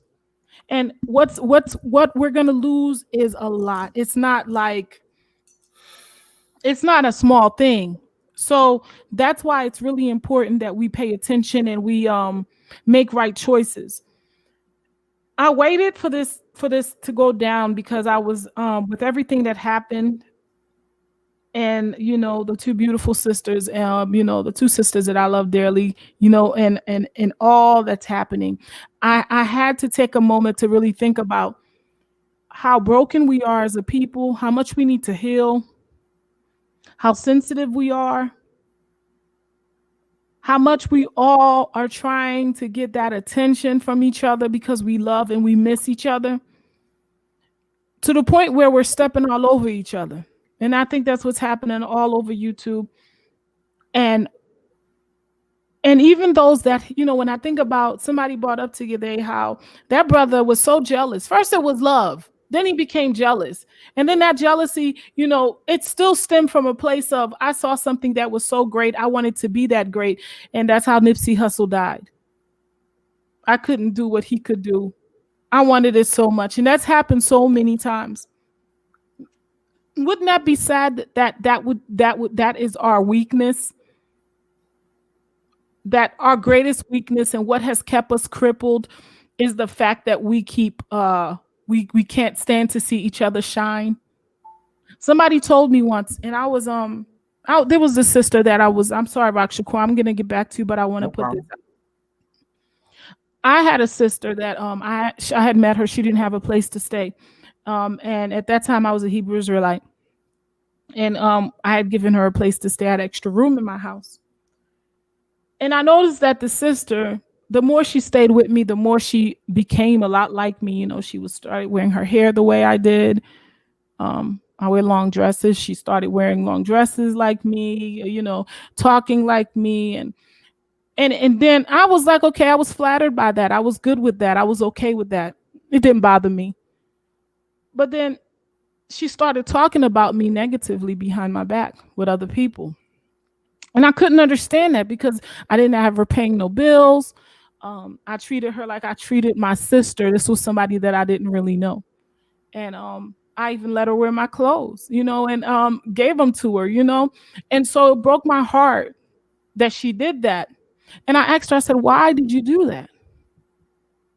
It was an emotional thing because I've always been the kind of person that I could look you right in your eyes and I could tell you what my heart is feeling at that moment. And, and it tends to bring people to tears. And I said, well, why did you do that? I loved you. I loved you like, I love myself. And she said to me something that I always remember. She said, your light. And she was crying when she said it. She said, your light is so bright. When you walk in a room, people see you. It's hard to walk behind you. And when she said that, it broke me for her and it broke me for me. And we do that to each other. We tend to want to diminish, dimming the other people's lights because we see them and we fall in love with them and then we want to become them and then we want to replace them. I think that is a kind of disfigured form of way of appreciating something that is supposed to be good. Because when people shine, it's supposed to be a good thing for the whole community. It's like having a street light somewhere or something. Yeah.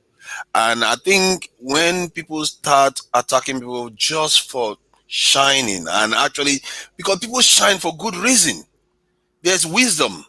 There is something they are bringing to this community. And when you try to quench it, and that's why it is malformed way of recognizing intelligence. And that's something we want to start encouraging in a way that when we see people shining, we want to recognize it for what it truly is. It's benefiting all of us. And when we start trying to dim it, that is where it goes wrong. And I think because we don't understand it. Because all we know is ego. Like everyone said, we came with ego. So that's all we know. If somebody shines ahead of us, we just think, oh, we should be there. We don't see the benefit that the person that is shining brings to the world. And this is what happens to our leaders, guys, the ones that truly love us, the ones that want to build us. You always have that person or a group of people that see that light. And it's not that they disagree with the light. It's not that they don't see the use of the light. It's not that they don't believe in the light. They want to be the light. And we all have a light, but they want to be that particular light. Instead of finding the switch within them, because we all have a switch. Instead of finding the switch inside of yourself and bringing that to the table and making you, because you come to this world with a purpose. We all have different purposes. Instead of finding their purpose, they want your light. Not understanding that if I dim in your light, I'm still not going to have your light. Exactly. And I'm going to lose mine too. I'm going to use my ability to put my switch on. And this is what we do to each other, and this is what we've continued to do with each other. And Rakshakor, I don't know if that's what you were trying to get to me, but that's what the ancestors just gave me. Good. Okay. Yeah, can I say something before you say something? As you can see, I'm a good student. Yes, Amara, please. Okay, not to cut you off, Rakshakor. I'm just, something just came to my mind. Okay, like in my daddy's days, you know, there was scarce resources. When they say Africa on the colonial time, scarce resources. Yeah. Now, you have few people that are smart. You go to these, since they were changing the African system, the British system was weak. They're trying to build it up. You know, people spotted it down the road that, okay, if these boys, we educate some of these boys and they go out there, they lead their tribe. For example, my dad always told me that when you come up, you take a lot of people under your wing. Okay? Now, 5, 10, 15 people might go for an opportunity. But if I go, if somebody gets it, we all win. That's the communal way Africa, you know, traditional Africa is. When that one person gets it, it brings along the opportunity. It brings, for example, like my dad, they had to give him a job.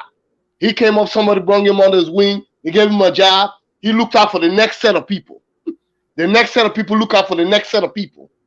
Because there's not a lot of resources and a lot of opportunities. So when you strike the jackpot or you strike gold, your whole people come with you. That communal feeling. You see what I'm saying? That is the problem. But today, the individualism, we have drifted away. People try to be individualistic. I'm trying to get mine, and that's why we're losing. You know, that communal way. And you know what, Amara, something just came to my mind, and it starts at home. It's a conversation we have around our children to make them think that they don't have a switch inside of them. There's a conversation you have with your friends, with your brothers, your sisters, your lovers. When you make people think that they don't have a light, they do whatever they can to go steal it. It's important that we turn each other's lights on. True. By telling people how great they are. You know, it's funny because when I sit back and I think about that, you know, there's another side to the story I told you about that sister. I always did. I knew I had a light. I've always known I had a light. And when I walked, I didn't think to let her walk first. Sometimes you just gotta, and when you're in a position where you do have a light, sometimes you just gotta let your light be dimmed so somebody else's light could spark. There's a position you play as a sister, as a brother.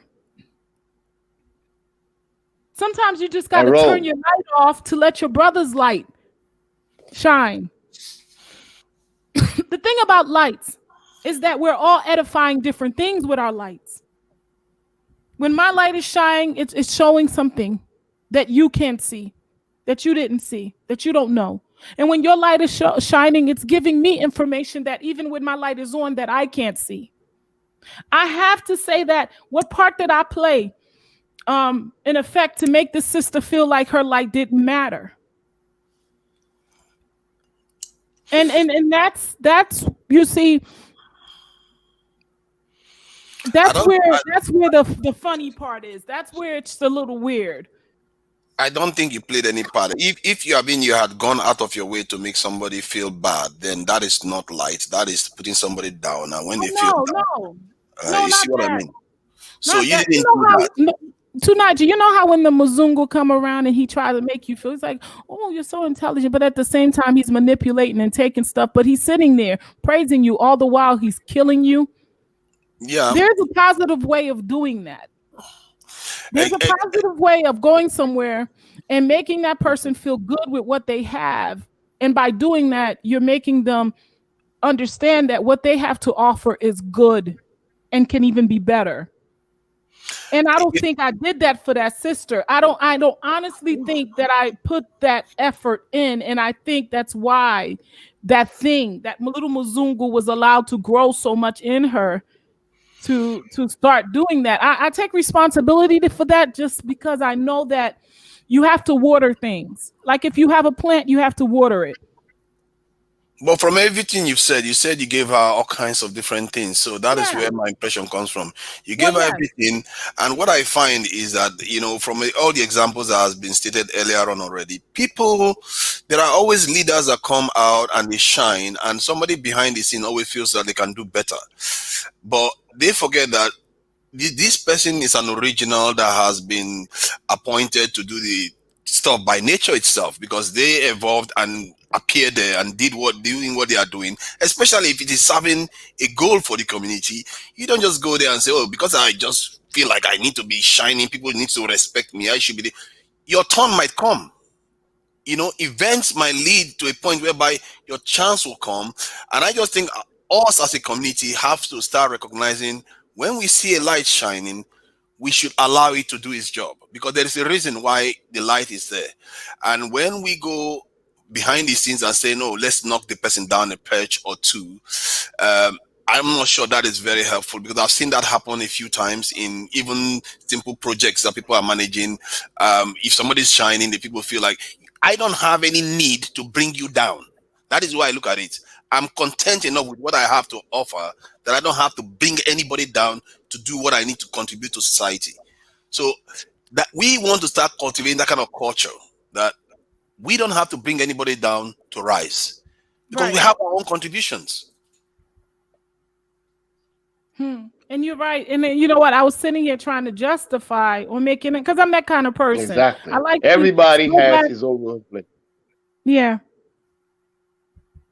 Rock Shakur, I'm sorry, brother. Go ahead. That's what I wanted to tell you, that because that came to mind, and I was like, wow, we do this to ourselves. This is what we do as a people. We tend to become jealous of the light that's glowing in someone else, and don't even pay attention to the switch within ourselves. And that's why there's jealousy. That's why people are out there trying to tear each other down, and we need to come out of that place. It's been, to be honest with you, I have to be honest. I'm always honest with you guys. This night has been a very it's drained me, because I feel like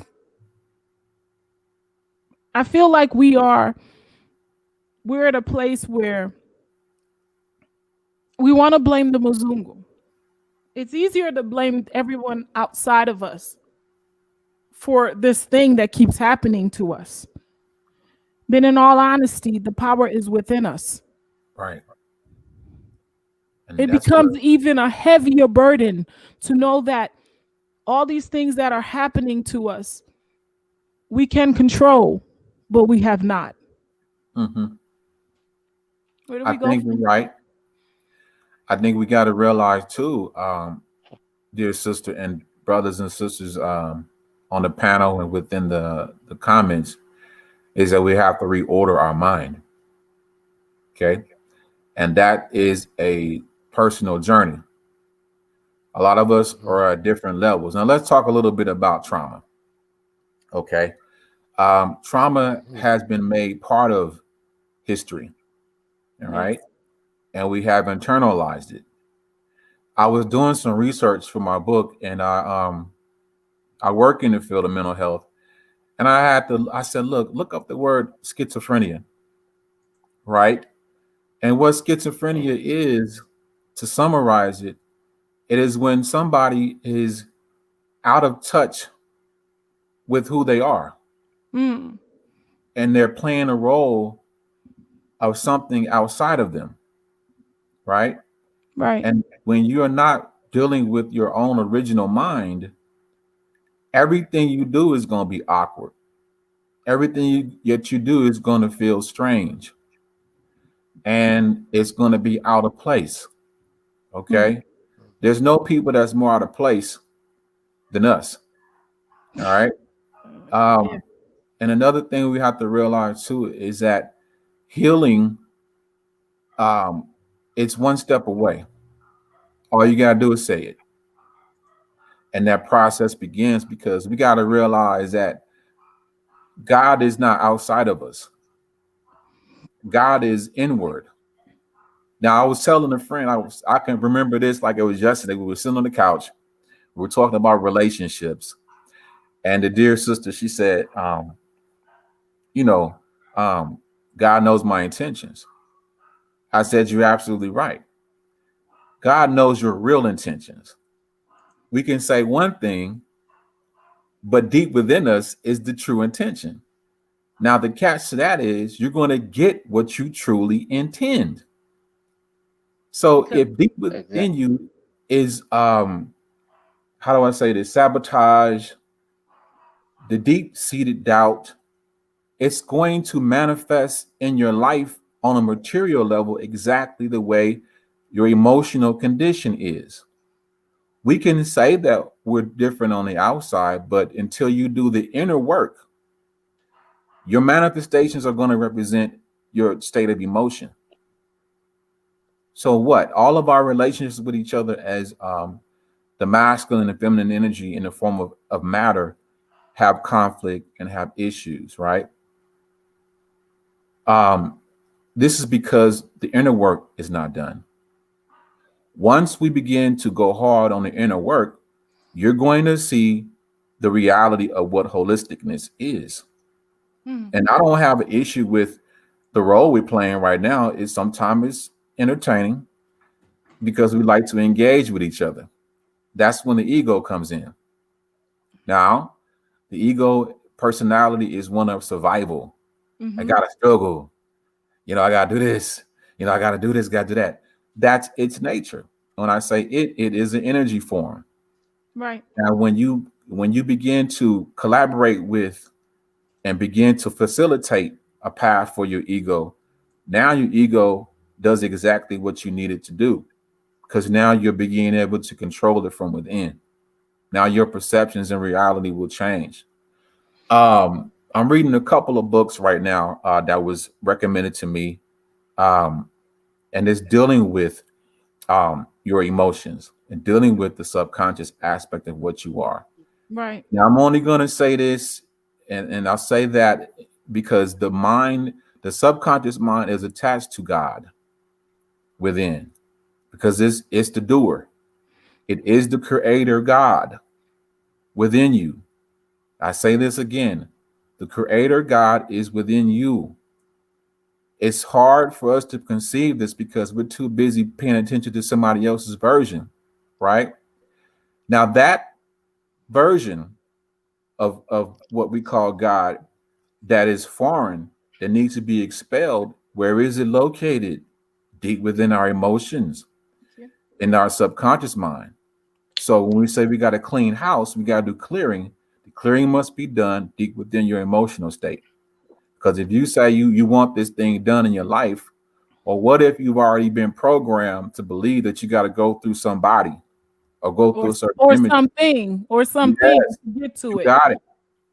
That's where we have to start doing the work at, because now we got to take responsibility for our success.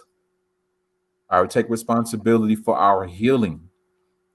Now, that's when the creator God will then you begins to do the work, because you gave it instruction. You're never supposed to believe that you're subservient to anything. Again, we're not talking about morals, we're talking about karma. Right. We have karma and trauma about finances. And that's what keeps us poor. Yes, because we have what KRS-One is asking in one of his rhymes is, can poverty be in the mind? Yes. Because you don't believe that you're going to have. And you know what? I've done this where I've sat down and I've thought, I'm never broke. And I've had a situation where I'm never actually broke. You know what I mean? But if you sit there and, you know how you complain to people and say, oh, I don't have enough. Or, oh, this is not even enough to get me through the week. That's exactly what you get. I've seen it done in my life. Yeah. And that's exactly why we keep getting the history of slavery. This is why because we claim it. We claim it as this is our history. And we're not going to learn anything further. But you know what, though? And I'm glad you said that, because your grade school education throughout 12th grade, and this is relevant to your topic, why is it that the role you play in American history is that of somebody that is subservient to? Because that's what they want you to stay as. Because they understand the mind. The power of suggestion. Yes, the subconscious aspect of your reality. They understand this. The part that's amazing to me is that if we all understood this, that if you began to understand what abuse is, mental abuse, everybody that's heavily melanated can create charges against the United States for mental and emotional abuse, because they understand who you really are. But they have had a very heinous what they accuse us of when we go to school for our degrees is plagiarism. That is the biggest form of plagiarism, is to subjectively and mechanically teach you a false narrative of yourself. What are they talking to? They're talking to your emotions. They're talking to your subconscious aspect, your connection to God. This is why we are in the position we're in. Now, the good news is that we can get out. And once we begin to start that communication to your inner self, what is your inner self going to start doing? Changing it, because you keep asking it to, you keep instructing it to. And that's why a lot of us now, I don't mean to cut you off. That's why a lot of us are talking about going to Africa, and we see the movement getting bigger and bigger because we're still talking about it, which makes sense that this derailment that's going on is also trying to do its job. Right. Exactly. Not to cut you all both off, but I was trying to say this. That's exactly, I was listening to the brother until it came to that point. That inner calling. It's not a liar.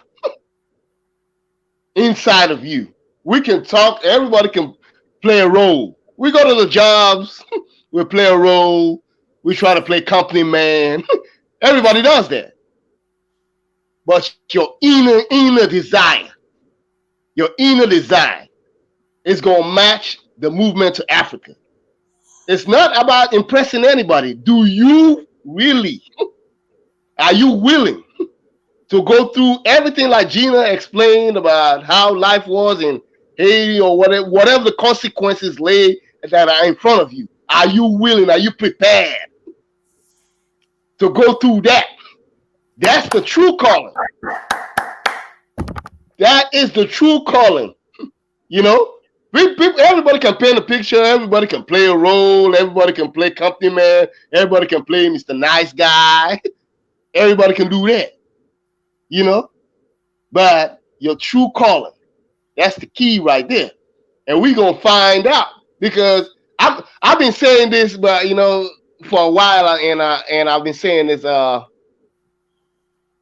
The real pioneers that are going to go to Africa and change the face of Africa, bro. They're not on panels. Mm-hmm. You don't see them. Right. They go quietly. They do what they got to do. You see what I'm saying? Because they're direct. Yes. Everybody else, can paint a picture, go with the crowd, and be followers, and all that. But that in a calling, just like you said, from when you started speaking, I suspected you work in mental health, because I have relatives that work in mental health, and I'm on both sides of the field, because like my uncles and them, the heavy spiritualists, African spiritualists. On the other end, some of their brothers got degrees in mental health. They try to kill. So listening to you on both sides, I'm saying to myself, this is a conversation. Shakur is giving me a conversation I heard in the past. Yeah. That inner mental calling. Yes. Don't lie. Like they say, numbers don't lie. That's it right there, bro. You hit it on the nail. I think you hit it on the nail. Let me just add something quickly. Sure. So you see, there is something that I've observed myself that transcends our community and most populations in the world. Is the nature of the game that the West and most of the elites are playing with people in the world. What you tend to find is that we have all the necessary technology and know-how to make everything sufficient for everybody. We have all the skill sets to pay people without even having to go to work, because machines can do most of all those tasks. So the question is, why do they keep the world the way it is right now?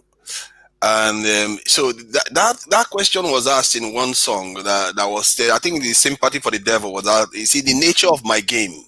We don't understand the nature of why the world is the way it is right now, because we have all the necessary skill sets to get everything we want.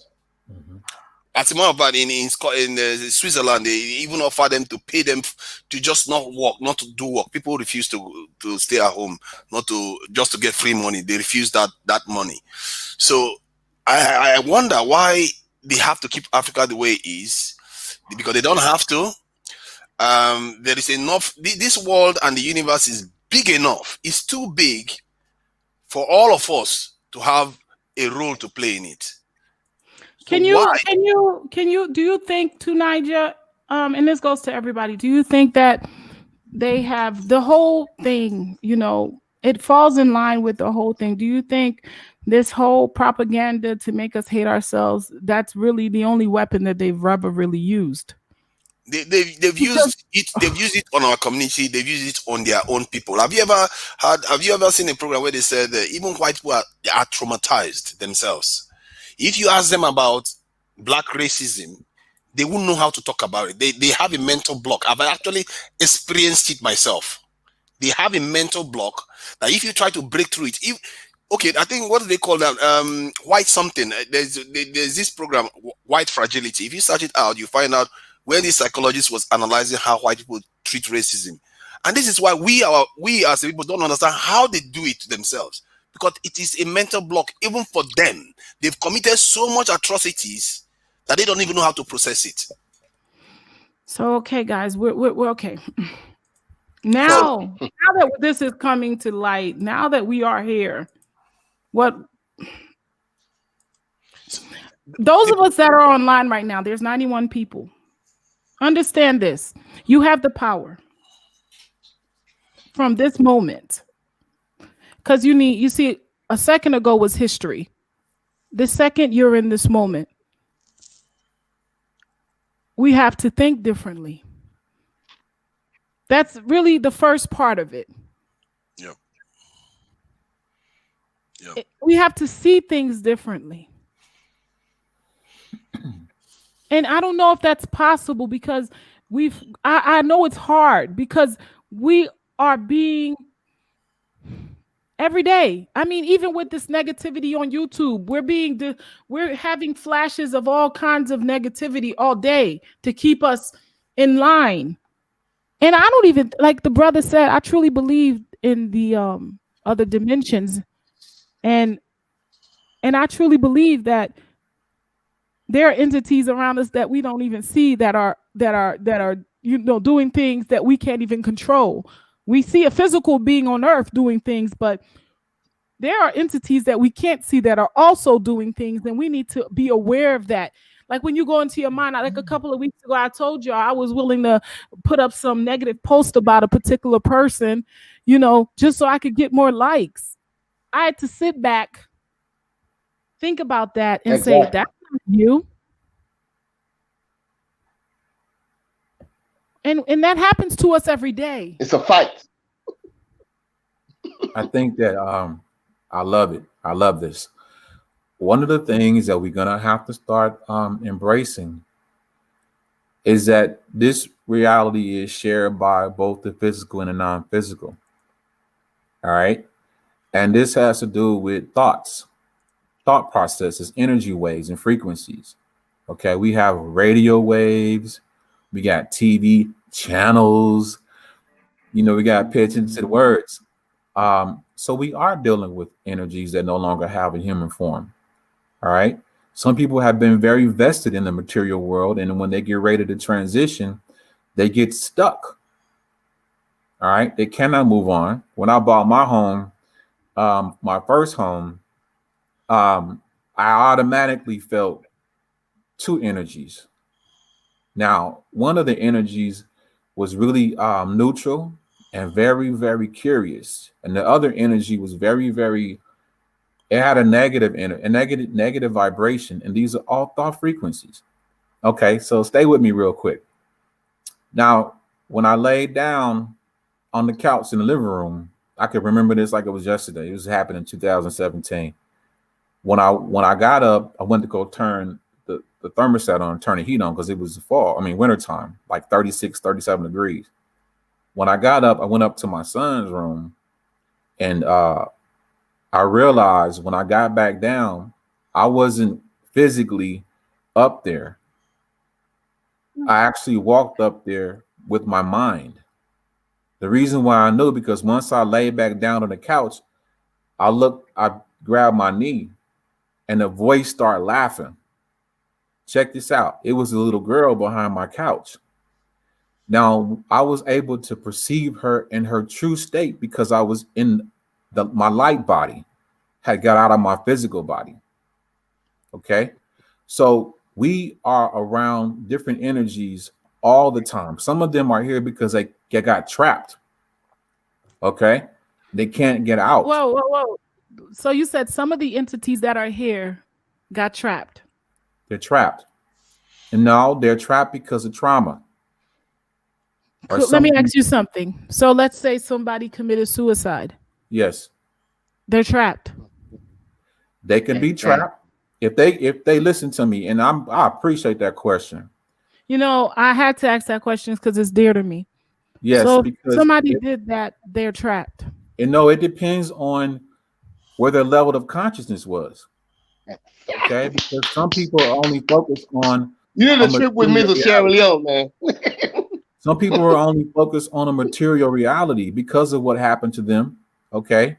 But if you've been working and building and you like, aha, I got this shit, and you ready to just move on, you do what you do. But go back to the movie with what's homeboy name? It's a movie's called The Field of Dreams. It was a comedian that played in that movie, and also anybody want to put it in the comments? It was Cuba Gooding Jr. and that great comedian from back in the day. He was rolling with Richard Pryor and all the other homies. Anyway, in this movie, his wife committed suicide. Okay. And he was so heartbroken and so much in pain that when he transitioned, he had an accident. Okay. Now, when he did, guess who he went to first? Her, because they were still connected. Okay. So Cuba Gooding played a spirit guide. Listen to me. He played one of his spirit guides. And once you leave this reality, your spirit guides you can see them. You can feel them here at a certain suddenly. You have sudden feelings of them. However, they play a significant role, but they don't tell you what to do. You've already made agreements and did certain things, but they don't judge. This is not their nature. But in the movie, Cuba kept telling this dude, the life that you had in the physical realm, you created it in the astral realm, which is the realm of possibility. Wow. His wife's reality looked crazy because that's the state she was in emotionally when their son died. Okay. So he went back to save her and help her, but she kept telling him, this is where I want to be. And he didn't understand that. So Cuba kept trying to tell him, you're attached to her. You got to let her go. That's what she wanted. That was her journey. Okay. So listen, I want to reconnect with everybody. When we talk about history, if you want to talk about history, this is just for your viewers. You're going to have to do some homework. Okay. That rabbit hole runs really, really deep. So can I ask a question, please? Sure. You scaring folks. Titus says, Shakur, you might be scaring folks. Whoa. Hey, that's not my It's very comfortable with me. I'm comfortable with him. Very comfortable. I did this tonight. Once I saw, what happened tonight with the two sisters, and I love them both. I realized that this conversation had to go somewhere else. I realized, and I'm one of those kind of people that I let the energy or spirit of whatever is happening, I let it flow. That's why I became quiet, because I wanted to understand what I needed to hear tonight. And I think I just heard it. Okay. I heard what I needed to hear. So I hope you guys, everybody that's in the comments still, we have 89 people still here. That's beautiful. Great. That means that we have 89 people that are interested in something deeper than the physical. So beautiful. Let's continue. Now, Niger, are you still with me, my brother? Yeah, I'm still here. Gina, let me say one thing. Though I'm not exactly that qualified to talk about. Can I say one thing? Other realms, but that's sorry. Let me just add one thing. One moment, Amara. About how you handled the two ladies earlier on. I think that was flawless, and it's to be encouraged. Well, there, you got to handle people with love, but you, at the same time, people have to understand there's a place and a time. We have to do better. We have to be different. Amara, what is on your mind? Don't go anywhere, Amara. Tunaja, you're here because it's for you. Tunaja, this is for you. You brought me to a place. Amara. You brought me to a place. Okay. I've been trying to bring it out, but I don't know how people are going to handle this. But I'm going to tell you this. We Black people, particularly people that have been traumatized. Yeah. Whether you're in Africa, we know about that. People do it. But I'm so happy, the Black diaspora is going back home. Because spiritually, it's going to be a 360 turnaround. When people really, I'm not disrespecting everybody's religion, be it Christianity, Islam, but you're going to appreciate African spirit when we go in mass, in large numbers in Africa, the diaspora, and you take trips to the village, and you actually let the spiritualists go through their elements. All the Black diaspora will be grateful. All that trauma is the monkey on the back. It's going to lift. You're going to face the demons. Oh, yes. You're going to walk the path. You're going to take the bath. Like, let me say now, ask Kathy. I remember when last time you talked about that thing, I'm not a controversial person, but I said it. We can hear ask Kathy. She can take a spiritual bath. She can walk through the path. You give people 3 months. You go certain sets of villages that are far away. There are no good roads to it. There are footpaths. You go leave her over there for 3 months, and the man tell you, come back in 3 months and pick her up. I've seen it happen. People that go through worse situation, bipolar, and mental trauma, have been healed. But this is too. So people are too going deep. to Africa and they're healing bipolarism, schizophrenia, mental trauma. These things can be healed on the continent. All can be healed if you let the spiritualists do what they do. If you put your religions you got to the side and let the spiritualists really go to work. Let them go to work. Give them the liberty to go to work. So you're saying you have to go there empty. You can't go there full with your belief systems, and because those things will. No, what I'm saying. Okay, this is the thing in Africa. You understand? Religion is not like in America. Religion is something you have on a menu. Okay, there's Christianity, Islam, or whatever. It's a choice. You see what I'm saying? Like I tried Christianity, it doesn't work. This is how it goes in Africa. You try Islam, it doesn't work. Then I go to African spirituality, but I do not stick. Africans, they got choices. They don't stick with one particular religion. And when finally they made up their mind to settle with one and let African spirituality do its work, the results are very good. That's why I really like this idea of African American, the whole diaspora going back home. This trauma, these hard times, all that stuff that's built up inside, all will be released. All will be released if the spiritualists really are allowed to go to work. Now let me ask you something about allowing. When you say when they are allowed to go to work, what do you mean by allowed? Okay, like preconceived notions. I'm Christian, I'm going to do, say, example. If spiritualists say we're going to do a certain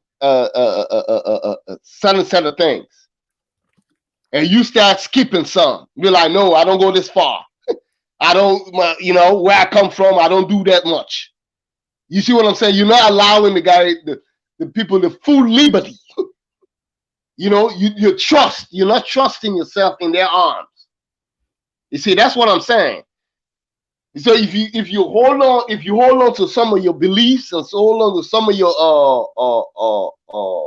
thoughts, processes, and whatever, and do not allow the spiritualists to fully go to work, it won't work. I've seen people that try. That's why it's not. I like religion in Africa because people try religion. I've seen people move from Muslim to Christian and settle with African spirituality. Plenty times. They do it with no fear.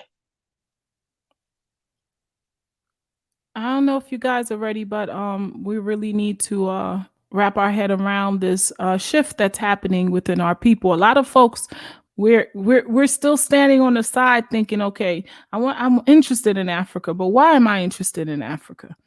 You're being called for different reasons. Our ancestors, prior to being taken from the continent, were doing different things.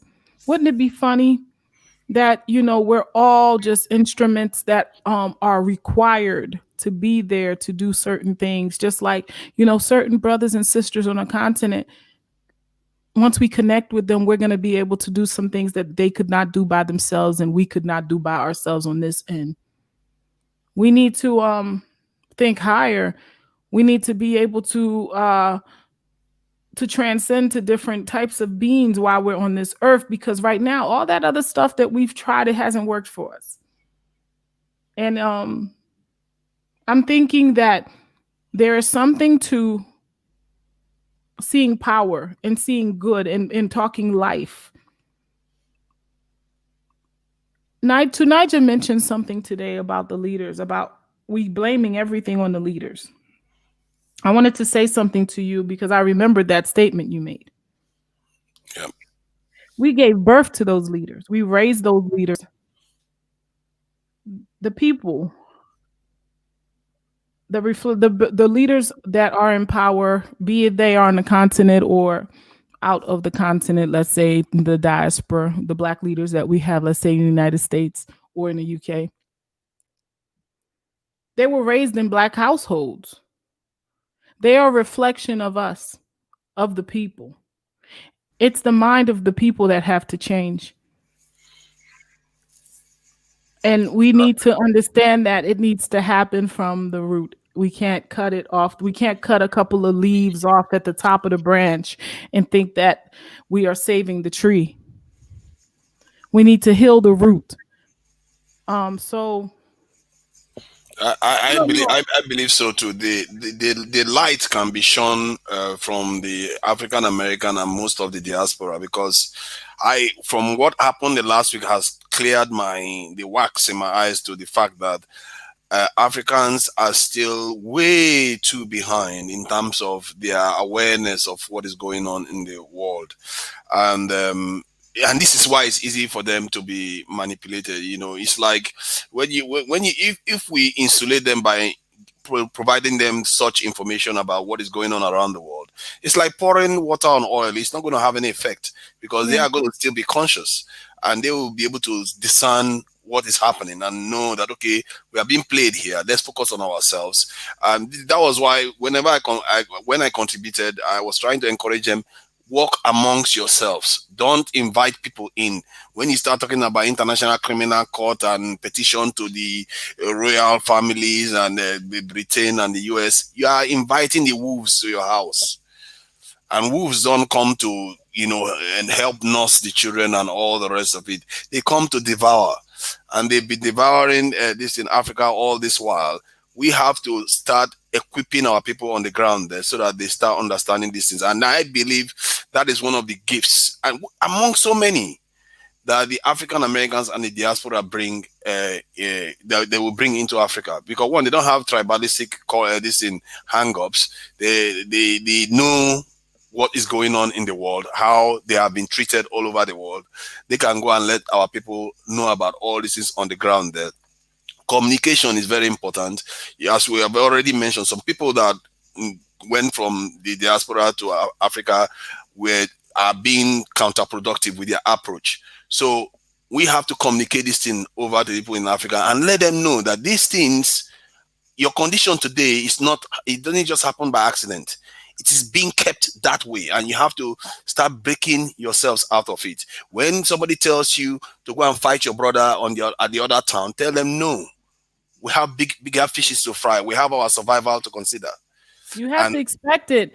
You got to be ready for it, though, because you see, that's the thing. We tend to, I don't know if it's because we're not expecting to be propositioned. Yeah. I'm not just talking about the propositions that we get from the external, but the internal propositions that come from within. You have to be ready to deal with those propositions that come from within, even harder than the ones that come from external. Meaning that, sitting here talking about the sellout culture in the sellout, problem that we have in our culture. That's a when I was telling you guys earlier about me almost getting to my 1,000 subscriber and looking at my channel and saying, okay, if I do one negative video about a certain individual, I can get a lot of people to come in. Mm-hmm. It would have happened. I would have gotten the views. I probably would have gotten the subscribers and more. Yeah. But I would have lost something. And I'm telling you this because I say this to say it's in me. It's in you. It's in all of us. The ability to sell out, or the ability to I think Temptation. it's definitely present in all of us. If you sell out, that light that brought you there in the first place will be diminished somewhat. And we should never short sell ourselves short. Somebody mentioned once that when you do these sort of things over and over again, sooner or later you have a mental break whereby you have disconnected yourself from your true self, and that is not healthy. You have to be whole wherever you are traveling to, for better or for worse. If you are whole, I don't think anything gets to you. Nothing anybody does, no prison they put you in, no punishment they give to you will get to you if you are whole. And you have to be honest. I'm telling you, I find honesty keeps me whole. If you're honest with yourself, you could be honest with others, and guess what? Nobody can say you said this or you said that, because you say it yourself, and you'll have nothing to hide. And so our people tend to not be honest to themselves, let alone to other people. We have to come to a place where we understand that. And the reason I talked about history was because we always talk about the great history. Oh, we did this, the pyramids, this, the that, the this. We need to talk about the evil history. The things that we did to put ourselves, the things that our forefathers did to that caused us to be in this predicament. Yeah, I personally understand the dynamics that led us where we are right now, and I always say that our people, we should remember that we are some of the most enduring groups in the world. It was just the last 500 years of all time in history that sub-Saharan Africa has ever been subjugated. And that is something that, even England will not boast of, because England was run by Rome about 2,000 years ago, while sub-Saharan Africa was signing peace deal with Rome. They couldn't get past this in Sudan. So the point is that we have a lot that goes in our favor, and sometimes we forget that what we are facing now is just one of those things that many groups have gone through, and we are going to get past it. We just have to, like I always say, we have to build immunity to division. And if the topic of today, where we are talking about people that are, setting us backwards, we have to build whatever we find that is a problem. We build immunity. We build immunity to it. We keep building and keep marching forward, and eventually we'll get where we want to, which is reclaiming our destiny. It's just what we have to do, and we don't have a choice. We have to do it. We have an option, and that's the thing. Like, if we are not our forefathers, we're at the tip of the mountain, guys. It's either we fly or we fall, and we don't have a choice. We have to do whatever is necessary to reclaim our destiny. Anybody that wants to hold us back, then they will have something that whatever they are using to hold us, they will have to watch out, because that stuff is going to be chewed off. Because we have to go on our own path and forge our own way in life. Because if we keep sitting back, you already know now, the future is very, very dim for us, very dim. And for me, I'm optimistic anyway. I see a lot of positives. The last 2 weeks has shaken my faith a little bit. But I believe it will be all right. Yeah, I know it's gonna be all right. I know one thing though. I know that these discussions are very important, because it's like you have the other side of the aisle, and you'll hear all the negativity. And I'm not talking about a person in particular, but we know it's true. We're going to deal with the negative, and we're going to see a lot of things that make you feel like, I don't know if I'm doing the right thing. Maybe this situation right here isn't so bad. Going back home seems like a really bad choice. But all I can say is this: don't let anybody clip your wings. Exactly. If you're ready to fly and you have the wings to do so, don't let anybody clip them. This is what's happened to us. And I feel like this, our ancestors, when they had the opportunity to leave, a lot of them, their wings were clipped because they were already in a place where they were trained to hate themselves. Sometimes people ask me, why didn't our ancestors go back? Because they had already trained them to hate themselves and hate where they came from. We have more knowledge than them. We have access to certain things that give us a different vision, a different view from what's being done. There have been people going back to Africa for a very long time, and they've loved it and lived there and had no problems. It's just a funny thing that now that we're getting a couple of people going there saying that they don't like it so much. And that's okay. That's not to say that's not true and that their feelings are not their feelings, but at the same time, why do we focus on the negative? The mind is a very extremely powerful thing because, okay, let me give you this analogy. There is this culture in India that they used to raise elephants. They use a small peg from a very young age to pin the elephant to the ground and say that's where you need to stay and not leave there, and the elephant stays there. And that elephant grows on to become a giant creature that can rip the whole building apart. But yet that same peg is used to keep that elephant in place. Even if the elephant doesn't know its strength, that's the whole point, because it has been programmed to think it doesn't have that kind of ability.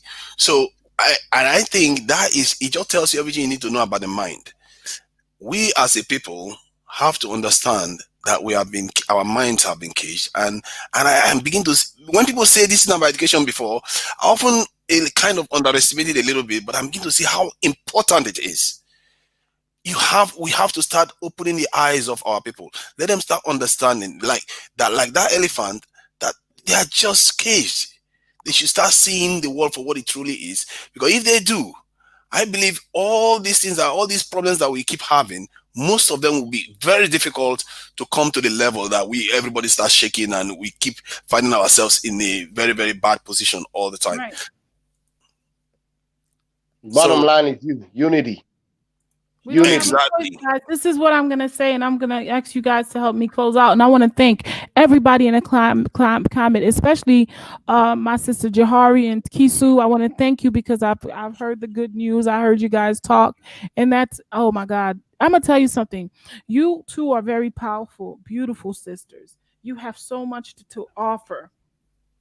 But we need to do this. We need to understand that anytime you have a problem with your sister, it's really important that you communicate with your sister. Just like there's something that we need to understand. There's a wave of negativity being thrown around everywhere. And sometimes we might see someone and we think that person is thinking one way for us or thinking that way or whatever. And that person has nothing but love. I truly love the people that are coming to my channel and are staying, because it seems like I'm attracting like-minded people. And those that are not like-minded, you're wasting your time. I don't understand. Why are you here if you don't appreciate what you're being given? I'm the kind of person that if, let's say I go to someone's channel and I don't like what I'm being given, I'm not going to stay. If you want to stay and be negative, then that means that you need to heal. You are welcome to stay because this is the right place for it. Okay, guys. So I want to thank a lot of people on my channel. It's like 5 hours in. I'm supposed to do a live tomorrow, so I'm going to try to get some rest. And I'll be back with you guys tomorrow if you feel like coming in to be here. If you're not too busy, we could definitely. And Rock Shakur, I'm not sure what happened. I always love having that brother in. I'm sure we'll see him again, hopefully tomorrow. Brother, thank you for everything that you've contributed to the channel today. It looks like today we had some really great people. We had Franklin, we had Blacksid, we had, my God, the Happy Companion. I have Amara here too, Niger. We even had Nana come in. And I'm telling you, I feel like I have such a force behind me that there's nothing that is impossible. One thing I do want to say about all the negativity that's going on YouTube right now, we can't stop it. And I'm gonna tell you something. Even I see that thing come up, R-Cappy, or this, that. It's like you can't help but to click because you already saw the beginning of the story, so you want to know what the end is. Yeah, I have to ask myself, am I contributing to this negativity? Yes. What were you saying tonight? Yeah, I think she seems a bit boring right now. I can't even go through 2 minutes of her videos. Me too. I click it and then like 1 second later, or I click not just her, but the people that are feeding off of her, like parasites.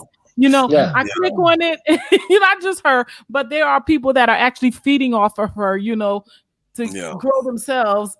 So I click on it and then I'll spend like a second and I'm like, that's how you know your spirit is going somewhere else. That's how you know that you are meant to do more, because you can't even focus on the negativity but for so long.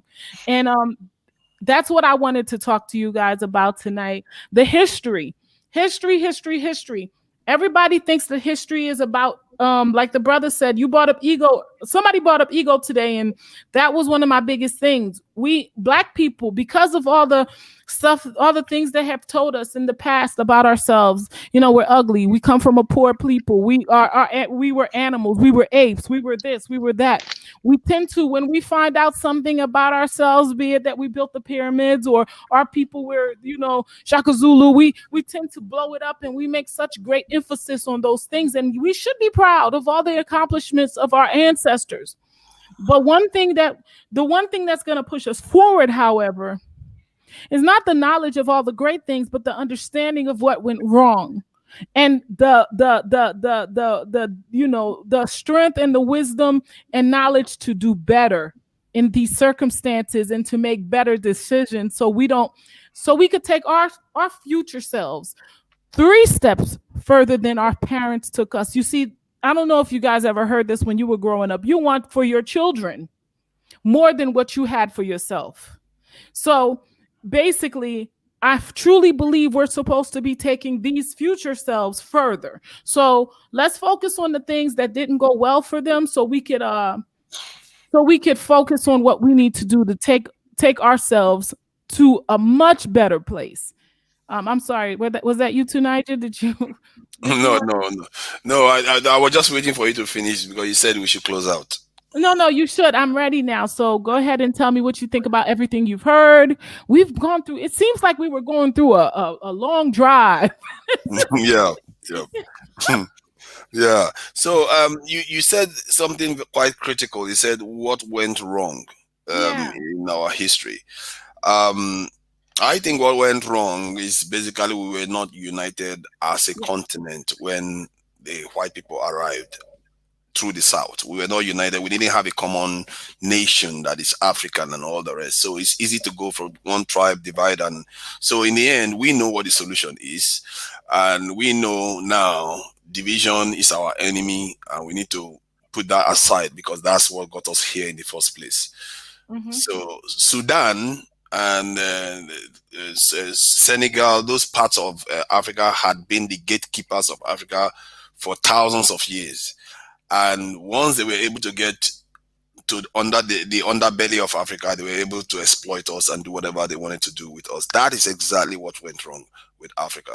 And if we want to reclaim our destiny, we have to start re-educating our people from this orientation that they have right now and be immune to division. We have to start becoming whatever, say, implies that we should be divided. No way. If somebody says we should turn against this one, no. Against African American, no. Against Indians, no. Against South American diaspora, no. Against our Nigerians, no. We always have to stick together, especially when it comes to people that are non-Africans. So if we build that kind of immunity to our way of doing things, obviously smarter people will come up with, you know, languages and things that we can do together that binds us together even closer. When that happens, I think we'll be back. We'll be back where we belong. You know what? I think you're right, 100%. We need that unity, y'all. We need that trust and we need that unity and we need to move forward. So I don't know. It's you know, it starts here, but I truly feel like it's happening. We have 88 people. I think this channel at its height went to 200 people. We're close to half people that were interested enough to stay, and I think if you stayed, you definitely witnessed something beautiful between the 3 brothers that remained on the channel. And then we were able to witness the 2 sisters coming back saying that they had talked, and this is what it means. This is what it's about to me. It's about that. So that being said, to Niger, I want to tell you something. I love you. I know you come from a good place, even though you like to stir it up sometimes, but I think you do it to sharpen us. So I'm very grateful to you. Thank you, my brother. My brother Amara. Yeah, my sister. As usual, I'm telling you, Amara, I had missed you the last couple of weeks. I hope you went back and looked at those videos, because even though you weren't here, I kept it out for you, brother. It was very interesting. So hopefully you go back, and they're pretty long, but take your time and look at them. But I look at the 8-hour video. It's the 8-hour video. I liked it. I liked it. we definitely be getting those hours in, but it was so good to have you back. And I'll be missing you when I don't see you. I always call you out. Now, Amara, tell me, with everything that we've talked about today, what can you say stood out for you? What can you contribute at the end? Slowly but surely, the movement is on. Yes. And the quality content are the things that are really going to help people out. The people that talk about them and the people that care about, like you, are starting to show. You're seeing every day I come around, I see brand new people coming in. They're searching for the quality. Family is growing. We're a big family. It's going to get bigger. We're a big family, and we're all going home. and this particular time that all the channels have shown that nothing but drama, we are clearly separating ourselves. You clearly separating yourself, because they see you, they see good quality behind you. You produce good quality content. That's why you see new faces in here every day. People are in a search. So the movement is going on. And everybody else has said a lot of things. I just want to touch on one particular thing. To Niger. 3 episodes ago, To Niger was a completely different man from what he is today. If anything could tell you that there is a movement going on, that both from the African side and the sisters, give the sisters 2 or 3 more episodes. You see they do a new To Niger turnaround. Well, they're here to stay. Kisu and Jahari, that's my sisters. Those are my sisters. Those are that's my left and my right. I have a couple of sisters in here, like TT, Jahari. I have loads. As a matter of fact, I don't think there's a sister on this chat right now that I don't feel close to. I'm gonna tell you, we have to do this as sisters. And Titi says she's talks all the time about starting a sisters channel, and I think we need it. We need a separate type of healing, and I look forward to that. So yeah, that's something that we definitely need. I love my sisters. That was one of the first things I had to heal. But I'm sorry for interrupting you. Yeah, go ahead. Those 2 things. I mean, you healing. You might not look at it like you got a shine. I'm telling you, Gina, you got 1,000 subscribers. This is what I'm about to tell you. Let me don't forget. I've been thinking about this, Gina. I've been thinking about this. Please, please, please, please, please have that join button so I could be one of your VIP members. Please do that. Okay. I could contribute up to $20, $25, or $30, a month if you want to. Please do that. I appreciate it.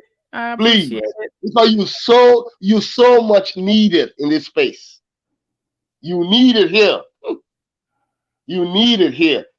Clearly, the reason that I'm needed is because I need you guys. So it's like, this light or whatever you think you see is a reflection of all the great people that come through here. I promise you, I've met the most beautiful people on this channel, and that's why I keep coming back, because iron sharpens iron, and that's truly what I believe. Like, the only thing that could sharpen iron is iron, and so whatever you see in me is a reflection of you. Exactly. And I truly believe that. So, and I need you to do something for me, Amara. There's something that is really important. I need to understand what the woman's role was prior to, there's a history of women that's not being talked about. So when I want to do that, a series where we talk about what were women prior to what they are now, because I feel like there's something being hidden from women, and you know what I'm talking about.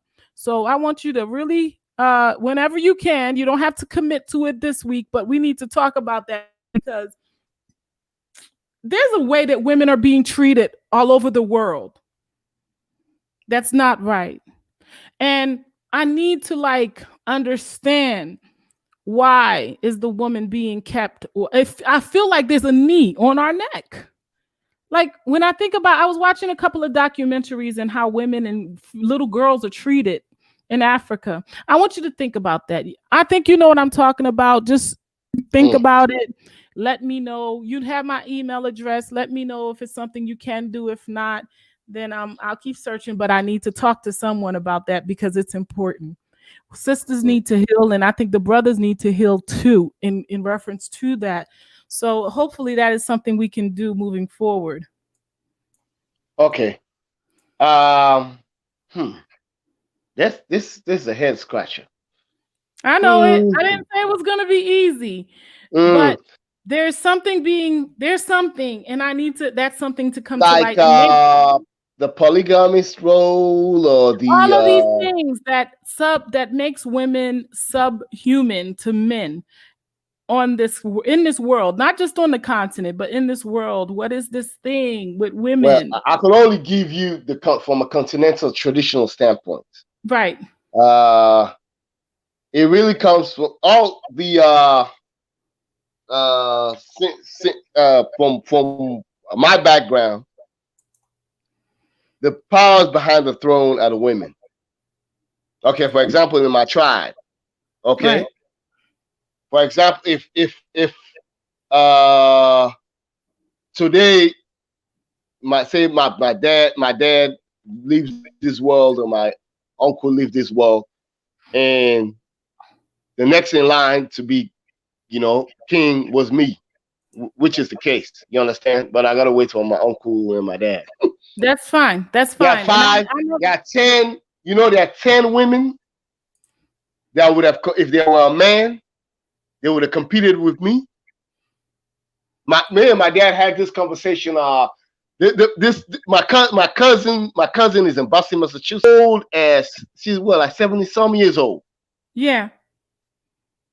I was speaking to her daughter a while ago, and I spoke to my dad. I say, I told my dad about her, and she said, and my dad, first thing that came out of my dad, so my dad told me, it was like, that would have been your rival if she was a man.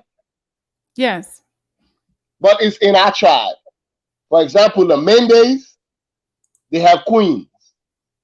And I'm from the Mende in Sierra Leone. Yeah, the Mendes have plenty of queens. Our tribe, the Timnees, is more on the men's side. The men take control. So it depends on tribes. I don't want a short version, because next week, if you have the time, I would like to see this done next week. And I think you'll have a couple of brothers like Rock Shakur join in, because he was interested in that as well. But I would love for you to break this down to us, because there is a role that women are playing now. And I'm feeling like, it's not right. But there's something that was taken. I want to know what happened to bring women to a place now where they're being, not just in Africa, but everywhere, treated the way they are. So if you could go to your father, your grandfather, your uncles, and see if this is something they could address or give you information on, I need that. We need that as a healing. These sisters need that. I can try. I'll try my best. I'll call around and get some deep information. I'll try my best. And Mary, you have never let me down. No, so, I'm not going to let you down. But you have never let me down. So you hear that? I'm going to give you the perspective for my aunt. I don't know if the sisters, I didn't even look at the comments, but if this is coming, this is something that I think we all need to hear and learn. So let's look forward to that. I'm going to ask you now to continue with your closing of what you've heard today, Naja, and then I'm out. The Blackness. Come on, Nige. Take me out, Amara. Okay. Now, a couple of things we as Black people need the bigger picture. Yes. Team unity comes first. Okay? The Black people that are ready now should go first. You know, set the pace, build the foundation, then others can join. Everybody's not ready. Everybody's not on the same mental level. Everybody is not fully equipped to go. Okay. So, united we stand, divided we fall. We got to go all out for unity. Unity is bigger than anything. Let's forget about being under the white man's spell, the African government spell, or wherever we are. As a people, we got to be united. It's the only thing we got. The only thing we got is unity. And we got to fight, scrape, do whatever we got to do to get it. Because I'll give you my example of how I needed the diaspora, because some of our brothers in the continent, when I try to get them as business partners, they weren't woke. But I got my African-American brother that I got when I was woke, was on the same level with me, and we partnered and we in business together. So what that does is sets the pace. When everybody see the light, they might join in. You know, that's all I gotta say. Well, I want to thank you. And what you said was a lot. And what I got from it, and what I think everybody got from it, is that, yeah, going back to unity, it is the only answer. Unity is the only way forward.